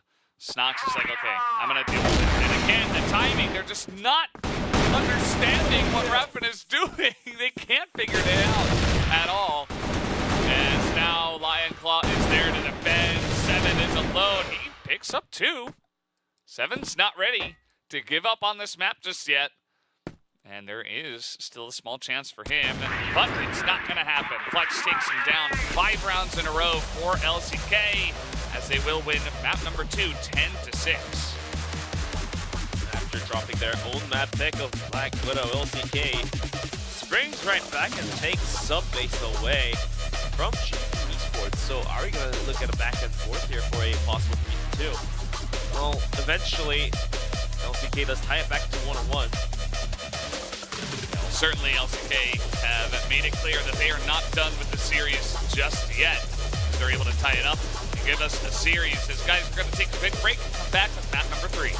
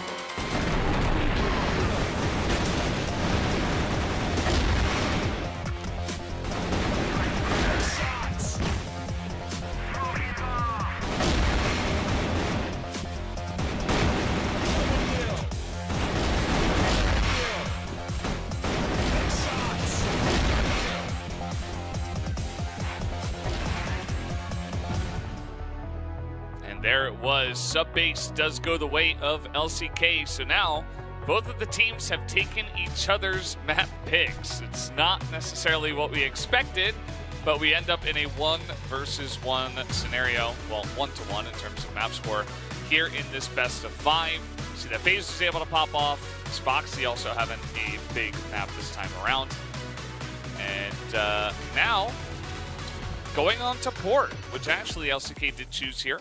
They mentioned, Flex mentioned in his interview that Port is their best map. And so to get it after Black Widow, which seemed like a pick specifically for GV ESPORTS because, you know, LCK is good at Black Widow, but also GV ESPORTS didn't seem good based on the stats. That didn't go well. But they got Subbase, and now they're moving on to Port, which I think LCK should be fairly favored on. And we'll see if they can take it from there. I mean, we've already observed LCK just steamrolling TBI on Port. I think it was 10-1 or 10-2, something like that. Very 10-1. Dominant scoreline, I believe. And even though TBI was the underdog, for a team to just steamroll like that just means LCK knows the map inside out, besides all the caliber and all that difference in skill, gunfire and all that. Oh, minus all that, just the whole team able to use the map inside out really makes that difference. And I'm not exactly sure how good GV is on Port, like not against LCK, but in general. Well, they haven't played against LCK. Yeah, I'll tell you that on Port, probably because just ban it out or you just play other maps instead. If you are GV, I don't think you would ever want to play against LCK on this one. But yeah, I can take a look at their overall record. That is true. On this map, they are 4-8. 4-8. So Port's not their best. No, they have better win rates on Subbase, Black Widow, Compound, even compared to Port. So definitely not, just statistics-wise, for GV, not their best map. So certainly favoring LCK here. I think for LCK, they're going to be kicking themselves that they lost that Black Widow. I think there were some rounds where they could have been a little bit more careful or maybe check all the boxes. And also the fact that Creeds went kind of insane mode wasn't necessarily in LCK's plan. And so GV, they snuck that map away from them and they made it interesting. But certainly now that LCK have taken Subbase and they're pretty well favored here on Port, you would imagine that the series will start to slide in their favor, and it's going to be up to GV to try to stop that slide.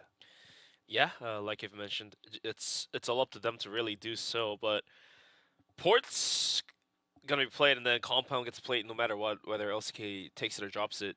And going into Compound, really, based on how LCK dropped Black Widow, I mean, GV really stands a chance to get it in there, but yeah, I guess really just is dictated by the result of Port. But so far, it does look like LCK has a better shot at taking Port into their own hands. For GV, it's a long shot, but, you know, might as well take a try, we say. Yeah, give it the old college try, see if you can get something going. And, you know, GV obviously have put in a lot of preparation for this series, as have LCK. But I really like what they had to show on Black Widow to steal that one away from LCK. We'll see if they can replicate some of that here, even against the team that is favored. As right off the bat, LCK is going to go straight into A-Long and take a challenge. Spoxy going to snipe 7 down as they were trying to go for that stack in the sideways. And that's not going to be a good start here for GV. Swings out, goes down, and that's going to put extra hurt. FaZe goes down. 5v2 already. Snox will be traded out, leaves Awesome all alone.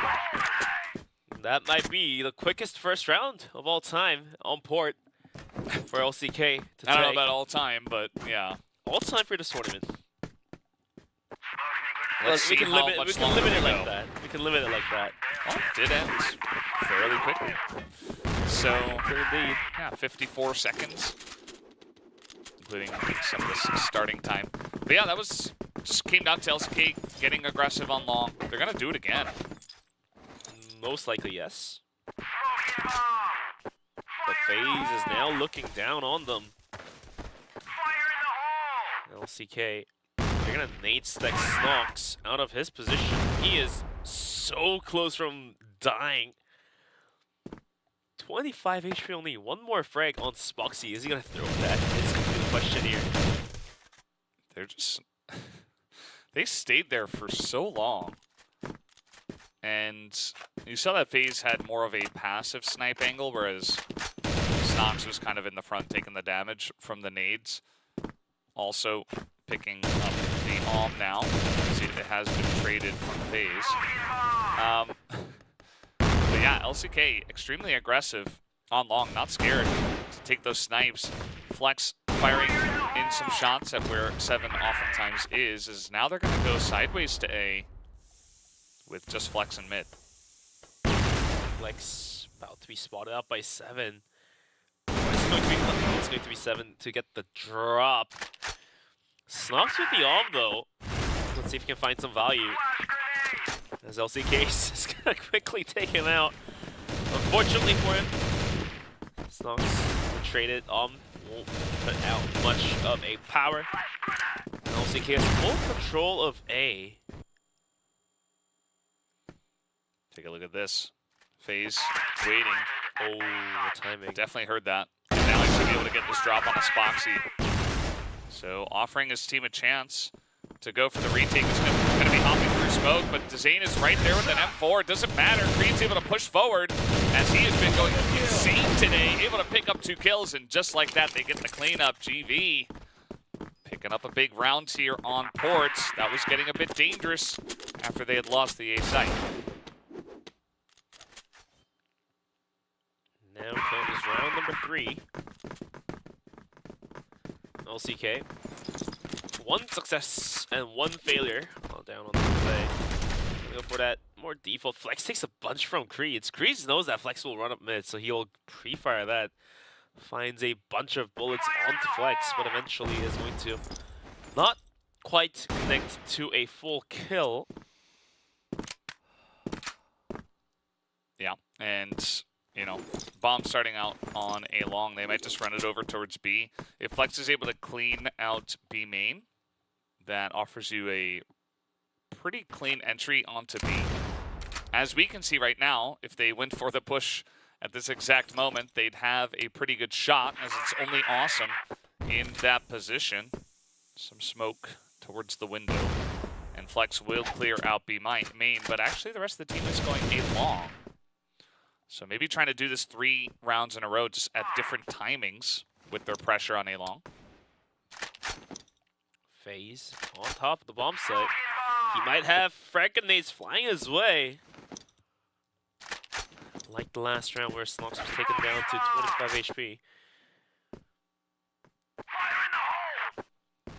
Clock is being burnt down to the minute mark here. And LCK, they might catch Snox swinging out a little too wide. But looks like none of them are going to peek just yet. And here comes the push. They're lining up their frag, and here comes the frag grenade, and it's not going to hit, unfortunately for LCK. The South being thrown out. Here comes the actual push. But 7 has arrived. For some support, and Snox on top of the bomb site will have to really find the kills. He does connect with 1 headshot. For the second, the spray is there. Now Rapid is wrapped up and is put to the coffin. GV will find their 2nd round here. Yeah, just like that. I mean, it was just a slow push through long until they went for the nade stack. It seemed like GV were caught off a little bit off guard, but the issue is just that they all stayed healthy. The nade stack didn't hit anyone, and they're doing a great job of getting this info, and LCK keep pushing the issue. This time, getting that snipe on a FaZe is huge. And they get the follow-up push, though. 7 only going to trade 1. Creeds goes down. Another snipe, but look at that spray held by Snox. Double headshot is gigantic.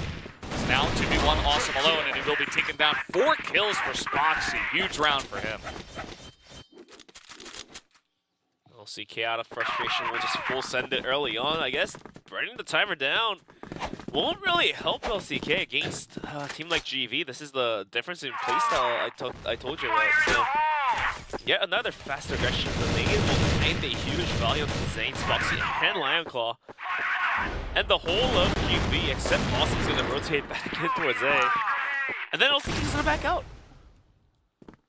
Yeah, it feels like this strategy has an expiration date. I just wonder if LCK know when it is. Because they just keep pushing the envelope here. Like, I don't think this is the new meta, just stack an A long and try to challenge A top over and over. If you're extremely confident that you're the better team, then sure, I mean, go for that. But especially against FaZe, Snox, they've been having good days today. Like, yeah, they're going to take some of the rounds. And the fact that they already have 2 rounds on Blacklist is actually huge. So I didn't expect it to work this well, but the results do tell a certain story so far for LCK, which is nice for them. As now it looks like they want to clear out B main and maybe go for a B push. Still some time to rotate, though, if they'd like. At least it's going to be awesome in FaZe. FaZe been taken down to about 10-20 HP. LCK setting out towards the middle. They might just wrap around the spawn area. He is it, but so far it's being held down by Awesome. Awesome actually straight up by Raffin. So that will find one more. 2v2. A is open. We'll get the bomb planted. What's Boxy? Does he realize there's a player right on top of connector? And okay, Raffin. And second the bomb planted, he's gonna cover up connector. Oh, FaZe. That timing was off. Yeah, 15 HP is not gonna cut it. Yeah, that's really unfortunate for him, but the bomb is still not planted. So a slight chance if they stop the cross, but no, Raffin does get across. FaZe gonna spot him though, and that's the kill. And now just a 1v1, it comes down to Spoxy. He has to get the kill in 5 seconds, and he will get the kill. Doesn't need the plant. LCK are out ahead from Blacklist side of Port 3-2 with some extremely aggressive strategies. They don't go for the A long push, but they go B to mid, and it works. It's now Lion Claw. Oh, that was a sick one. Flick. Yeah. Now Creeps comes in on the bomb site, gets knocked out. This is a pre-bomb site as GV were sending most of their players out towards A. Just bum rushing into B was the plan, and Snuffs runs in, picks up a double. That was the equalizer. And eventually 7 has work to do with the pistol, gets one. Down to a 1v1. Flex will be holding onto the boxes. Does 7 have a general idea of where Flex is holding? However, the C4 is taking down. He does pick up an AK. Flex, oh, the timing. He's sneaking. He's sneaking. They're both sneaking. Taps the C4 and he turns his back to it. Flex doesn't miss those. And the 4th round will be picked up by LCK. You can see the He's reactions. not happy. He is not happy with it. Flex was very happy himself, understandably. But yeah, 7 was not. Yeah, that was a very, very nice play from Flex. I love that play around the boxes. Also, just the fact that LCK are just running at them and making Port look like a Blacklist-sided map. They're like, no, yeah, we could just... If you just run at the enemy and win all the firefights, then it doesn't matter what side you're playing, I guess. I guess that's the story she wrote. Now LCK turning their tempo down. It's gonna go down towards mid slowly. Snox could be traded out. If he picks up 2 kills or more, it will pay off. But so far, his position, not expected, but easily tradable. Like you said, easily tradable. Yeah. 7 did trade it back, though. He's holding an arm up there on the bridge, so that was unexpected. It's kind of like the one-up, one-up, one-up, as he does trade it back again. Raffin looks like he wants to run down mid. There he goes. He's cooking it. He's just running in. And FaZe is just never, ever going to expect that. Like, it's insane what is going on with this guy. He's just running at them and winning every fight. Speed demon he is. He's gonna cook up some movement to take a double kill onto the both of the armors, and now he'll deal with Awesome. Why does he feel like he's gonna win this? Yes, he does. Pistol and Grease takes a hit as well. You could just plant the bomb and like play passively. around the bomb. You don't have to kill them all. If you're gonna play passive, I'll take the fight to you, is what Raffin is basically saying. What is That's a 4K for him, isn't it? Yeah. I mean, this guy, his Black Widow, quiet, really not good. Yeah. Okay, if we're being nice. And then, sure, he finished off sub base fantastically, and ever since then, he's just been going insane. We talked about what could happen for the two rosters, like if Austin begins to put up numbers, or if Raffin begins to put up numbers. And now it's Raffin who's putting up numbers. How is Zane alive? Sheer power of will. Willpower. Sheer. Sheeps. Yes. Yes. Well, round number 8, that is. Back to actual Crossfire instead of some random YouTube shorts. Yet another long take and 7 barely hitting that shot. Timing was off, so Spoxy will instantly punish him out from the round. FaZe will come around the corner though. Take the Zane out. And B is free. And this information has been passed down. Flex will take out Freeze now. He really doesn't have to peek, but why do I have a good feeling that he's going to peek out again and die? Yeah, called it. I called it. You called it so far ahead of time. I mean, that's just been the way he's been playing, too. But the fact that he goes out, he goes for the peek, he dies. And now it just feels like LCK are just making this map whatever they want it to be. Awesome. And he gets some decent shots, but it's still going to be the B side taken here by LCK. They've got ample amounts of smokes and flashes. Still, they're going to drop some down. They're going to spot this push coming in, but Snox gets the kill. And he only saw one guy. So now they're saying, okay, it could be 2 from B, or it could be 1 and 1. As, ooh, that was a quick one from Lion Claw. On the drop shot from FaZe, but he does get the follow-up here. The pistol from FaZe! Gigantic to keep GV's hopes alive. 5-3. And one more round, GV really needs to replicate what really happened on the last round. And like I said before, I knew Flex was going to re-peek that angle, but all he had to do was use that staircase and just wait until his team arrives. Like, it's okay, you can die, but that additional 2 or 3 seconds you buy for your team really just marks everything. And here comes another aggressive push from GV. This one's going to go in the favor of LCK. Nope. Unless 7. What is Flex doing? He's dancing. I mean, he knows he's caught. He knows he's caught. He has to just get out of the way. And then he's like trying to snipe him. Okay, that's... I'm pretty sure Flex danced around with like 4 times doing the 360 hop. So, yeah. Well, you know, eventually he tried to take the shot at least. I thought he was just going to keep dancing. Look at this. What is happening? Okay, through the tiny window, legged his FaZe. He's going to get shot in the back of it, as of course they're just going to sprint at him. LCK not wasting any time here. It's all up to 7. I believe, yeah, he's the number 5 man. He is trying to get in there 1v2. Put to the real test here. The pressure is on for him to not retire. Ooh, the timing is all for Spoxy. 1v2. M4. Couple bullets will cut to the chase here. Sprays the wrong box. And yeah, that'll be a 6-3 first half. And the thing about this is that LCK, they move on a port, and they were not lying that this is their best map. I'm not even sure it's because we're on port. It just feels like they're playing with such insane aggressive confidence, and they're taking the fight to GV over and over, and they're really just dominating them. It doesn't really feel like an even fair competition right now, just because of the way that LCK are playing. And they got 6 rounds on Blacklist on port. Like, that's not supposed to really happen. And now GV have so much work to do. Shouldn't really happen like that.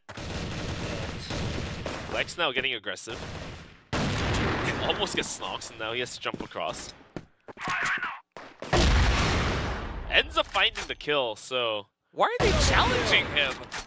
Alright. Awesome gets the drop, but he almost went down too. As a matter of fact. I mean, you remember yesterday, Flex was doing the same thing against TBI, and TBI were just like, yeah, let's just keep challenging him. Let's try to take him out right down mid. It didn't work out for them. It's not working out for TV. Awesome spotted shot. Nate finding some value. And now Spoxy in a spooky spot on top of the bomb site. Setup is out, but two players are gonna be defending now towards A. Ooh, yeah, GV really has lost the key to where they want to take this one into. I mean, it looks like B at this point. But now, a bit of a challenge in mid. FaZe has an AK. And he's going to go mid to B main, so should be able to join up with this push at least. Spotted. Raffin gets the 1 kill. The Zane's still here. A couple of the best riflers on this squad, but Creed's going to line up a couple. He's got the M4 here on B. That's going to feel pretty good, but has to go in a 1v2. He's just peeking behind to see if anyone's close before he does go for this plant. Gets it down at least. But 1v2 against Lineclaw and Spoxy won't be the easiest clutch out of all. Well, at least he's got the timer helping him out. Lineclaw goes down. Spoxy takes a bit of damage. 14 bullets will be enough. As Creed's clutch it up for his team. It's going to be 6-4. I think that was 4 kills on the round there for Creeds. He's able to set up the plant on the site, and then he's able to get the 1v2, played that box excellently. As I mentioned before, having the M4 in that position, always going to feel great.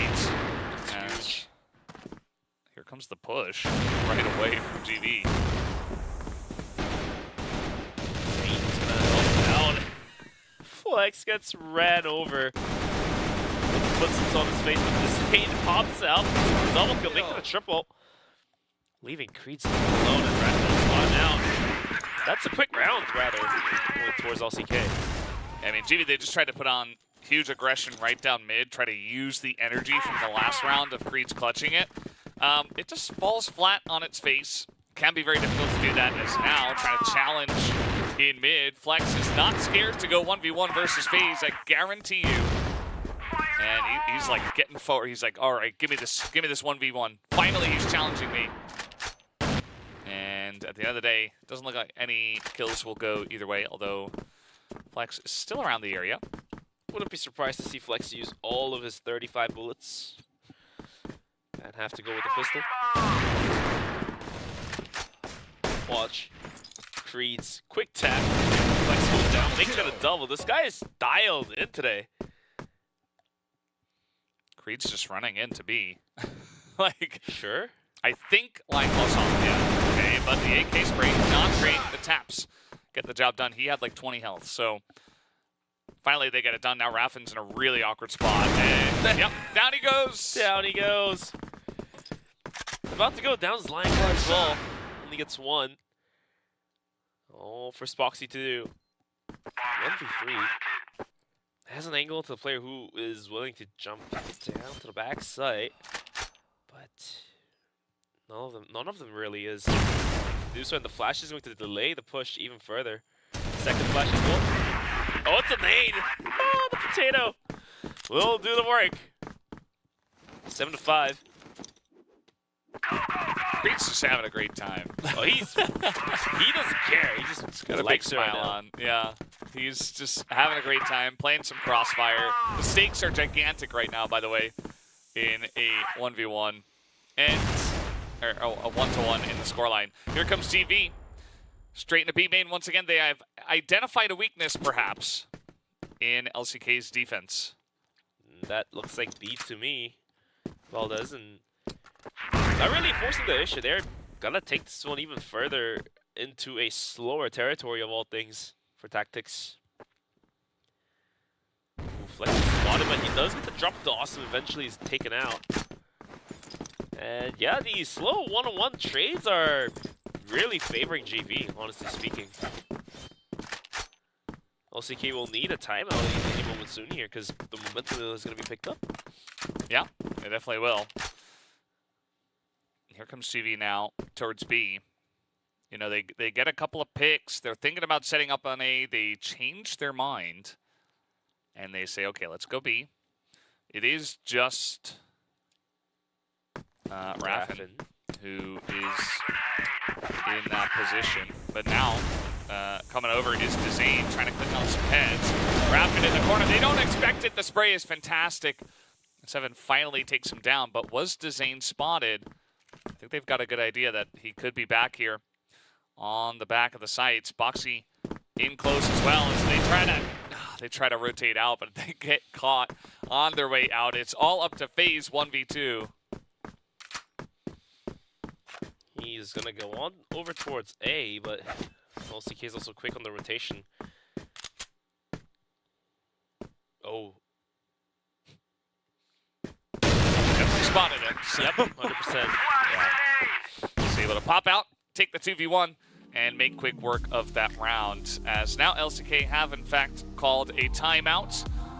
Gonna take a little rest. You know, it's a heavy pressure series. Definitely a close map still. Although they did win that last round, they'll feel relieved about that, because if they didn't, then you're looking at a 7-6 scoreline. Instead, we're at 8-5. So LCK still looking good. You know, there have been a couple of rounds that have gotten away from them, and this game has definitely looked more wonky than your standard, you know, back and forth map of Port. Both teams playing very aggressively in this one. Raffin is resting his arms. He's been going with the movements and with the flick shots, so give that wrist a little rest. Why not? We'll need it for the future rounds. And Grease is just smiling, not gonna lie. Awesome's playing a phone game. I don't think he actually is. 7's eating something. I wonder what that is. Is he, or is he just holding a fork? He's actually okay, there we something. go. Yeah. I was like, what? All right. Looks like some sort of fruit. Well, if GV end up winning, yeah, maybe like dried fruit in the bag. If GV end up winning, we can ask him, because we have interviews with the leaders of the team. If they don't end up winning, maybe we can ask him tomorrow, if they win there. Sure.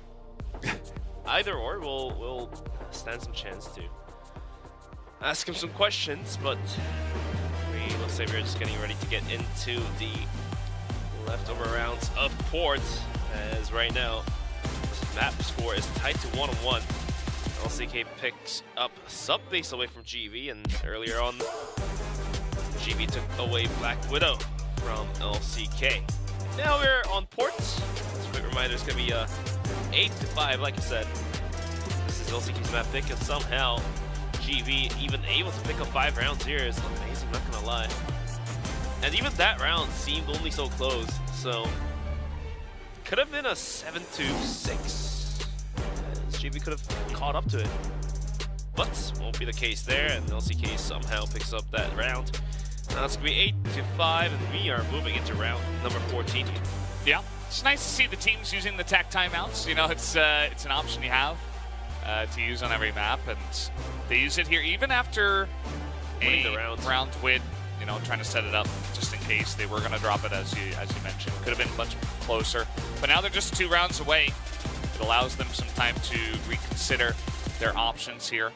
LCK on the global risk side and ahead on rounds means that they're heavily favored at this point in time to take down the map and move on to Compound in the lead. But the timeout they took also gives some time over to LCK to have some words with each other.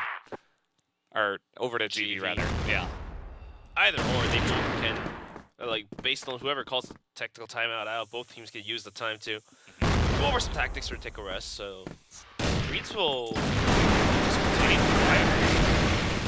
Flex had no idea 7 was flanking behind him, so 2 players go down already. Okay, Dezane just flick heads, looking for a 3rd one he is. And now there's a 3rd, 4th onto Awesome. Well, I mean, Dezane just simply equalized the whole thing back down to 2-on-2 by himself, really. Yeah, now the bomb's in a really rough spot. They're just going to charge through instead. Lion Claw, along with Spoxy, trying to get the win against Awesome. Spoxy jumping forward with the M4. We'll pick up that 9th round here for LCK. Nicely done. And that's going to put them on the, you see, oh, Creeds, he's like, so close. This ain't getting that much value on B, this is way too much. Ooh, FaZe will take a bunch, and the nades is flying, but he backed out in time. And the wall-laying flex will just continue to work wonders for LCK. Almost catching Snox and eventually goes down the wall-laying, sure. Looks like GV will find the opening frag.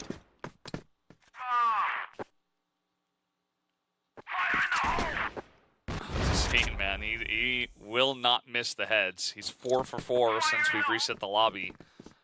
And now GV looking to push long. Are they gonna nade stack? It's only a single nade. They know he's there, so that's an easy cleanup. And now a flash on the back of site here. They've got pressure up top. As long as they don't get sniped down, GV are in a better spot here as raining hell from above. And Dezane gets another kill, but it's still going to be GV who do pick up the round. Keep things interesting here on Port. 6th round to 9 of LCK. And LCK just really needs to pick out any of the rounds that are left in this second half. It's going to be only 3 rounds. The 3 rounds are more than plenty for LCK. And GV needs to give it all to go into overtime. Yeah, another A hit brewing up here. That was the C4 out in A long and 2 players, 7 and Awesome gonna be on top of Victor, and all 7's gonna send it down towards middle. Flexes gonna have to repeat that angle or something. No, just doesn't miss. Hands after heads on top of the bomb site. A is gonna be Spoxy, and he's gonna get pushed in. Or not. He stays there, gets a kill, sure. And more flashes coming his way. He's waiting for it to unblind himself. The angle swings up to the side. Spoxy and double will wrap the round up. That's it for Port. It's done. LCK take down their self-declared best map here up against GV, and they will take the lead in this series 2-1 up against GV, as we will be moving on to Compound for the next one. 10-6 the scoreline here on Port. Maybe LCK, especially with how aggressively they were playing, maybe not even expecting to get this much oppression, this much opposition, I should say, from GV. But at the end of the day, they still take down the map. And let's take a look at the highlights.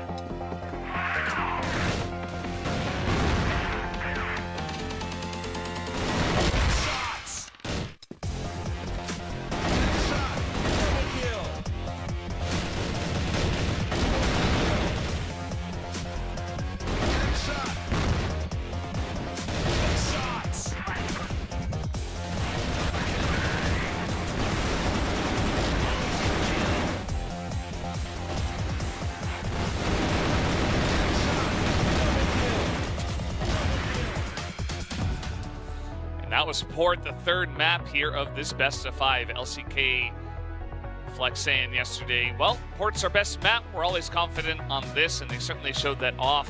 Spoxy and Dezane being the two standout members on the roster. GV are going to have to recalibrate going into the 4th map of Compound.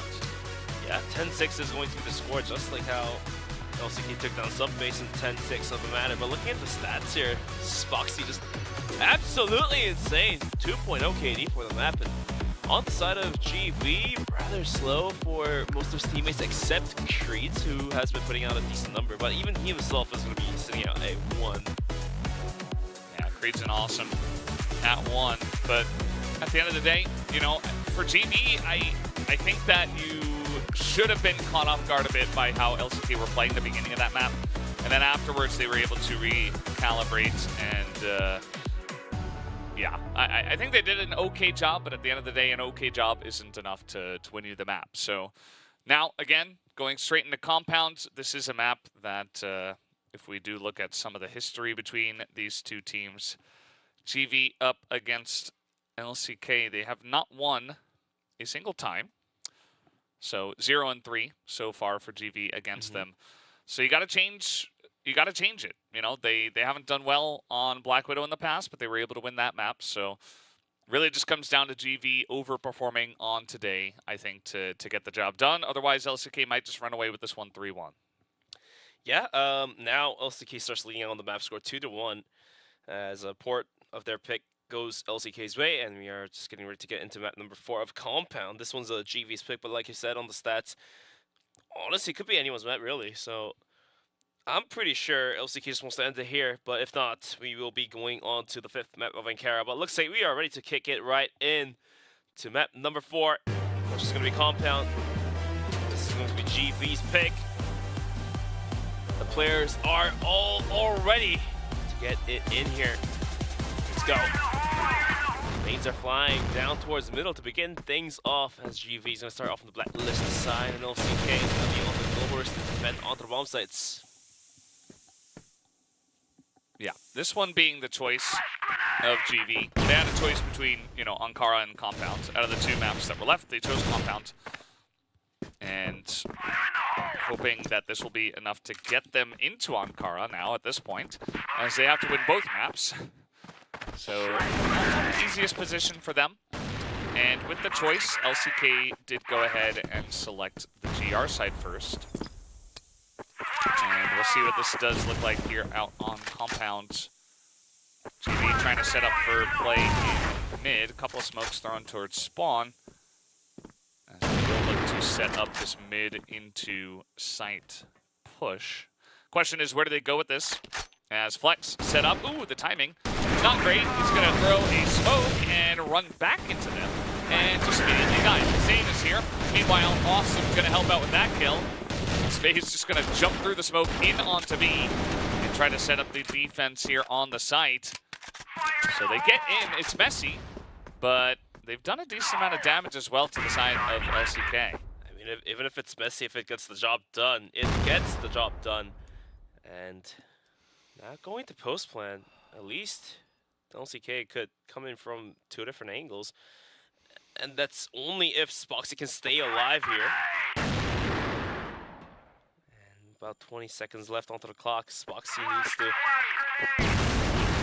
Okay, the Zane's gonna pick up FaZe to begin us off. And Spoxy goes in with the pistol, opens up the game. Zane with a double kill. And Lanclo with the 3rd. Is going to allow LCK to pick up the 1st round here. Yeah, pretty excellent retake there from the side of LCK. They were able to wrap around very quickly.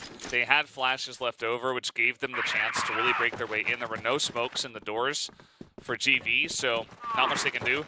The one thing for GV, I guess, is that they were all kind of looking at the same door, not expecting the rotation to come in that quickly, and that kind of caught them off guard. I mean, they had one guy looking behind them, but wasn't quite enough. That with about like 10 HP, so... Yeah. I honestly thought it was going to be Spoxy to get a kill or 2, but at the end of the day, he just ran into, sacrificed his life to open up the gate for the Zane to really just clutch it up, so... Yeah. 4K already for the Zane. He did his job. Did his job indeed. He had one job, and he got it done, which is always nice to see. LCK pushing here through the pillars, and it's Flex, so you know that he's just going to go insane mode. He's pushing out of this door, like 100%. Question is, does he find 7? Yes, he does. And now the team is like, wait, what? Now GV is mentally boxed in. they don't know if Flex is going to be still catching up from behind. That's why they're hushing it down towards middle. This is not going to work out well, I can tell. As Raffin is going to be holding onto the corner, and so is the entrance towards A as well. All three players holding it down there. Just pushing a little too fast. Yeah, definitely just feel a bit rushed, and you know, FaZe able to trade a couple back. So is Sox, actually, as Awesome is not accounted for. And now they're gonna know where he is. Awesome trying to take the 1v1 against a pistol, but he can't get the kills in. As Foxy just gonna headshot him down. Some big smiles there on the side of Flex and the boys from LCK. This is a fantastic start for them. 2 dominant rounds. Fantastic for sure. Flex almost having the angle there. Now he's dead stuck. He has to jump out the window, but I'm not entirely sure if he will. Okay, sure. Falls back. Now Lion Claw playing along with Spoxy. Spoxy lost the ball back, and Lion Claw's completely blinded out. And that's a bomb site somewhat cleared out. They're gonna change up their gears and come down towards middle. Whilst LCK is gonna go on a counter push out towards a long. Yeah, they really want to get some information if possible. As Freeze, he's just not even looking the right way. Drops the bomb, and he's like, all right, I'm going to push in A, but he doesn't expect Zane to already be that far up. And understandably so, but always got to keep that in the back of your head that that is possible for your opponents to just go that aggressive. And now that they get that pick, they back away and they say, all right, onus is on you guys. Flex is still alive, so maybe, yeah, he is going to tell Zane to head up into mid. I mean, the kill is a kill, so LCK will have the man advantage. Flex does get spotted out. However, GV has some time to make some rotations. Zane now being contested by one. And the second one as well. This guy has 8 kills already in 3 rounds. Yeah, it's kind of ridiculous. Currently sitting at over 2 kills per round. Think about that. And yeah, I mean, he's just having a really fun time. He's not missing anything. He has 6 headshots out of his 8 kills. And GV have not been able to solve it. Now we do have Raph pushing up. That is going to be a nice little push into pillars. And Spoxy also not going to hit the shot. Looking for a bit more. Oh, he's going to spot Snox crossing, though. A chance. Timing full seems tap on to be Spoxy. not there for Spoxy. Yeah. Not even the half as well. Just wasn't able to take the shot even. And now GV's going to dictate it down towards middle. And I'm not exactly sure if LCK has it, if they just rush it down server and get it planted. Flex is going to find one that's traded out, and FaZe is going to start running in. And this is a wrap around towards A. It looks like they're just going to clean up. And GV finally picks up a round. Yeah, nice for them to get on the board. I think with the play into pillars, they get that advantage, and then the quick push through mid allows them to just get a nice push going with extra firepower. LCK didn't quite have the same amount. Flex is going to go up into the tower and then out the back window. And then Spoxy's going to peek and get a kill. So kind of the duo of crazy guys jumping straight into mid, getting very aggressive, and it's Spoxy who ends up benefiting of that one. Of which doesn't really matter as long as it works out. Flex is going to continue to jump left and right in 7. I'm not sure if he was seen. Oh, yeah, he's definitely seen because now these are flying his way.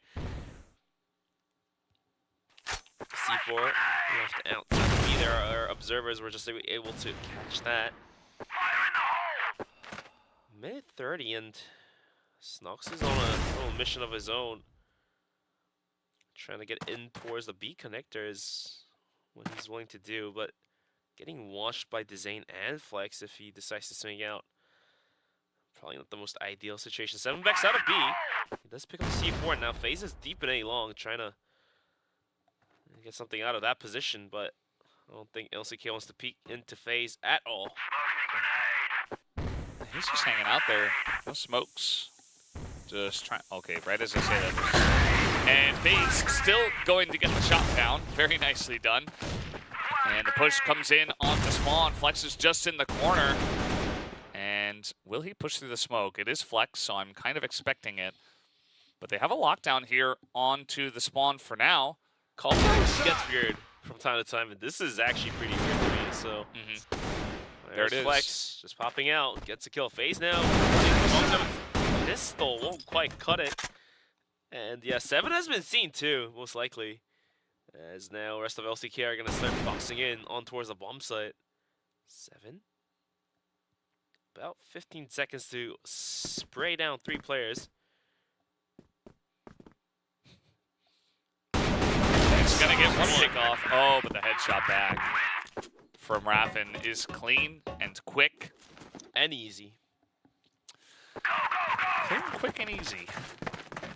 Every game of CrossFire went like that, then you would be the world champion. But, you know, for LCK, it was only for that round. You never know if GV can just bounce back and take us into Ankara.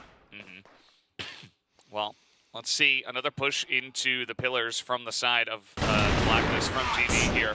And once again, they'll get that pick off. It's Flex that's trying to push in this time around. And do they go for the same thing where they push in the pillars and then a quick push through mid? It actually would work out very well right now, but actually Spoxy in mid is able to get the kill and now just taking a bunch of a beating from the utility, but he's going to get another kill as they don't quite peek at the same time. They're just going in 1v1 against Spoxy. He gets so much value in that position in mid. And now the 1v1 here, FaZe is able to trade a bunch back and really shore up what could have been a disaster for the team. GV now in a good spot. They're going to be sending it down towards B most likely, but Raffin is quick on the chase. I'm not sure if he can catch anyone, but now he has arrived by connector. The C4 is down 67 HP and a dream. And swings up, FaZe swings out. So close for Raffin, but eventually it's going to be GV to secure a round. 4-on-2.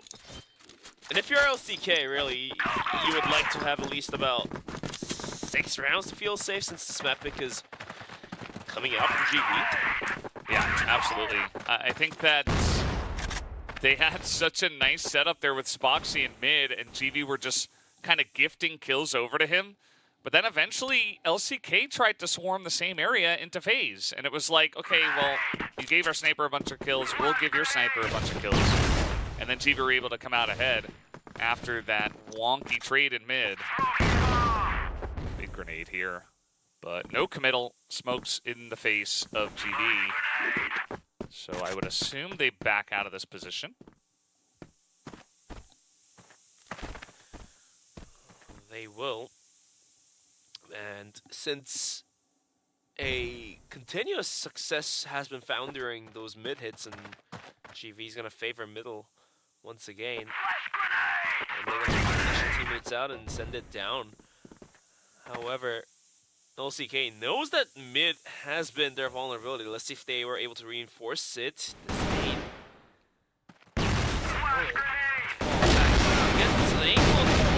Sprays down 2. Supporter Raffin gets now 7.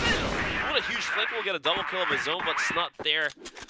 Not enough to pick up a round. It's going to be 5-2 as LCK will start showing some actual lead.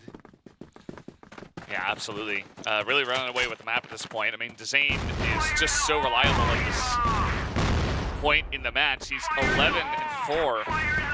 And if they're going to run into where he is, he will at least pick up 2 kills more often than not. 9 headshots. And once again, here comes GV. This time quicker through mid. Even quicker. The tempo is being raised. They're looking to go same location as they're just going to run by Flex, who's just in the corner behind the box. He's getting so much kills in the middle of the map, and they had no idea as he hops out of the shadows in typical Flex fashion. That's now 6 rounds here to the side of LCK. All right, that'll be round number 8. Going towards LCK, it'll be 6-2. And we'll just have to wait and see what unfolds for the last round of the first half. Hello. So, yeah, just going to take a quick peek at us for you guys as the players are getting ready to get back into the lobby. There's a quick issue that can be solved easily. So, just bear with us for a couple seconds here. There is another issue that's not a quick issue that can be solved easily, and that's the fact that GV only got 2 rounds on Blacklist so far on their map pick. So this is not the greatest start from them. We saw in our first match of the day, 3BL were able to get multiple leads, like 7-2 twice in a row, and really just close out those maps quickly. I have a feeling it's kind of going that way as well, where GV are upping the tempo, really trying to press the issue, but they keep losing rounds pretty one-sidedly, and it kind of feels like they've run out of steam here a little bit. I think LCK were definitely the favorites coming into this one. We were surprised by GV taking the first map of Black Widow, and we thought maybe this is going to be like a close back-and-forth match, but ever since then, you know, Subbase going over to LCK, and then they got Port as well, which was kind of to be expected, and now the beginning of compounds going the way of LCK. It does feel like they're kind of running away with the series bench. Yeah, already being able to pick up 2 maps and about to have a third one here. GV needs to stop this with all force in them. Yeah, like you said, 2 rounds only for the first half with just the 1 single round left onto the clock. It's not going to cut it, even if they do pick it up. 6-3 is definitely not the score if you are GV going against LCK. However, that one thing that I can safely say is if GV picks up this last round and somehow gets 3 rounds, they are still in the talks. Given that if LCK picks up 7, then that's a done deal there. Like, I'm pretty sure that's a done deal. But if GV can somehow sneak in 1 more round, then we are still, you know, guessing at who's going to take this map away. It's doable. It's very doable. It's not a long shot. Yeah. 7 is way too long of a shot to land your dart on the bullseye, so... Yeah, because you would imagine that LCK have the ability to get just 3 rounds from Blacklist, right? So those are kind of the stakes going into the second half if GV can't just grab a quick round here. Seems like the issue is being solved bit by bit, so should be able to jump back in here in just a moment, guys. Thanks for waiting with us. But it looks like we are, yeah, like you said, we are just getting ready and should be able to deliver you some quality Crossfire CFS 2024 Path Eumena regional finals to you guys in just a moment. And yeah, the winner of this match as well will have a seeding in the grand finals that will happen in Hangzhou. But it looks like we are ready to kick it into the last round, round number 9 of the first half. Last round of the first half. I was just gonna say that. So let's take a look at it. GV keep the hopes alive. And FaZe is going to get knocked out with a fast aggression by Flex. I mean, Flex basically is capable of anything at this point. He has convinced me. You know, go head-to-head with some of the best snipers in the region, sure. Now, Spoxio, he gets the lineup, the Colette, the 2 of them trying to take him down, and just like this, guys, GV, they needed this round, they really did, but at the end of the day, it will go over to LCK. They're now winning 7-2 on Compound. And you said it before, Bench, the stakes for this one are huge because LCK just 3 rounds away from going to Hangzhou, going to the CFS Grand Finals. And that's really where everything should be wagered at. And so far, it does look like LCK is very close from booking the ticket to Hangzhou. GV, the frustration is building up, but you don't have to win it. And look at the happiness just growing and being shared between the players of LCK. Lineclaw, one of the players that you don't usually see him laugh or smile, but there it is. He gave it away. Yeah, he's given away the fact that, you know, it's beginning to creep up, right? Those feelings of joy, elation, as they know what's at stake here. They know how close they are. They've done so much work to the end of the year, all the way into the playoffs of the regional finals to now get that shot at the grand finals as they're trying to push up mid here, RGV. And not just push, they're jumping on top of the boxes, trying to peek through smoke and bring the fight to LCK. They want to set the tone here for the beginning of this this half. Sure indeed. Now that LCK is on the button, phase on top of container. What an angle. Easy quick scope that was onto Flex. And goes on to find the second frag onto Spoxy, sure. I think Love it's a trade, but alright, FaZe continues to get the 4 kill. Rapid now. Spotted, FaZe wanted the ace, but Awesome's gonna take it away. That's gonna be GV finally showing some signs of life, but might be one little too late. 7-3. I mean, better late than never.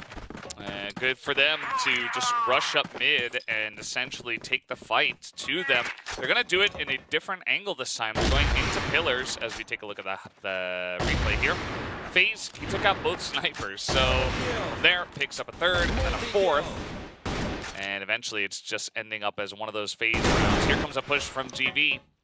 Out of pillars, all the way towards the back of Blacklist spawn.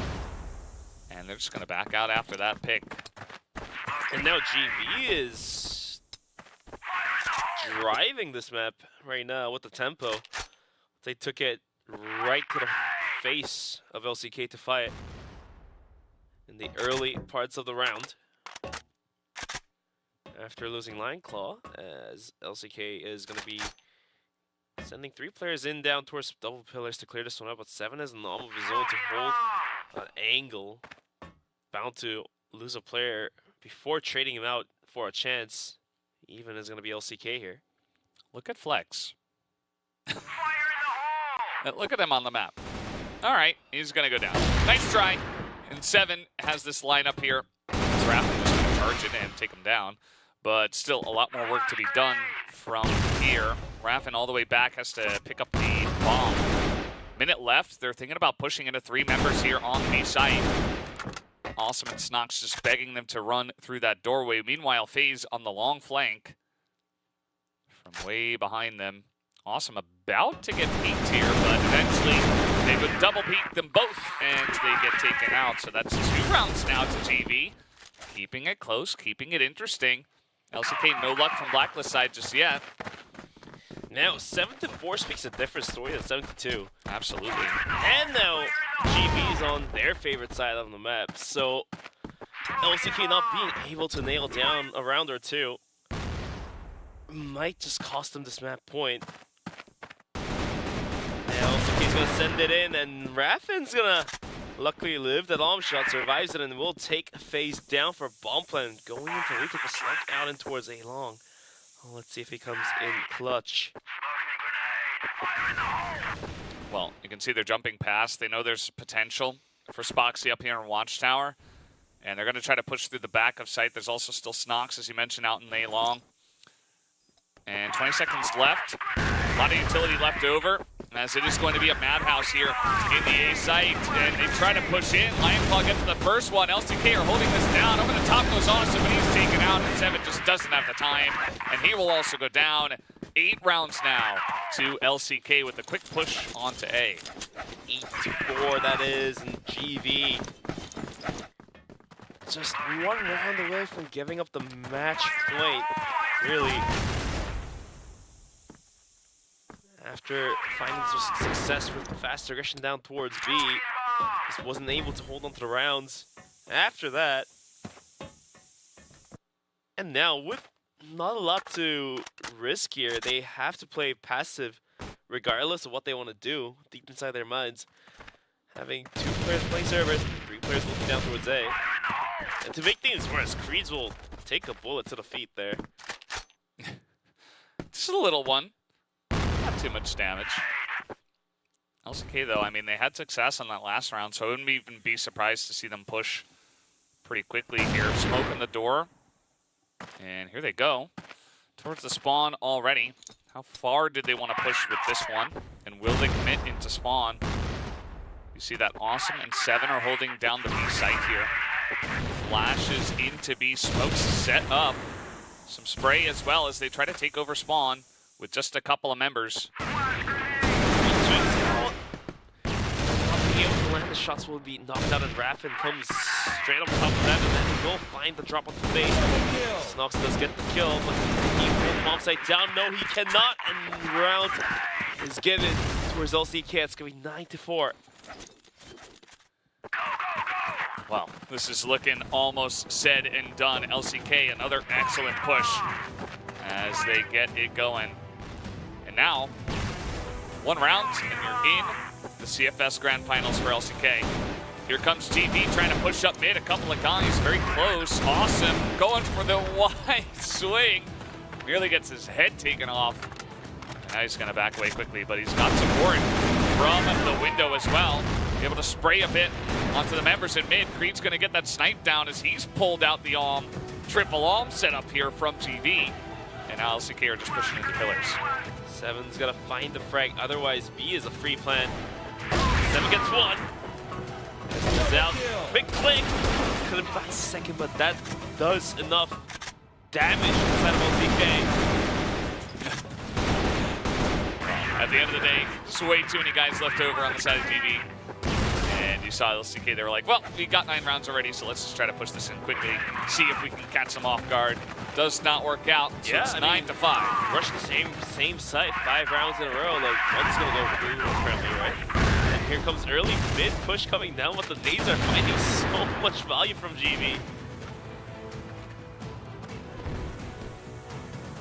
Yeah, just like that. I mean, Zane is down. He's been one of the main guys that has been putting up numbers for you. And is an excellent rifler, and now you're just without him. Creed's still holding the and still peeking out into mid. He'll get punished this time. Lex, though, will win that battle against Awesome. Gives them a chance here, evening up the score. CK dedicated to go down to go into the grand finals. Lyco find the frag onto Grease to open things up. FaZe will have to pull the bomb site down. Lyco with the pistol fights one. Boy kill. Rapid swings out, gets the drop. It's all down to the hands of FaZe. He has pushed as the rest of CK will send it down towards servers. 1v3 and a dream. The bomb is getting planted. It's really a tough one to ask Valdez. I don't know if he's got it in him, but he's going to send it. He's going to try one last time for GV. FaZe will be taken down. LCK will qualify for the CFS Grand Finals just like that, as they take down GV in 4 maps, taking compounds here in a 10-5 scoreline. 10-5, amazing scoreline that is, taking a map away from GV as well. So, like expectations, LCK will push themselves into the grand finals, but GV, although they get knocked out, this is not a complete knockout. They still have one more chance at going into the grand finals. But let's go take a look at some of the highlights of this map.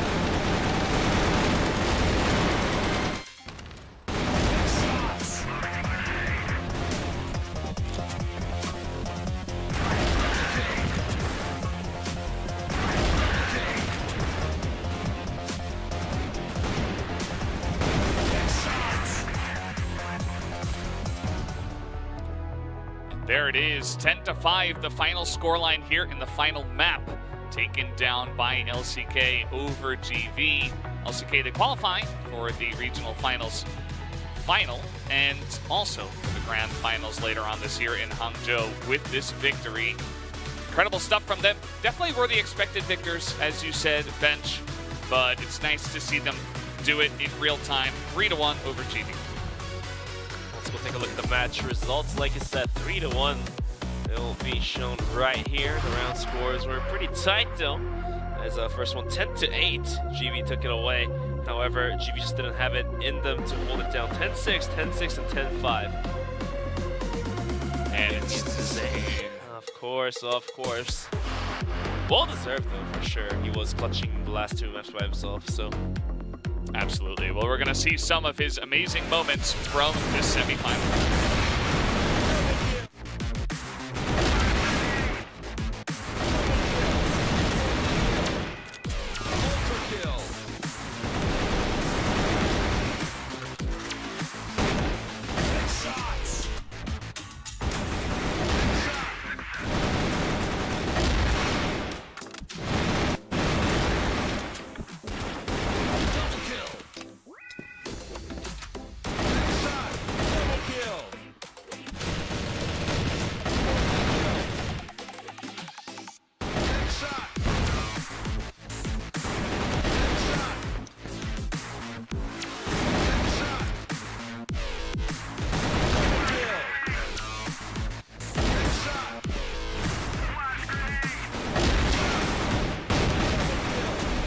Zane, just awesome stuff today. Absolutely deserves the MVP of the match.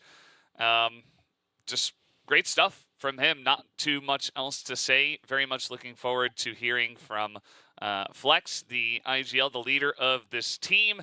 And we are ready to jump into that right now. Flex, congratulations. You guys are making it to the grand finals. You put in all that hard work and it finally paid off with a seed to get there. How does it feel to finally have this success here today? Thank you. Feels amazing. We did kind of expect it though, but still feels good to manage to close it up. Well, congratulations on finding your seat in the grand finals. So, of all the teams that will be coming to the grand finals, minus this region, who do you think, which team do you think you consider the biggest rival of your team? The biggest rival of our team. I don't think we really have a rival. We don't really have rivalries with the international teams yet, but I think that's something that we will develop for in the future for sure. Well, Flex, your play style this entire last couple of days has been very fun to watch. It feels like you can never really expect where you're going to be, and it feels like you're getting so much value for your team in that. Is that something that you've been building up and working on for a while, or is that something you brought in new here for the regional finals? And are we going to see more of it? Because I really enjoy this play style. Yeah, I think I feel like really good in my play right now. It's I'm very confident. I feel like I'm better than the opponent, so I can just always take the infights because I always feel like I'm just gonna win them. Yeah, well, certainly that did happen quite a lot. So I won't keep you much longer, but any final shout-outs to the fans or anyone else you want to shout out before you let you go? Thanks for everyone for supporting us, and we'll make sure to do you proud on the grand finals. Absolutely. Well, very much looking forward to you guys at the CFS Grand Finals. Congratulations once again, and thank you, Flex, for the interview. Thank you. And, yeah. That was a great interview. And just a quick reminder, as we still do got more matches coming up tomorrow. Even if they did secure the seat towards the grand finals, there's still money on the line, right? There's money on the line, and there's one more seed as well, which will be fought over by unKnights and GV, the two teams that did not win today. So 3BL Esports and LCK fighting for the #1 seed from Eumena, and obviously the extra money and the title and all of those great feels. So we'll have those finals and also the third place match to decide who gets the 3rd seed, and that's really do or die for those two teams. Honestly speaking, the 1st seed spot is also quite important because if you end up being in the 2nd seed, you might end up facing off the strongest teams in the other region. And that's a very scary thought. So very important after all. Lots of stuff on the line for tomorrow. Make sure you guys are joining us for the final day of the regional finals here at Eumena for CFS 2024. But we're done for today. Thank you so much for watching, and we'll see you tomorrow.